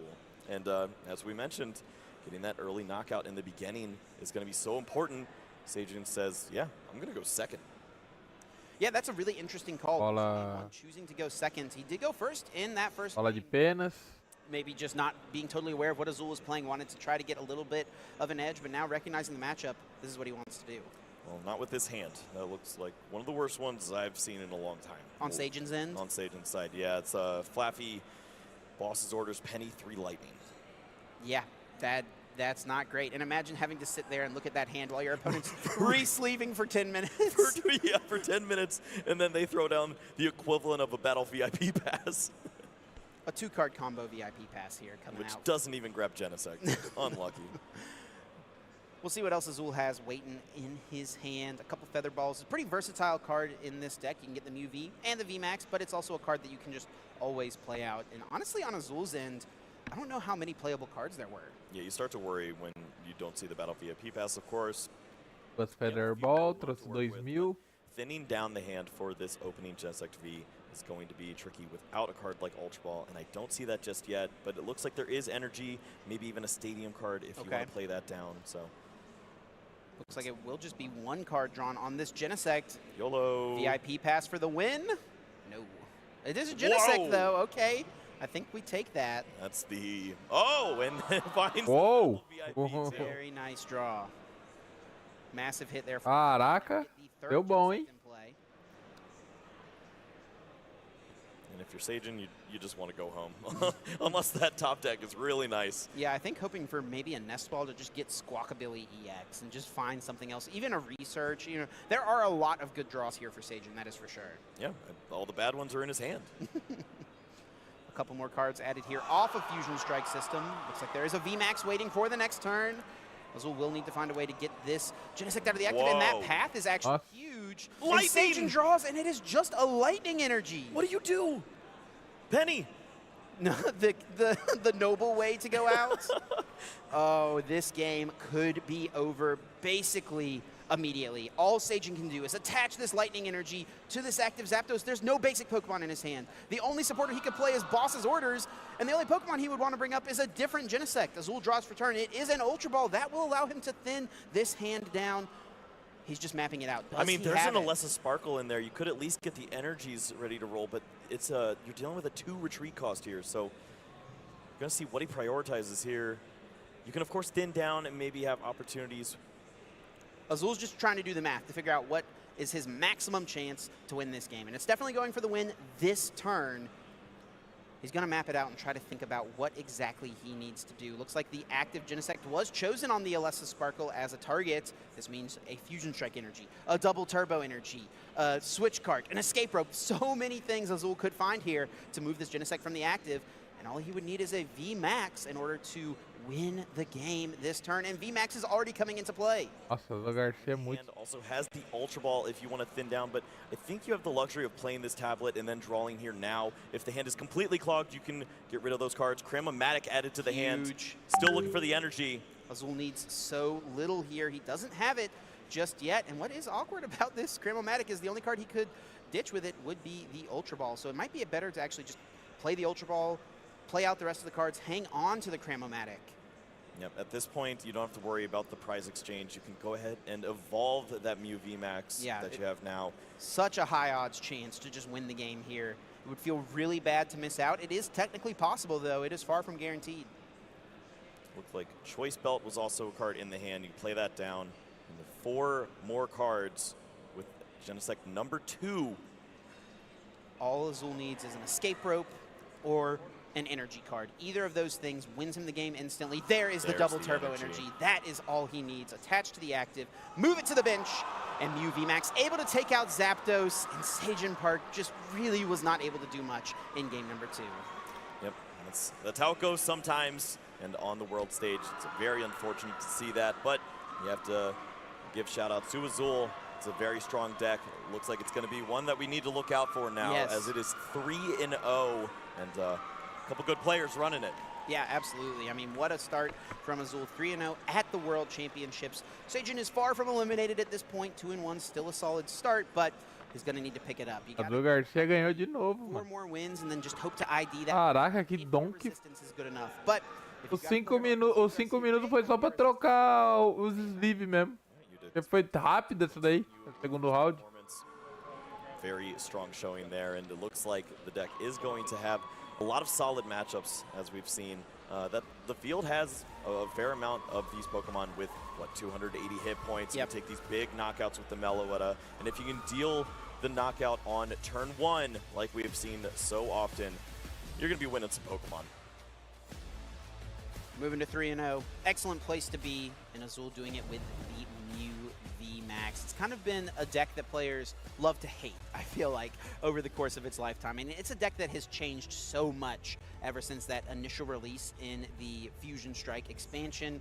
I mean, people were originally playing Peony in that deck to just ditch the hand, find 2 trainers, and then go from there. People played Latias in that list as well to prevent damage from VMAX Pokemon. And now we see just the high-octane deck that it is these days, going for those turn 1 knockouts with that Melodious Echo when necessary. Well, the respect there for Pachirisu there as Sejun props it up, but I believe in the middle of this game you're going to see him tilted on its side. Yeah. Did not go well on that side of the table. Pass of the turn in game number 2 after waiting so long. Azul eventually Azul com o deck do Mew 3-0. the energy to close out with the retreat and knockout. All he needed was that energy card, was able to get there. And Azul KO's Sajin's only Pokemon. You can see the good show of sportsmanship there from Sajin, extending the hand, recognizing, you know, it's just part of Pokemon. It happens every once in a while. You hate to see it happen on the world's biggest stage, of course, but you have to expect 1 or 2 games to go like that throughout the course of any Pokemon tournament, no matter how well you do. This would have never happened in VGC.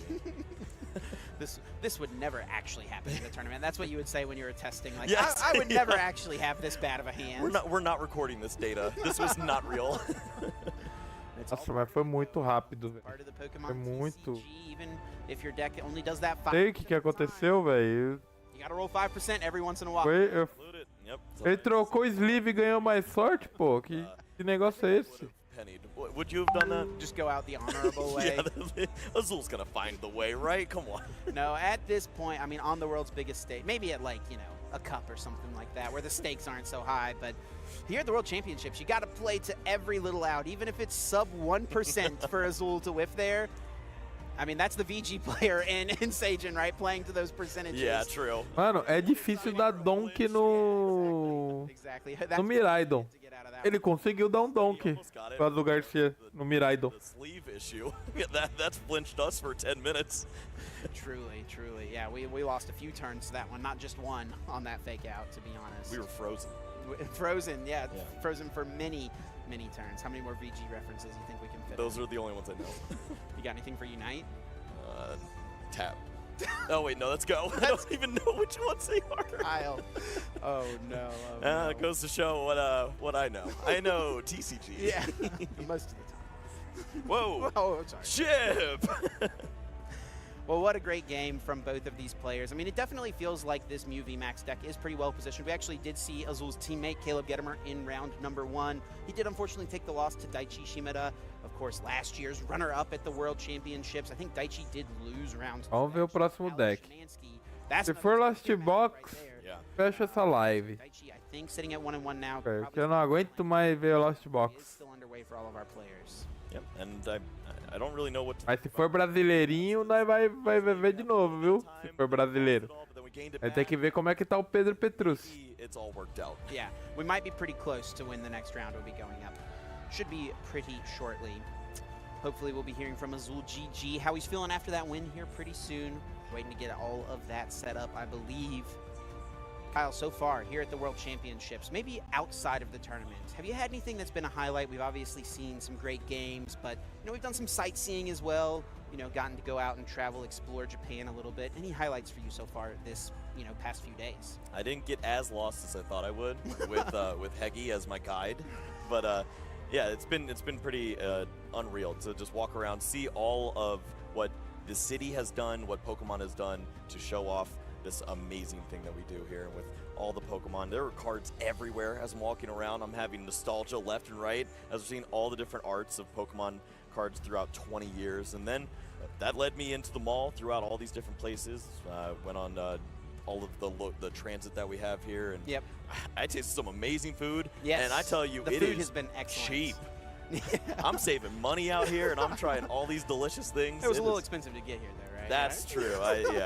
I paid for that, but there's some delicious things out there which I would have never expected. Those fruit sandwiches. Yes. What's going on with that? Incredible, incredible. Everything about Japan, so much to appreciate. The culture. Ai, fi, cala a boca, vocês dois. Deixa o Azul Garcia falar, pô. I think we are finally ready to hear from our winner from round number 3. Let's send it down to the stage and hear from Azul GG. Welcome back, everyone. I'm here with the winner of this round, Azul. How are you feeling after this match? I'm feeling pretty good. I do think the matchup is pretty good, but the game 1 was close, and obviously the game 2 I got the donk. But I think overall it's like a favorable matchup. So I was assuming Seijin was playing the Miraidon still from when he won the tournament over in Korea, and then I hit him like a couple times on the ladder like a week ago, and he was still playing the Miraidon. So I was like, I'm pretty sure Seijin's still rocking the Miraidon. Yeah, what is your opinion on the Miraidon deck in general? I think it's a very powerful Pokemon. I think it's a very powerful card. I think it comes up a little bit short against some of the most popular decks, though, like the Gardevoir, like the Lost Box. So I think it's a little bit rough in the meta, but like obviously Generator and Miraidon's ability are just like insanely powerful. Yeah, did you know that there was like a Drapion in the deck? Or was that Drapion something you anticipated? Oh, I didn't think there was going to be one. I wasn't sure if Seijin had it or not, because the list that he won with, and then when I hit him on the ladder, I never saw the Drapion, so I was kind of just assuming there was no Drapion in there. So I was kind of playing, if he showed it to me in game 1 or game 2, and then I knew about it going into game 3, I'd have been like, okay, now I know about it. Ah, so you already mentioned Lost Box. You played a lot of Lost Box this season, right? And then at NAIC you played Gardevoir. Why did you switch to Mew VMAX? A little bit with how like the meta was shifting, it was feeling a little bit better. More Lugia, more 2-prize Pokemon, Arceus, Lugia, even the Lost Tina is like a pretty good matchup as well. So there's a lot more of those decks are starting to become more popular, and just in our testing, it was just winning more than everything else by a decent amount. So it's like, you just got to kind of trust the process and then go with what seems to be the best deck. Did you take the meta game yesterday in consideration, or were you already locked in of Mew VMAX earlier? We were actually probably locked in like a day before yesterday, pretty much for the most part. We were kind of locked in a day before yesterday, but of course we're going to be like, all right, let's see what, if there's anything, spicy pops up in day 1. If anyone brings like something that's completely broken that no one thought about, didn't see any of that. And then the meta overall, wasn't expecting Lugia to be the most popular deck, but it wasn't by a whole ton, but that's good for Fusion Mew, so I'll take it. Yeah, so just closing thoughts, like, Yeah, I have a question for you that I was very interested in. You played against Sejun Park, a world champion for a video game. Yeah. And probably for most players that play against you, they're probably very nervous. Do you you won so many big tournaments, do you still experience nervousness when you play these tournaments, or are you so completely cool, you just play it down? I mean, sometimes in the past, I think actually since I've gotten my 2 big IC wins in the last year or so, I think that's kind of I've figured out nerves aren't a problem for me anymore. I think those 2, I was a little bit nervous going to the finals of NAIC, and a little bit less going to the finals of OCIC. But coming up here on this stage against Sejun, who I know is a great player, obviously probably the most accomplished player in Pokemon in general, not just an individual game, of course, right? Yeah, not really nervous at all. Just kind of take it as whatever's in front of me for the game. Yeah, so newcomers, what is your best advice for people that want to get good at the game, maybe as good as you, maybe even better? What would you advise to them? I mean, play a lot of Pokemon, but I think switching up decks is pretty important as well. Play something different, and then commit to your process, whatever your process is to come to a conclusion of whatever deck you want to play for a tournament. Don't back out, the night before a tournament and switch back to something else. Learn from the process that you're applying to come up with what deck you want to play for a tournament, and then stick it out through the whole tournament so you can kind of see the conclusion of it and build on it. Yeah, looking at the metagame, and you saw the other tables and so on, what are the decks that you want to face today going forward? The Rapid Strike deck.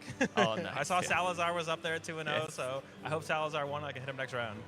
Salazar also played against another Inteleon deck. Oh, perfect. So, yeah, good Hopefully for they don't you. tie. Yeah. All right, so there you have it from Azul. Do you have some thanks that you want to give? I just want to shout out my team. Yeah, shout out to my team, Caleb Grant and Kid Stark. That's it. That's all I need. Yeah, just shout to them. All right, so let's go back to the casters and enjoy the next round. Great to hear from one of the game's top players and top talent, feeling confident in his deck choice for this event. Rightfully so, though, and we see the deck is performing fantastically, and they have such a great structure within their team of how they figure out what's going to be the best deck. Looks like it's the best deck by a wide margin, he said, and we'll see if the results speak for that. Yeah, only time will tell. It does feel like the meta has shaped up pretty decently for Mew VMAX, and I mean, it is just on paper one of the more powerful decks in the entire format. Yeah, when I think about the Lost Tina matchup... vamos ver o próximo deck, mas... You can play some amplifier. O próximo do jogo, mas agora já são... I don't see that very often. É a noite 43. Right. That was a big one, I think. A lot. Jogar, vamos mais mais uma, né? Mais um mais um. And then you would use the V-Star E 6 prizes to just... E depois amanhã nós ver o corte pro 8, corte pro 8, a semifinal, tudo. Aí vai ver as finais já. Sky Seal Stone and Drapion was a big way to win in matchups like that too. That's all gone, so I mean, it's kind of cleared the path. We might see Mew VMAX as one of the top decks now. So who'd have thunk? It's every time that we go into a new set, a new format, whatever it is, we go, it can't possibly survive, can it? Well, I mean, the meta just turned out to be just right for it. And speaking of that meta, let's take a look at our percentages throughout the event. Of course, 170 players in this tournament, and Lost Zone Toolbox is the most popular deck. Nossa, 23 pessoas estão jogando de Mew VMAX e 23 de Gardevoir. Estão jogando mais de Lost Zone. Find those ties, which are going to be unfortunate, but it lines up very well against a lot of the meta. We see players that were actually considering Mew VMAX as one of the top decks and understood that if you play Lost Zone Box, you probably have a better matchup against this. And it does certainly line up sometimes. It also pairs well against that Gardevoir EX when you can start to put the pressure on early. We see Mew VMAX actually being the second most popular deck. That is very interesting to know, especially looking at yesterday where it was not represented on our graph at all. It ended up being the 7th most popular deck yesterday, 8.9% of the room. Quite a jump into day number 2. What do you attribute that to?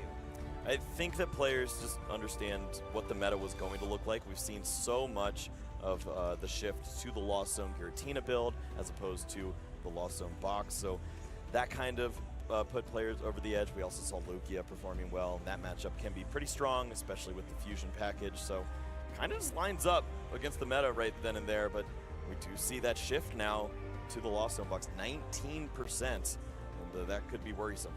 And tied with Mew VMAX in second is the Gardevoir EX. I think this is the deck that most players would identify as the best deck in the format. most powerful, but maybe just not feeling like the meta was as good. You know, at NAIC, we saw it be 20+% of the field. Why do you think we've seen quite the decrease? You have to put so much time and effort into this deck to perform well with it. It takes so long to win a match as Gardevoir, especially when you're playing against some of these single prize decks like the Lost Zone box, which is the #1 deck in the room. It's going to take 30 minutes to win a match, so if you have any falter at any point, miss the Battle VIP pass, have a slow opener, you're basically playing for a tie, and that feels awful. 13% of the room on Lugia V-Star with that Archeops for this event. We saw it be the most popular deck in day #1. I think the meta share is right around the same. Wasn't it like 15% yesterday? Yeah. Just dropped down to 13%. So you can see it's not too much of a dip when you just look at the percentages, though it has gone down just a bit. Right, you start to think about the strategy in day 1, which was you want to get as many wins as possible, you want to avoid ties, and you want to play with a deck that has that luck factor. If you get the lug and chops, you're going to be rolling, and you can knock out a lot of Pokemon early and often, and you have huge damage output with the Tyranitar too. So it makes sense that you could use that same strategy in day 2. You got to run hot to win Worlds, right? And dropping down just a little bit is that Lost Zone Giratina V-Star. Of course, a deck I'm sure you could talk about for hours and hours. You love this Lost Tina list. Down to 5th. It was 3rd yesterday on our meta share chart, but I would say a pretty similar percentage, right? Yeah, this is a deck that we know very well now. It's come out of nowhere after NAIC. It's been performing very well at a lot of different local events as players are starting to get those championship points for next season. Oh yeah, I saw some League Cup standings that was like 6 Lost Tina in the top 8. Like it was dominating. You can't even trust the results because it was going to win the tournament no matter what when it's 80% of the meta. One thing that was missing from the standings graph, we should point out, no Arceus V-Star in the top 5. No Chien-Pao either. I would imagine they're kind of just right off the edge. They're hanging out. 6th, 7th, probably pretty similar meta shares. But, you know, Arceus V-Star, maybe if we combined like the Duraludon builds, the Flying Pikachus, the, you know, Umbreon, all these different things people are doing, combine them all together, maybe it would be up there. But yeah, Arceus V-Star not being quite as dominant as maybe we would have thought, or at least as it was at last year's World Championships. Right. That was the big strategy of playing the Lost Zone Giratina, was that deck was going to be one of the most popular decks in the room. Yes. Not the case anymore, which means that that deck is not nearly as strong as it once was. Doesn't mean the deck is bad, but it wasn't running into free matchups like it used to. And that deck was certainly one of those good matchups. Chien-Pao as well is one of those that looks pretty favorable on paper, which is why I like seeing the Palkia version of Chien-Pao starting to see a little more success. Just go with that very aggressive early approach, kind of like the deck that we saw with Palkia and Talion of old at all of those international events a year and a half ago or whatever it was. And we've seen that have a little bit of success as well.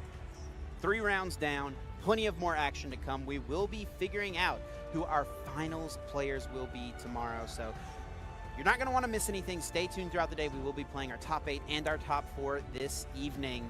So stick around. In the meantime, though, we will take a quick break. We'll be back very soon with our round 4 Swiss coverage.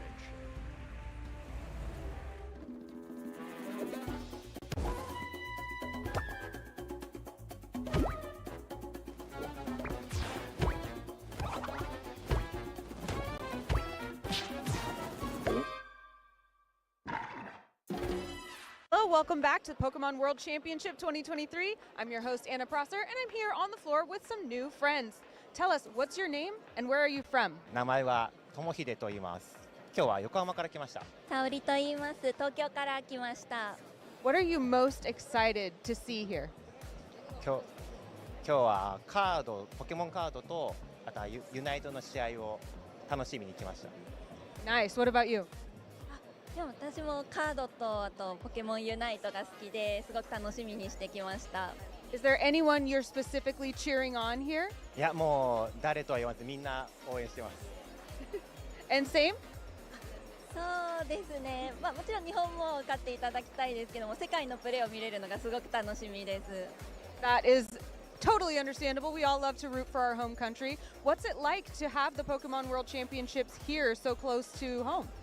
なんか日本でこの大きい規模の大会がやれてるってことはとてもすごく日本にいてとても感慨深いというかすごいか良かったなって、ポケモン好きで良かったなって思ってます。And what about you? そうですね、私も世界で開催されているのは知ってて、まさか日本に来てくださるとは思ってなかったので、もうとても感動してます。That's awesome. Now, I have to ask, before I let you go enjoy the event, what is your favorite Pokemon? 好きなポケモンいっぱい多すぎて、ピカチュウはもちろんで、ミロカロスが好きです。Great. And? やっぱりピカチュウは好きなんですけど、新しいので言うとニャオハがすごく好きで可愛いなと思ってます。Awesome. Choosing Pikachu is always a great choice. He is the boss. So thank you so much for spending time talking to me. Have a good time at the event. And we will have more coming right up at the Pokemon World Championship.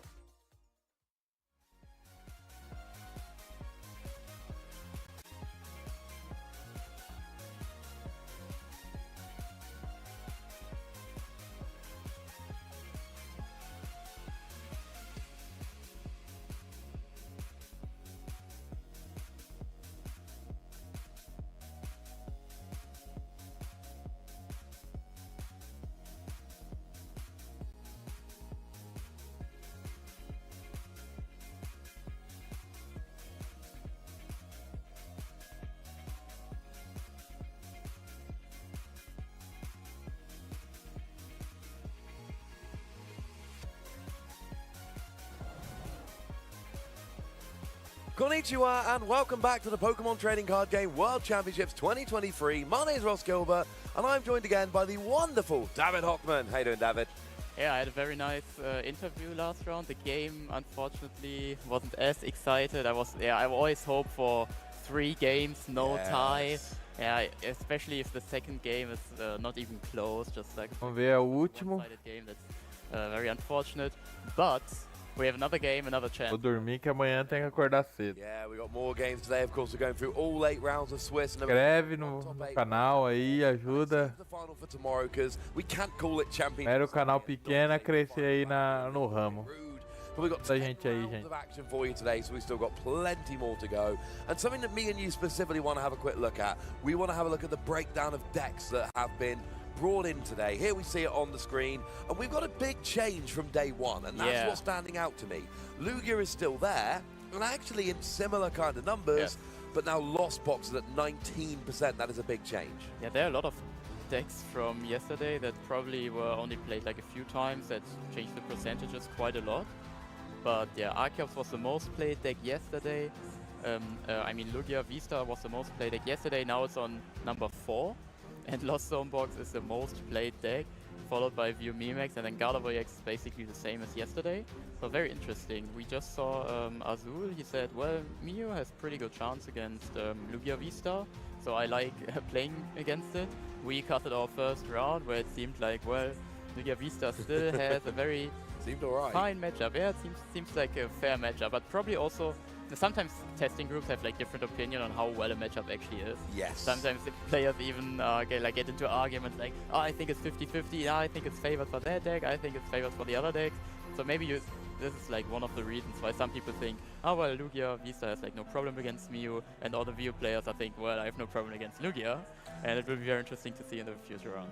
I mean, especially when I'm coming up to a tournament, I love to kind of chat to some of my friends. How do you see the format? What do you see the matchups like? And I will sometimes get wildly different answers about the same matchup and what's favored. And no, I agree with you entirely. Mew is the one that stands out to me on here. Of course, Mew wasn't on our graphic yesterday. Mew was lumped in with other decks. It wasn't one of the top decks. Here it very much is. Of course, we do only have 170 people. And we have day 2 players who are generally going to be people that play a little bit more, and definitely people that see more success. That's why they end up in day 2 of the World Championships. So I do think that will skew the numbers a little bit, and we have talked about the fact that day 1 decks and day 2 decks are not always necessarily the same. So there's still, you know, Gardevoir, Arceus, Lugia, Lost Zone Giratina all there, but Lost Zone is way up at the top now. Mew is back on the list. Arceus Giratina has dropped off the list. It's a very similar kind of metagame to yesterday, but we've skewed around with some of the numbers. I also did a little bit maths on my own there. 170 players, 8 are going to make top cut. That is about 4.7% of the field will make it into top 8 today. Yeah, also very interesting compared to yesterday. Arceus is not even, there's no Arceus deck on our non-other decks. So yeah, Arceus kind of, not very popular. It saw some success at the NAIC second place with Duraludon and Umbreon VMAX. Of course, Umbreon is kind of like the answer to Gardevoir EX, and Duraludon is also difficult to deal with Mew, so maybe there's still of course a good chance that one of the 30% other decks are still doing very well, but it did not make like the big impact that I think a lot of people expected, that there will be a lot of Arceus decks. Now we basically have, if you want to play Giratina, most people chose to go with a Lost Zone build rather than an Arceus build. And of course the Lost Zone deck yesterday, a lot of people didn't really want to tie, so they didn't go for Lost Zone, even though it was a very popular deck throughout the whole season for a lot of players. But now everyone is like, well, I can like tie once, it's not a big deal. And maybe I can just play fast enough. Of course, day 2 players, they are more used to their decks in general, so they play a little faster. So Lost Zone box, now most popular deck, very interesting. One thing I did find interesting, I was out walking the tables last round, as I love to do when I'm not on the casting desk, and there were 2 players. Now, it was one of the, I think it's Chris Szymanski, or Alex, I forget, one of the Szymanskis was playing against another player on like table 1, or might have been table 2 if table 1 was streamed. Very high up, both at 2-0. Both playing Rapid Strike. There was a Rapid Strike mirror match very, very high up on the tables here we saw yesterday, which I do not think is a bit of a coincidence. There's still the numbers on that deck. It's not on our top 5 played decks. It is not coming out in the big numbers like we might be expecting. But I'm telling you, the players that are out there who are playing around with this, they are really seeing success. The fact that they both kind of immediately went to 2-0, I don't think that is, I honestly don't think that's a little bit of a coincidence. I think that's, it was Alex Szymanski against Brandon Salazar, and they did tie in the previous round. Well. But they were both playing, but they're both on 7 match points after 3 games, which puts them among the highest players in the tournament at the moment, both playing that Rapid Strike deck. So just keep an eye on those players.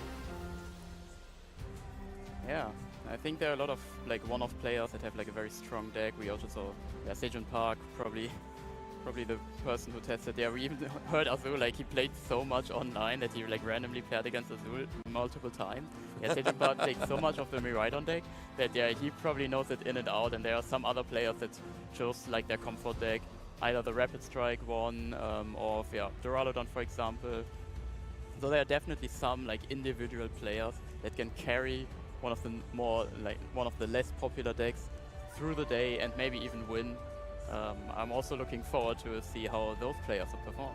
Yeah, that will be fun to see. Of course, at the moment, we are celebrating World Championships in the 2023 season, having fun over here in Yokohama, Japan. But there is going to be another season coming up. We do have the 2024 season, which is going to be coming up soon. And we can see some of the events that have already gone and been revealed. Now, these aren't really grouped by regions. You have to look on the left-hand side there for the region.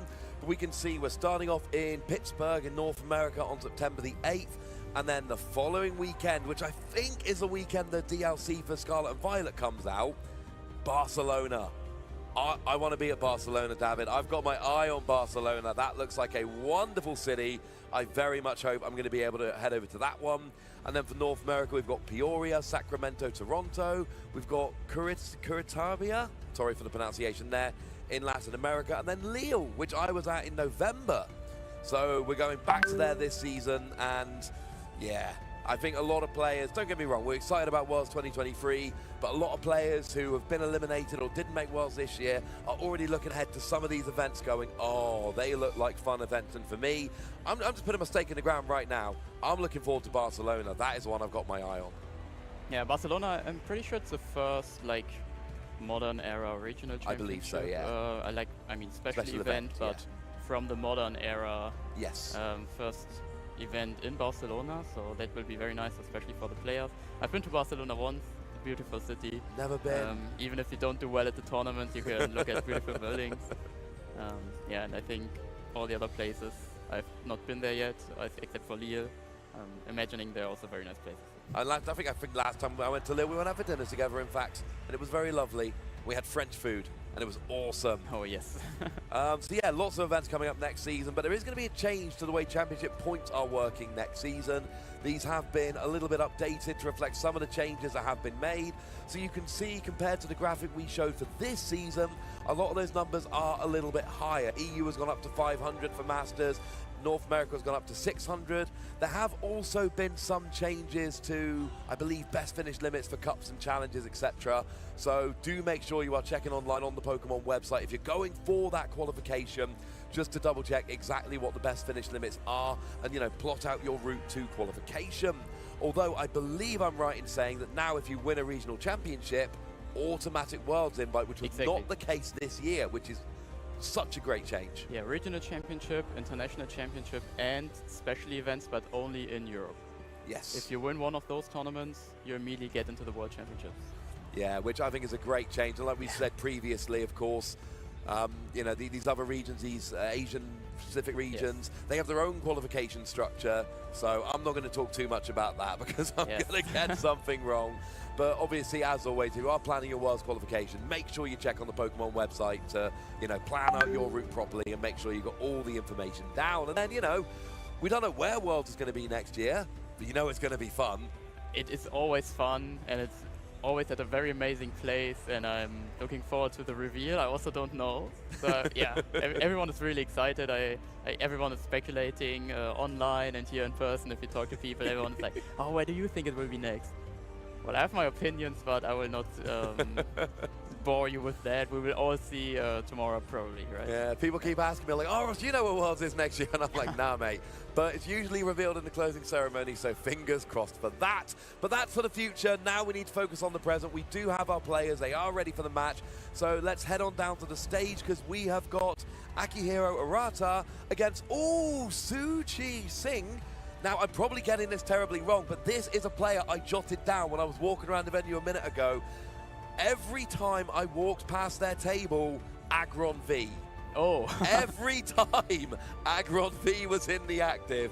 I believe they tied last round, but yes, it's Arceus Aggron V Max. And of course, Adam Hawkins did come very close to getting through day one of Worlds of Aggron V Max last year. I wanted this deck, David. I wanted to see this deck. Yeah, it's very nice. It's also cool to see, like we already mentioned here, at Pokemon World Championship is like the one tournament where people from Asian countries and regions, and the regions like Europe, Americas, and Australia, that they are actually meeting each other, because we have completely different point structures. So it doesn't really make a lot of sense for people, for example, from Japan. Some do, but it doesn't really help them in point-wise if they're just trying to get their invitation. Sometimes they travel to regional championships, but this is not something we see often. So being able to feature those players, our only chance is basically the World Championship. Yeah, as we see Sucha Singh with a very interesting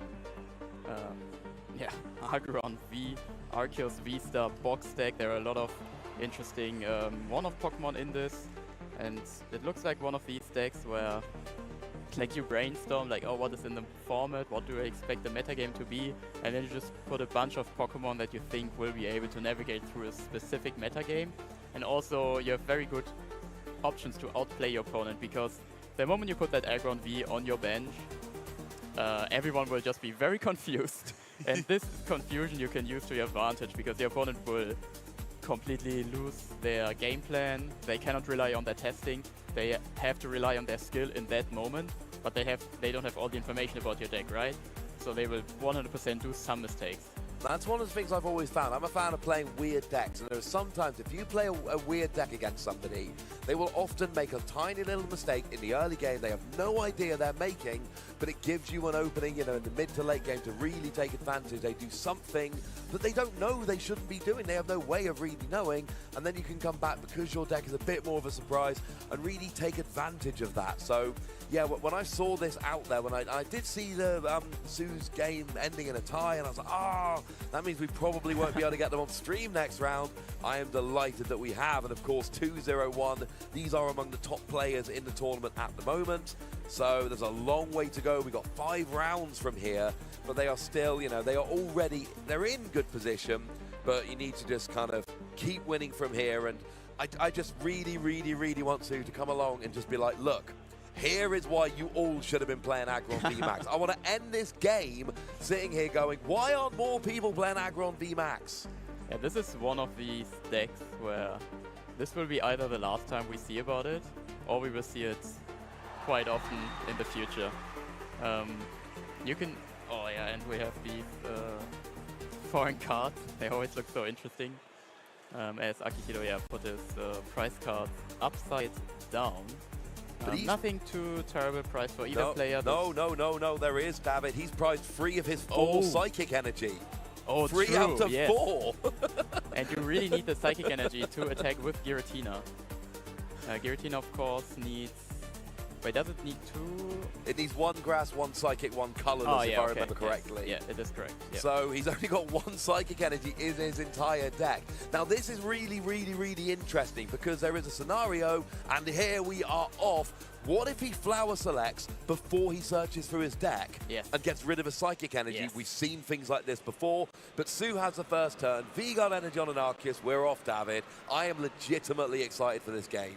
Yeah, Sue's list has so many like weird little things that we already saw a little bit of it today, but I don't think any of those players actually advanced today too. I think you mentioned yesterday there was a Meowscarada player who also played like a very similar like Arceus V star deck with a lot of different smaller Pokemon. Yeah, not too much going on for Sue. I think usually you're kind of fine if you have just Arceus with an energy, and then next turn you can Starbirth, attach the double turbo energy, get some attacks going, charge up your board. As we see Akihiro, oh yeah, the first thing he's checking for are his energy cards. Oh, he's going to be very disappointed. But it's very nice that he checks, because something like you just said will not happen now that Akihiro is completely aware that he is playing this with only a single psychic energy card. I mean, realistically, through the game, you probably don't need more than 2 Giratina. So you're playing 4 Psychic Energy. If none of them are priced, you can afford to Lost Zone 1 or 2 of them, and you'll probably still be okay. But if you know that there is only 1 Psychic Energy available in your deck, you need to do everything in your power to protect that Psychic Energy. But this is where it gets interesting, because there are going to be cards you desperately want. What if you really need a Chorus's Experiment, but your flower selecting is Chorus's Experiment and Psychic Energy? You now have to prioritize that, even if you means throwing away a card you really want to keep. So that is something you need to keep an eye on as Akihiro is navigating these first couple of turns. Yeah, Akihiro opened his turn with just a Radiant Greninja, discarding a Grass Energy, not a Psychic Energy, for him, to get into a Battle VIP pass, to get 2 Comfeys going. Worst case, you can still attach an energy active to Giratina and then attack with Abyss Seeking. But it's, of course, better to switch into Comfey, get some flower selecting online, and put more cards in the Lost Zone than you could just with Giratina's attack alone. Yes. Yeah, agree entirely. You want to try and get all super odd. Now, that could be a relevant card. We do see Chorus's Experiment coming down. Look at the top 5 cards of your deck. 3 go in your hand, 2 go into the Lost Zone. Oh, this is a weird one. Oh, yeah. Ayano and Boss are going to hit the discard pile. Yeah, the Jet Energy is a very nice addition to the Giratina deck, especially. Love it. You don't need so many like different basic energy cards, and you just need more energy cards in general, so you have the space to play these few Jet Energy cards, which allow you to attach it to a Comfey. That makes it the active Pokemon. Then you can use another flower selecting, and then you can still retreat. And we see Akihiro just trying to be aggressive, putting down past the peak and attacking with Cramorants. I love this. Getting a turn 1 Cramorant going second is fantastic. It does exactly half of the amount of damage as Arceus V has HP.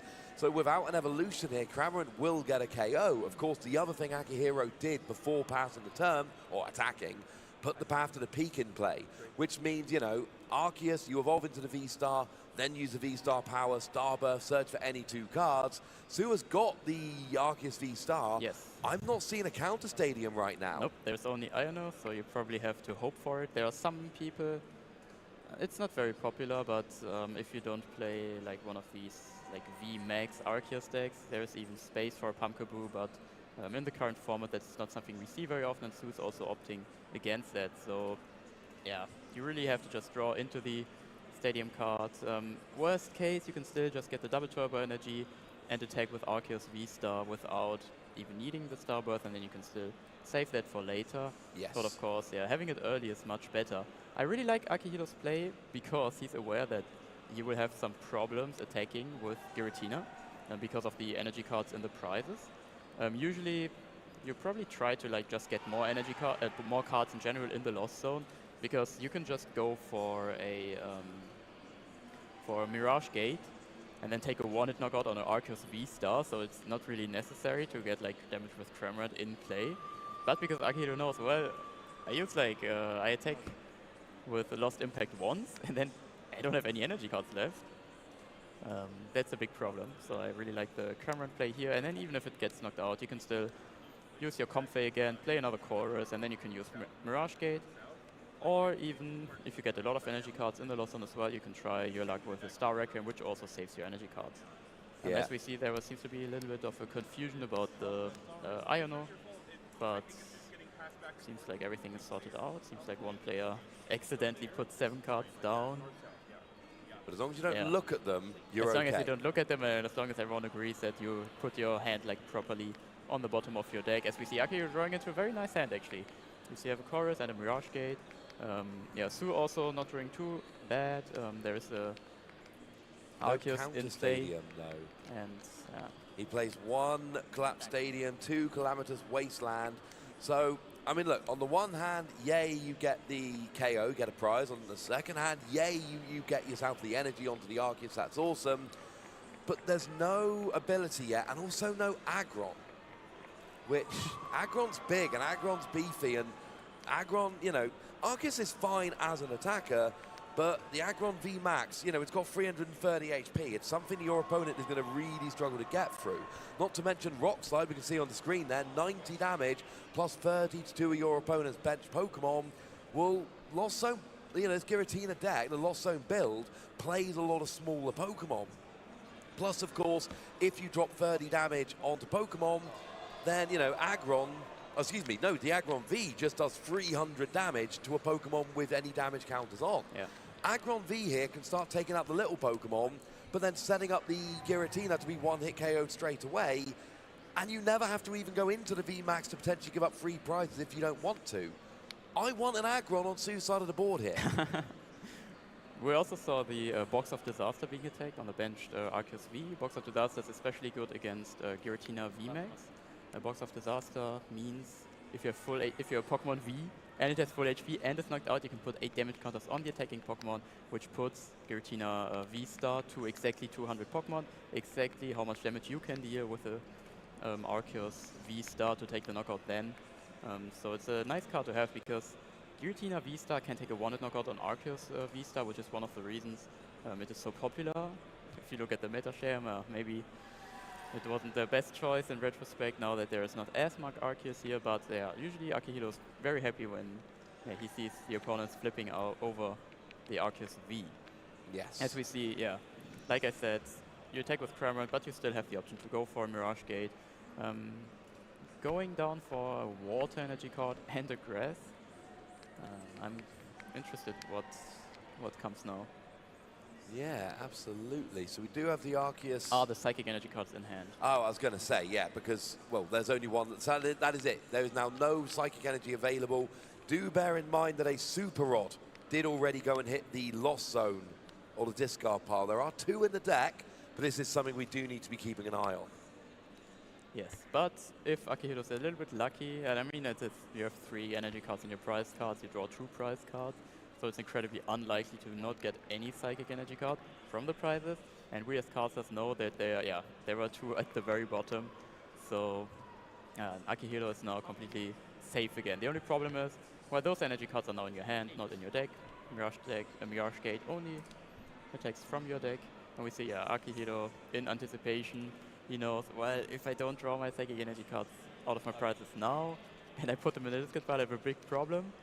So only the Grass and Water Energy card were put into the Lost Zone. And this also opened up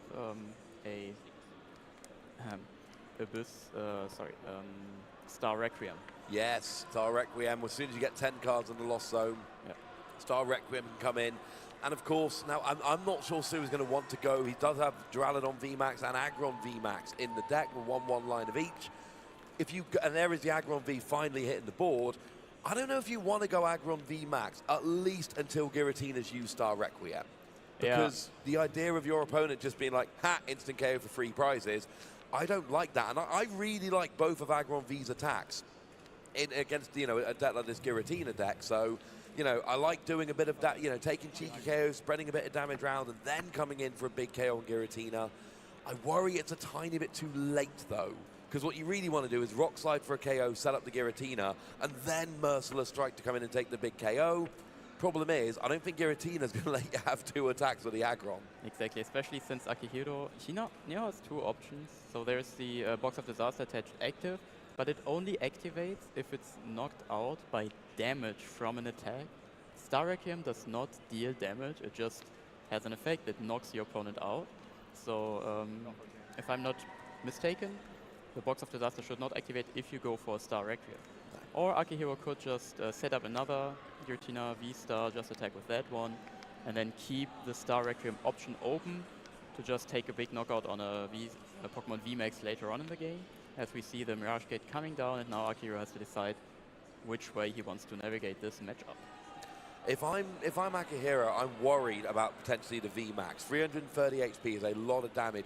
You're basically not getting a one-hit KO on that, unless you use your V-Star power. So I'm very much a fan of, if you've got your one shot to take out something gigantic, but it's a one shot during the game, unless I absolutely have to, I want to save that for when I really need that big one shot. If I've got a way to get a KO with something else, I'm generally going to go away and do this. Now, all players play slightly differently. Akihiro may well decide that there is a better option, but no, we do see a manual retreat here. And it does look like we're going to go fresh Giratina and just get, Comfey. But it looks like we're going to get a KO with the fresh Giratina, take the damage counters, and just say, I'm not giving up my V-Star power until I absolutely have to. Yeah, but the problem now is that you still need to get the energy in play. But, well, maybe...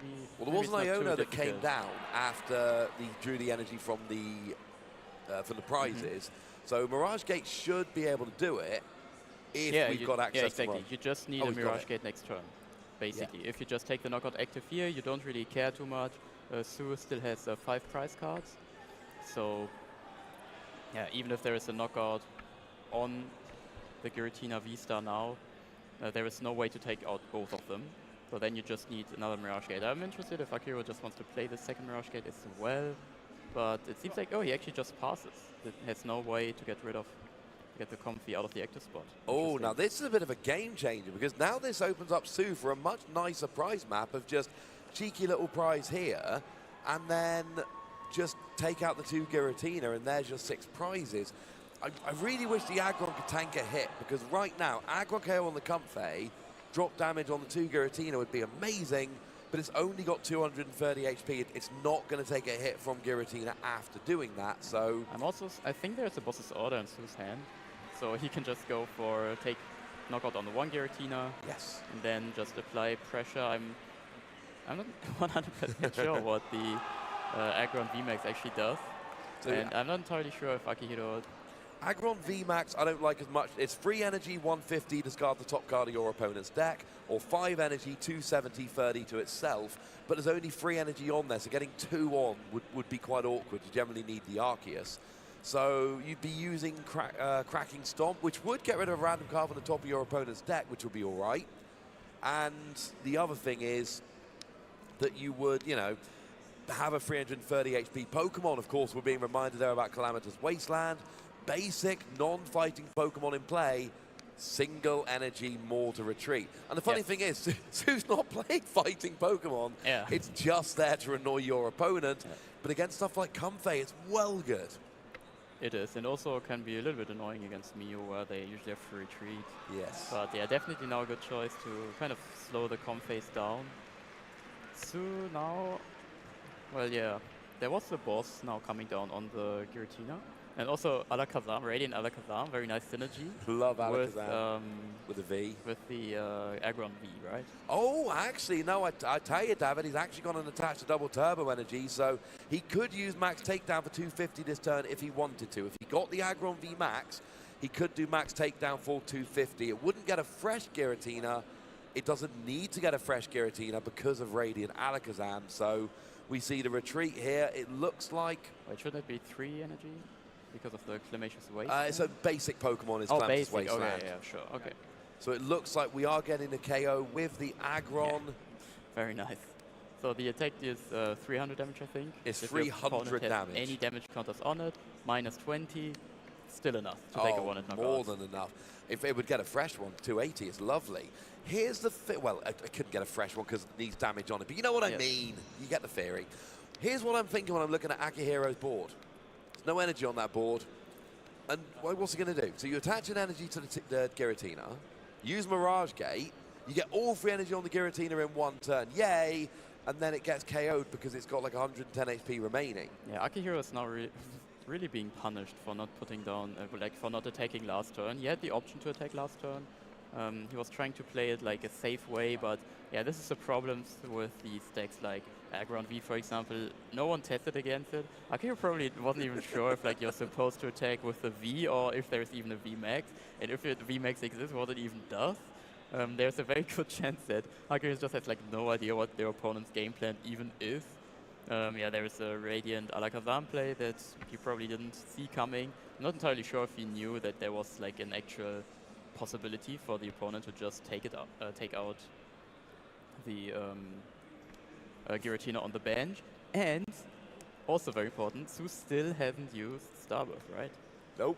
Yeah. When I first saw Arceus, I thought there was going to be a real split of players. Those that used it early game to set up, and those that used it for that late game boss's orders, emergency energy, whatever. That's not happened. Starbirth is used turn 2 by almost every Arceus player in almost every game. Here, I'm sure Su would have done had he had the option.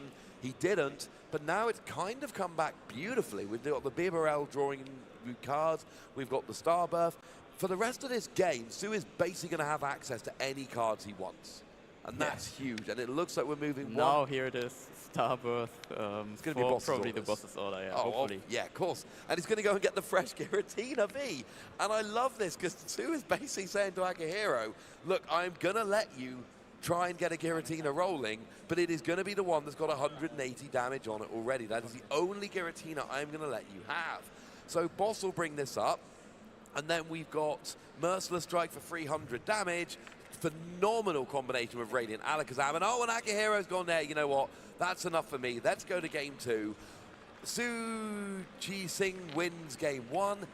But Akihiro does have some knowledge now. Yes. Which he did not have back in game 1. Yeah, I feel like game 1, it actually looked quite nice for Akihiro at that one turn where he chose not to attack. But yeah, maybe made the wrong decision just because he wasn't entirely sure what your opponent's deck is capable of, what it's designed to do. Now this information is in Akihiro's mind, and he is very aware of what your opponent can pull off here. So yeah, in Japan you don't play best of 3 a lot, usually only reserved for the top card or day 2 at big events. Yes. So most Japanese players are not very used to playing best of 3, but especially for the World Championship, I know that every Japanese competitor tested a lot to play in this format. 50 minutes, best of 3. So he probably knows now exactly what he has to do for game number 2. Let's hope he plays fast enough there. Yeah, and that is going to be one of the issues. You need to, make sure you play fast enough. That first game took a chunk of time, and it's awkward because you don't really know, By the time we get to the late game, it's pretty obvious what's happening is if you put a Pokemon down, Radiant Alakazam is going to move damage over to it, Aggron's going to bring it up and KO. So Akihiro is going to need to make sure he doesn't get caught in that situation again where he has no attackers. He's going to need to spread the energy around a little bit, not be, benching Giratina after multiple turns. And I think with Akihiro, that's going to be kind of the way to go. Have multiple attackers so that the second Aggron attacks, it's gone. Yeah. Because when I was walking past Su's table earlier, every time that Aggron was in the active, we saw that game there. It was attack with you know, your Arceus to get the energy, and then it was just attack with Aggron to finish out the game. I don't think that's a coincidence. I am slightly surprised he was only playing one Aggron V, given how good it seems to be in this deck. Yeah, I think he tried to put a lot of cards in his deck, and he thought about like, do I like really want to commit on the Aggron V? There's also a 1/1 Duraludon, which we haven't seen at all. Probably doesn't really make a lot of sense in this matchup specifically because there are no special energy cards. But I think he just thinks, well, when he made his deck, he was probably just like, oh, I have like a little bit against everything, and my opponent has no idea what they are doing, so it should be fine. Like, they only need one. And he only did need one, right? Absolutely. So it worked out. Working out quite nicely here. We are off into game 2. Akihiro is starting off. We've got a Sableye in the active, and we are playing a Nest Ball, and we've got the traditional turn 1. Let's have a look at everything and try and figure out exactly what's prized from Akihiro here. Yeah, Akihiro is definitely checking energy cards again. Something like last game. In the end, it didn't really matter too much because he was aware of it immediately, played accordingly, and then with the first knockout got the other energy cards back anyways. Sableye start, not exactly what you want. Of course, ideally, you always start with your phase. Yeah, let's hope that Akihiro has some more ways to get basic Pokemon in play, but he's shuffling his deck, which usually means that there is no Battle VIP path in hand. If you use Nest Ball for Radiant Greninja, it tells your opponent like, okay, yeah, my opponent only has an energy card and no other good cards in hand. As we see, Radiant Greninja's ability, Concealed Cards, allows you to discard a basic energy card from your hand, in any energy card from your hand, and then you are allowed to draw 2 prize cards. Let's see what those are. Oh, it's alright. They're not ideal, are they, David? Yeah, but I think there's actually a Comfey in hand. So we do see the Giratina hitting the bench and a second Giratina hitting the bench.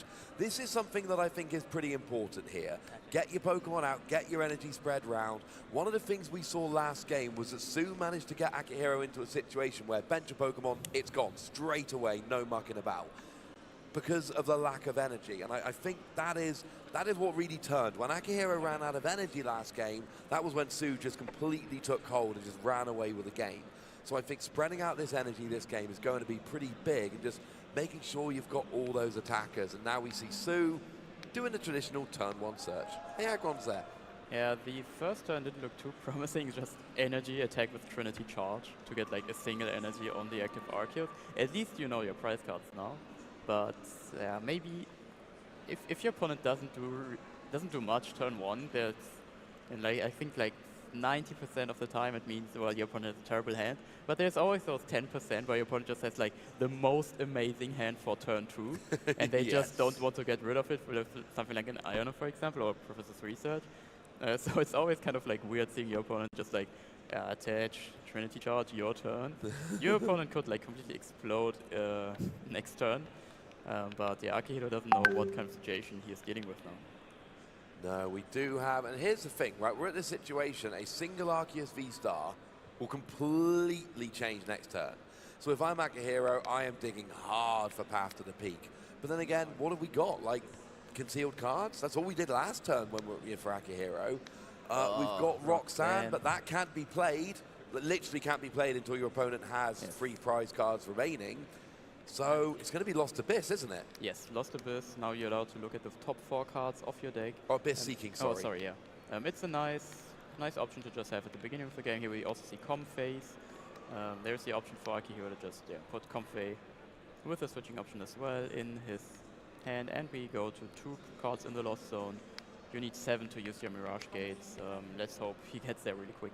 He went energy switching card, I think. He put Comfey in the Lost Zone. Both of them? I don't think he took. I could be wrong. Oh, okay. I know he took an energy card. I might have misseen that. There's one Comfey in the Lost Zone. We see Iono here. Can we take a peek?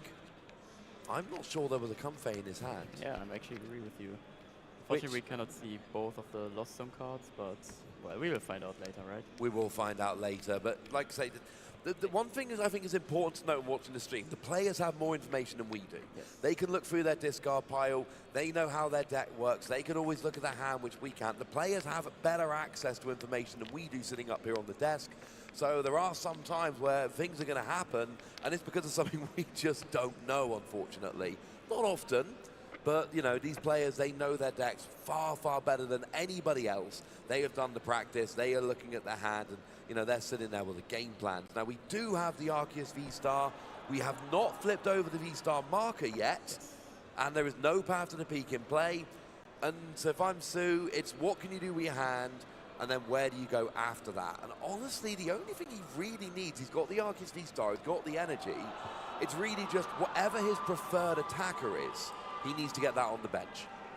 I think right now you're just like fine with charging up the Arceus V on the bench as well. It is really unlikely for Akihiro to be able to attack because you need 7 cards in your lost zone. He still needs 5. Yes. He needs a Chorus and then 3 more. You can use, like, if you're lucky, you can use 2 Comfaith, but yeah, the Giratina version usually doesn't play stuff like Lost Vacuum, for example. So if I'm Sue, I will just play assuming that I will not, that my opponent will not be able to attack. As we see a Starbirth, very funny, Bibarel, Bidoof, and just an Ultra Ball for the Bibarel next turn. Yeah, absolutely. Of course, yes, could have just gone for the Bibarel and had that in his hand, but of course Bibarel draws until you've got 5 cards in your hand. Yes. So what you'll see sometimes people doing is going for the Ultra Ball rather than just going for the Pokemon, because they can get that -2 cards in their hand, so they can then draw more cards with the Bibarel next turn. It's a little play, but it's one that can make a very big difference, because if you need multiple things, this is going to be a better way to go and get them. And it also keeps your option open for next turn, right? Like maybe your opponent does something really weird where you're like, well, now I actually don't want my Bibarel, maybe I actually do want to get my aggro in play. So you can still switch up what you're actually looking for. As we see a Chorus's Experiment from Akihiro's side. Hopefully nothing too terrible. There is a Path to the Peak, which I think doesn't do anything anymore, so that's like one easy choice. Yeah. Just put that in the lost zone. And then a second card needs to go into the lost zone. It seems to be like a discussion Could turn on. off Radiant Alakazam, to be fair. Oh, Radiant Alakazam yes. did do a lot of damage last. Because I'm just looking through the list and I'm like, Duraludon VMAX probably not hitting the field. Arceus V-Star already used the ability.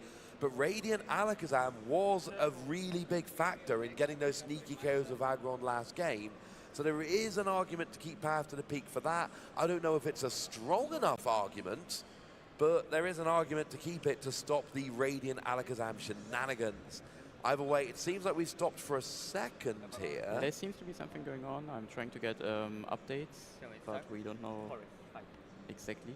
I'm sure we'll get a proper update in a minute. Someone will pass us a note and tell us what was going on. Doesn't seem to have really affected the game, though. Seems like we are just... it looks like we're just cracking on here, so I think we're okay. I think we avoided any major disasters there. And Akihiro, there is a decision to be made, of course, still mulling over that Chorus's Experiment. And yeah, the Path to the Peak does hit the lost zone as expected. I'm not sure Radiant Alakazam is enough. And the thing is, he wasn't playing around Aggron last game. He can this game. So here we see an escape rope, and it pretty much has to be the fresh Arceus V with free energy, which, oh no, having said that, you're probably not getting an attack off this turn anyway. Exactly, like I said, like you have to go like completely all in and draw like perfectly to. And I think even if you draw perfectly, it's like basically impossible to get the Mirage Gate online. But if Sue puts Bibarel active, then yeah, Akihiro has the option to just go into Cramorant, for example. Yes. As we see, just the Abyss Seeking, right? Abyss Seeking. Yeah, Lost Abyss was the name of the Japanese set in which Giratina was introduced. Abyss Seeking is the name of the attack on Giratina. Okay. Never use the word Abyss outside of Pokemon nowadays, almost never. Within Pokemon, apparently it comes up all the time. Well, I stare into the Abyss quite often, metaphorically. So Sue here, we've got the Ultra Ball coming down, and we're assuming this is going to be for the barrel here. Yeah, we've got the, it is the, it's the Amelika artwork, which I'm absolutely in love with. I'm pretty sure that's what we're going to see coming down. There are other options, though. Radiant Alakazam could be a big one. We could go Arceus V-Star to get attacking with the active. We could go for Aggron to accelerate energy too. There are actually several cards here, and it is the Arceus V-Star. There are several cards here that could have given Sue a real big advantage. But I think at this stage, we don't usually see a third Giratina.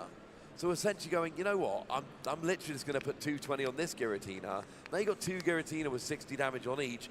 I feel pretty good about that.